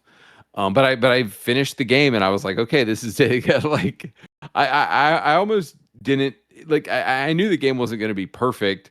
But I was like, I just want to. I just really want to put something out to the world and be able to say this was a game that I made, and finish it. And so I was really happy with it. And you play as Chad, and these homosexuals take your daughter and you kill everybody to try to get your daughter back, and that's the story of the game. And yeah, dude, it was really fun to make. And um yeah, I hope to have it back up on a website soon where people can get it. As a experienced developer, and I'm sure there's going to be maybe a couple like devs listening to this, like indie or solo or whatnot, and I think that they'll also agree that like no matter what the actual like content is or whatever, like even if you're critical of a game like Chad versus the Gay Nazis for whatever reason, making a game in its entirety and publishing it within 40 days is a hell of a feat, and sticking with that is impressive, and you absolutely deserve credit for that. I don't care what any other, criticism or whatever anyone has for it. That is impressive, and it is hard to do that. So I will give Yeah. you an immense amount of credit where it's due on that. Yeah, Um, thanks, dude. And and something and and one thing for if anybody does play the game or check the game out, the all of the gameplay segments. So like whether you're moving around on the road or like in the school or whatever, anything that was gameplay was like pretty much handcrafted pixel art. The only time I used some AI was for like the cinematic kind of cutscene things, and even then it was like heavily edited. And because of my background in like Photoshop, and I have done illustration at some point, like I knew how to and I know After Effects as well, and so I did all the motion graphics and stuff. And so all that to say that a lot of people write my game off as like AI slop or something. Well, AI didn't make it. I made the entire thing. I just used AI on some of the images, and so like um anyway, if anybody's checks it out, know that it was a labor of love, and it was, fully my vision that was executed. It wasn't like I just hit a button on some AI and said, "Hey, make this." So Yeah, absolutely. That's why, with the whole AI discussion, like I have a lot of like sympathy like for solo devs because I think, AI yeah, can be, very helpful to kind of mend some of those, gaps, that yeah, you like may have like in your skill set. Like, I mean, yeah, making pixel art is hard. I mean, I'm like dude, making it's a so game for the hard. actual NES and it's like turbo fucking difficult. Like I have to abide by so many things with sprites and meta sprites Oh and yeah, memory usage and sprite flicker and all this fucking shit. Like yeah. it is doing it on super hard mode, for sure. Dude, Um, it's so hard, and I just gave myself a time limit. I was like, okay, I want to finish this game in about 30 days. So like, what do I have to, am I not going to have time for? And yeah, one of the first things I realized that I wasn't going to be able to do is going to be able to get custom pixel art for everything. And so it was just, I worked with the budget that I had, which was $0. exact like that's pretty much exactly what we were talking about earlier. Yeah. Prime real world example of a Yeah. product that made it out the door. So Yeah. Yeah. there you go. The Andy is the new poster child for solo dev AI. Solo dev AI. Oh, I wanted to get into this thing. It's a little more controversial. Um, so I wanted to talk a little bit about the informal debate that you had with ActMan in 2024, because I Yeah. noticed that still comes up. Yeah. Um, like YouTube, I think one time unsubbed me from you, and Oh my then gosh. it will you like when you come up with a new video, it will never be in my feed. Like no matter how many like hours I've watched like over the time like being Dude. aware of you. So like I will have to like manually go and check like if you uploaded something. 'Cause, Dude. yeah, it will not appear in my feed. Um and that's just YouTube pulling the strings, I suppose. Good old YouTube doing its thing. Um YouTube. well, I wanted to reiterate something like that I've told you like personally. And with that debate, I got to say, like, I don't think that you won that debate. Yeah. Debate is an entirely different world, and it's completely possible to hold the correct position and still lose the debate. It's a totally different element. It's a totally different skill. Yeah. Uh, I remember finding your channel for the first time. I think it was the video that you mentioned earlier that went like super viral about like COD's not masculine anymore. Yeah. And I was thinking, like, finally, this guy fucking gets it. Like, finally, like, I found someone who gets it. Yeah. Um, and then, you had the debate, and, I would say you had a pretty poor performance in the debate. Yeah. And after that, I had seriously questioned, like, whether you held these views genuinely or not. Um, Yeah. and it wasn't until we spoke in that dev meeting about Chad versus the gay Nazis that I realized that you were completely sincere and you just had a bad night. We've gamed and hung out since then, and I've had a great time, gaming and shooting the shit. And I think, like, we have a ton in common. Yeah. And we're both like diehard console gamers. Like, we won't give that shit up.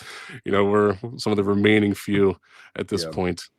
Um, but I realize like second chances are rarely given on the internet. Uh, but I think that we, as in like, anyone listening to this, we all really need to strive to do better in that regard. Because at the end of the day, we're only human. Like we're all Yeah. gonna fuck up. Like I fuck up all the time. Yeah. Like I even fucked up the what was it the oil and water thing earlier. Like how that's how often I fuck up. Um, so I would say, like, to anyone listening, like, who wrote Andy off after that debate, I would say give him another chance. Like, I'm obviously, Andy, not in your position as a successful YouTuber and countercultural figure. Um, but who knows what mistakes I'll make and how I'll handle things if I ever Yeah. get anywhere near your level. So, I hope people lend me some grace and forgiveness as well, when I eventually do fuck up.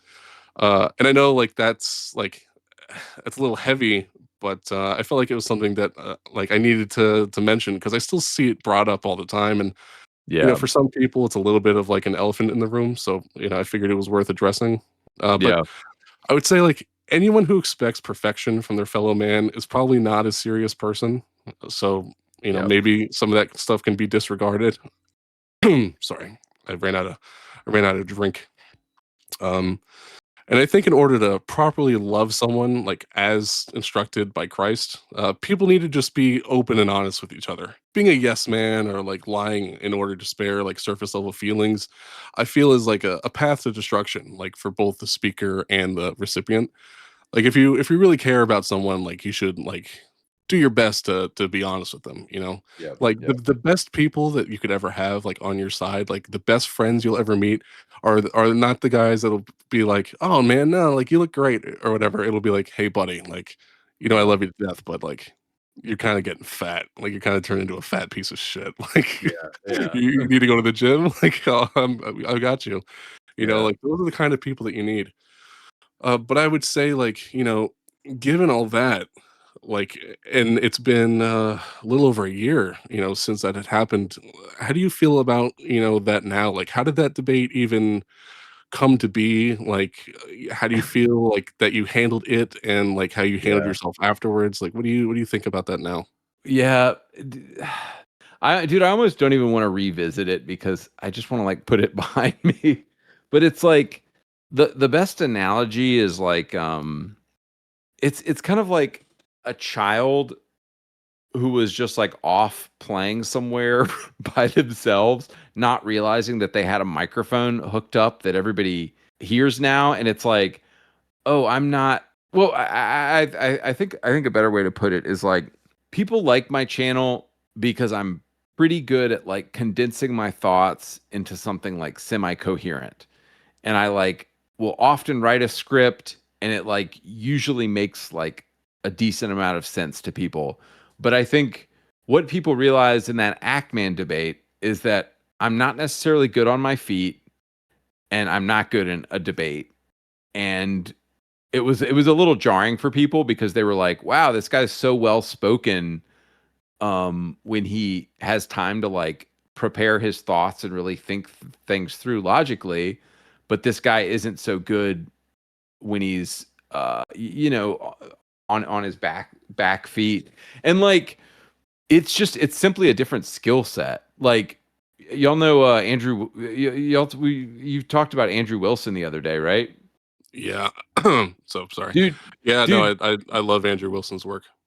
yeah, dude, that guy, like Andrew Wilson can't make YouTube essay videos about video games like I do, but I can't do debates like he does. And so it was a little bit of me, like it was just the whole thing was kind of a mistake. Was me just like calling out Ackman and being like, I want to debate you, because I think the fundamental mistake that I made in the debate was, well, and okay, we'll call it a debate, whatever. I think the fundamental Yeah, it's mistake, an informal debate. It's not like right? a formal. Yeah, Yeah. right. It's an informal debate. I think the fundamental mistake that I made was that I could casually and in a somewhat casual manner bring up all of the obvious ways that video games are woke, and that the act man would have the intellectual honesty to be honest about those things. And nobody who's Never ever count on a lib to ever be intellectually honest right, or good exactly, faith ever. exactly, That exactly. see that is rookie mistake number one. Oh, dude, that was yeah, that was the entire mistake of the whole thing. Was I was not approaching it like a dude. And here's the thing, he would probably agree to another debate, and we could probably do like a real debate, and I could go in like with razors out and be very, very careful about the questions I ask and be very careful about my responses. But it's just gonna stir up a shit ton of more drama, and it's gonna bring even more of his pleb cuck fat followers to my YouTube channel, and I'm gonna delete their comments because they're idiots. And it's like I'm just done with the guy. I just don't want to deal with any more like Ackman garbage. And like, I remember his simps raided your Discord server, and I was like, oh "Oh no, yeah, they're gonna shit up the place. This place was fun." yeah, yeah, oh yeah, yeah. No, dude, but at the end of the day, my channel is like constantly growing.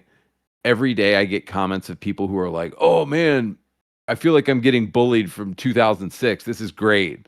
Like, um no, but every day I grow in followers and more people find my content and more people resonate with my content.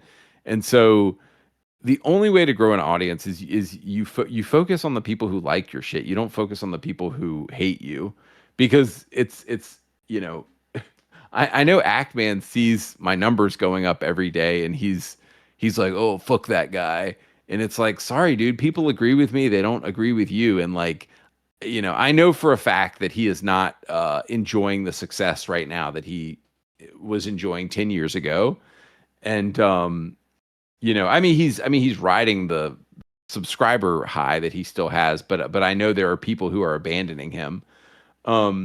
Oh yeah, I mean, I've never met ActMan. Like, I might even like him if I talk to him. I don't know. Yeah. But like, I used to really enjoy some of his older stuff. Like, I Oh, really for sure. enjoyed his Halo and like Call of Duty videos. I thought they were really good. Yeah. Um, but he seemed to take like a weird like left wing turn after that like quantum TV thing with that Yeah. black guy in Elden Ring. Yeah. I really think I guess I can't prove it. Maybe if I go full schizo, I'm fucking retarded, full schizo, and like delve into his analytics like at the time or whatever, I could maybe like come to a conclusion. But I think he got so much praise from like lefties for like shitting on that guy because he told people to kill themselves and he was some sort of like like far right wing black guy or some shit. I Huh. think like he got so much praise from those lefties that he kind of like leaned into Became. it. Yeah. Yeah. Because he was kind of came off as like, oh, I'm like the dude, bro, Xbox gamer guy or whatever, like Right. before that. And Right. to me, that comes off as like, he's like a regular guy. And I like that, Right. you know? Yeah. So I think that's really where he felt like he had this sort of maybe virtue now.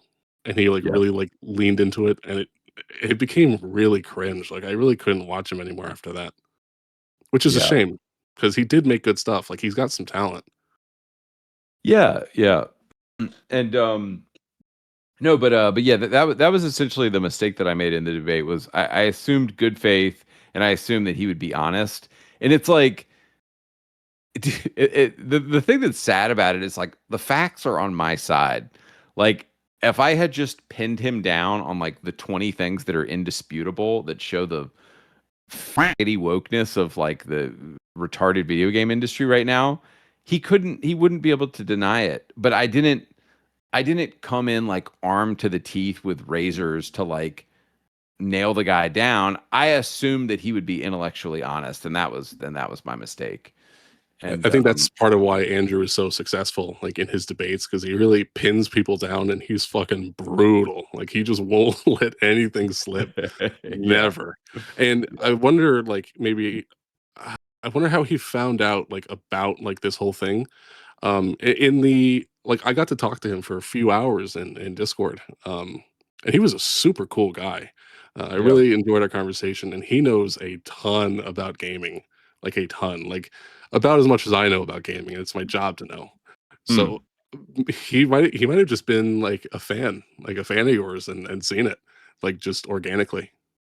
Well, no, okay, yeah, okay. I can say this. What happened? So right after the debate happened, I think I had actually connected with his I don't want to say his name, but we both know the guy, his producer, the producer who does Andrew Wilson stuff. He and I Hmm. had he and I had connected, and there was conversation at some point about me doing something with Andrew Wilson or something like that. And this guy totally had my best interest at heart, and he was like, uh, so immediately after the debate with ActMan, I got an alert on YouTube that said, I'm trying to remember this. It was like a year ago. He had basically just uploaded the entire video in its entirety. And my immediate logic was, dude, it's already on my channel. Why are you re-uploading the entire thing that we did? And then I spoke to Andrew Wilson's guy, and he said, that's what everybody does. That's how debate works. And I was like, oh shit, okay, so I shouldn't have so within like an hour, I had copy striked him, and then I realized, wait, I shouldn't have done that because he's fine to upload the content that we made together. And so I copy striked him, and then I pulled the copy strike down because I realized that I was an idiot and I shouldn't have done that.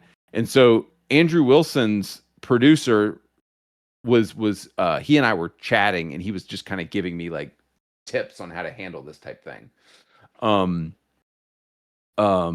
so yeah, so people who are like, oh, Andy copy struck ActMan or whatever, it was really based off of a mistake that I made because I didn't know how all this shit works. I thought when he and I debate each other and I upload it, boom, that's it. Like that's the copy of the upload. And then I learned later, oh, when you debate somebody, it's very common for both people to upload both videos, and that's fine. And so, but the thing that confused me was YouTube tells you, hey, somebody uploaded a copy of your video, which is alerts like a copy strike or whatever. So anyway, yeah, all that to say that it was just, I was a brand new YouTuber and I was like learning a lot of stuff at the time a year ago, and I made some mistakes, and it just Yeah, I doesn't mean, really, it's and that's totally okay. It happens. If I, stick with this and build any kind of audience at all, I'm definitely gonna fuck up for sure. yeah, yeah. So hopefully, people don't hate me forever after I make a mistake. So How long was this debate? Like, or how long was this after like that one video that went super viral? Oh, how recent was his and mine debate? Yeah, like how recent was the debate compared to that COD masculinity video that went super viral? Oh, dude, the COD video went viral in like July, and he and I debated in September, I think. Oh, so you were like really new to having like like a big Yeah. following, like Oh yeah. brand fucking new. Okay. Yeah, dude. That, Yeah. dude, that explains that explains so much. Yeah. You know, like because I can only imagine at this point like how it must be to be like overnight, like holy shit, like I have like a real platform, and like not really I didn't know what have the had fuck. like the time to get acquainted with how exactly it's gonna work. Yeah. And then like you get into this and it's like Yeah. yeah, no, that makes a lot of sense. Yeah, dude. It might have even been sooner. It might have even been in August, but yeah, I didn't know what the fuck I was doing. So, How did this debate start? Like, did you like call him out, like call him like a on Twitter, and he said debate me or something? you know what? I can't remember how it started. I might have called him out in a video, and he might have responded to me, and then I think I reached out to him on Discord, and I was like, "Hey, I'm going to be streaming right now. Do you want to jump on and talk?" And he was like, "Sure." And he jumped on and we talked, and I yeah, and I wish I had been showing my face at the time, because it's like it just sucks for like one person to have an icon and the other person you're actually seeing their face, because it's not a good, you don't want to be in that debate scenario. But I was nervous because I was also blowing up at the time, and I was like, shit, I'm going to lose my job if people see my face on here saying quote racist things. um Yeah, no, that's a totally fair concern. but yeah. Like I think about that every now and again. Working in tech because you know how crazy Yeah. the game industry in particular, like how fucking crazy it is. But I Yeah. think for me at least, obviously I don't have a following at this point, and maybe I never will. I have no idea, but I'm at this point now where like I just don't care anymore. I guess like if you're gonna fire me like for being me, then like maybe I shouldn't be working for you in the first place. Yeah. It's yeah. It's so hard for me to be inauthentic, I guess. So like at work or whatever, like I just really don't interact with coworkers. Because like I don't want to be fake. I just don't like it. Yeah. So I'd rather just like decline every kind of social function from work and whatever, just keep to myself like. And I'm like, hey, like if I just do my job well, like I'll be okay. And usually Yeah. that works out pretty well. But people will like kind of ostracize you a little bit if you do that. There is a risk involved.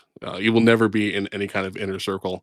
But then again, like if you are, someone like me or someone like you, and you try to be authentic, well, you won't just not be in the inner circle. You probably won't be employed. Dude, it's so So true. the best tactic is to just shut the fuck up and like just do your job, collect your collect your paycheck, and go home. Yeah. Yeah, dude.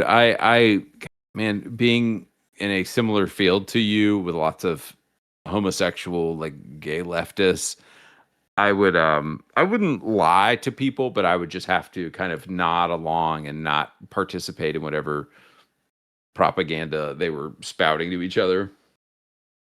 Yeah, you kind of just have to disengage as best as you can. Maybe there's times where, because we're not supposed to lie, like as Yeah. Christians, but like, Yeah. maybe you don't lie, but maybe you can be like indirect, I suppose, is somewhat of a way to just get out of it, like be indirect, and then just at first opportunity, just dip back to your desk or whatever, or go Right. home. It is what it is, like, and it does kind of suck because it's like, I know that, working in my field, like I'll never make coworker friends. Um, but that's kind of the price you pay, I suppose, for being who we are, and working in the industries that we do. It's a sad reality, but it is what it is.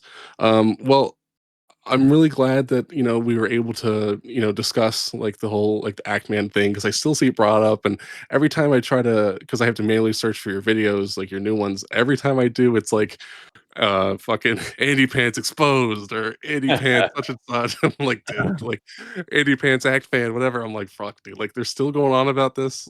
So, Not you know, dude, don't worry about me. I'm growing in followers every single day. And like my last 3 videos are like, dude, my last look at my last 4 videos. Like they're with 162,000 views, 207,000 views, 224,000 views, 179,000 views, 170,000 views. Like there's no algorithm that's like bottlenecking me or choking me out. So like, dude, I think YouTube has to keep recommending me to people as much as it hates it, because I'm still getting the views. People still like my shit, and it makes people mad. But the number one comment I get from people is they're like, "Oh, finally somebody's telling the truth," and like YouTube has to monetize that. They can't hide. I mean, they could like deplatform me any day, I guess. But what are they gonna do? They're gonna say it's just because I'm not allowed to call video games gay, and the reason it makes so many people angry is because it's true. Oh yeah, dude. Dude, they Well, dude, they know it's true, and it's like, um, it's yeah, dude. I'm not worried. I mean, if people are the reality is that the vast majority are getting on YouTube for someone who agrees with them and something that resonates with them, and nobody is going into YouTube and being like, AndyPants Gaming exposed. Like nobody watches those videos. Most of the videos that go after me, it's like nobody even cares, guys. You know, take your own advice and focus on something positive. Focus on your own making your own content. Like, dude, one of these guys who went after me, and I don't even watch any of these videos that are made about me, but one guy was calling me a grifter and saying that I was grifting content, while in the same breath grifting me for content. And it's like that these people can't see the irony that like they're calling me a grifter, but they're literally just taking clips of my video and then farming my content for their own. It's like, how do you guys not see the irony of this? That y'all are there's calling. so many like low tier like wannabe commentators out there with just no talent whatsoever. Yeah, yeah. It's really astonishing to see. Well, anyway, Andy, I wanted to sincerely thank you for coming on here. I know with your giant channel and my legitimately microscopic one. you you have probably nothing to gain from this at all. Um, but still, we even went like like 2 hours, like over the allotted time that I asked, and like you lent me all this time, and I think we had a great talk, and I could not be more happy that you came on. I also wanted to say, you mentioned at the beginning your daughter with cancer. I don't know the status of that, but I remember when you had first told me that, I had prayed about it, and if Thanks, man. she is still going through that, I will continue to. And I also wanted to say massive congratulations and a big, God bless you and your family for welcoming your second daughter into your home. So, um, Yeah, huge thanks, thank man. you. I appreciate you a ton. I look forward to many more rounds of State of Decay too. Yeah, dude. No, yeah, and let me say just before we get off, yeah, dude, how much I appreciate you and what a good friend you've become.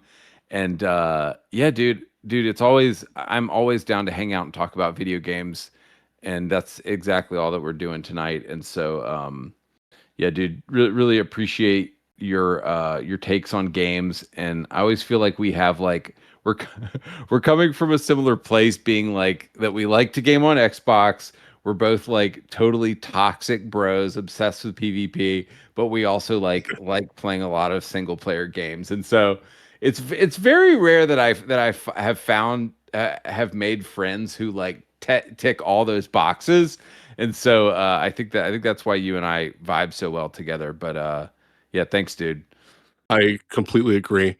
And for the almost the entirety of like me being on the internet, like at all, I kind of didn't do the whole like internet friends thing, but I'm gonna have to make an Dude, we're exception. I think internet friends. Dude, we're I internet think friends. I Dude, think I me had and a you have become very fast friends, and I am very grateful to have you around, even if yeah, you had never, I'll say it publicly because I mean it. Like, even if you had never wanted to do anything for like my YouTube thing or to ever have me on, like yeah, it wouldn't totally. matter if we were just gaming and talking or Yeah, whatever. I would be totally. more than happy. Yeah, So I no, appreciate agreed. everything that you do to help me out.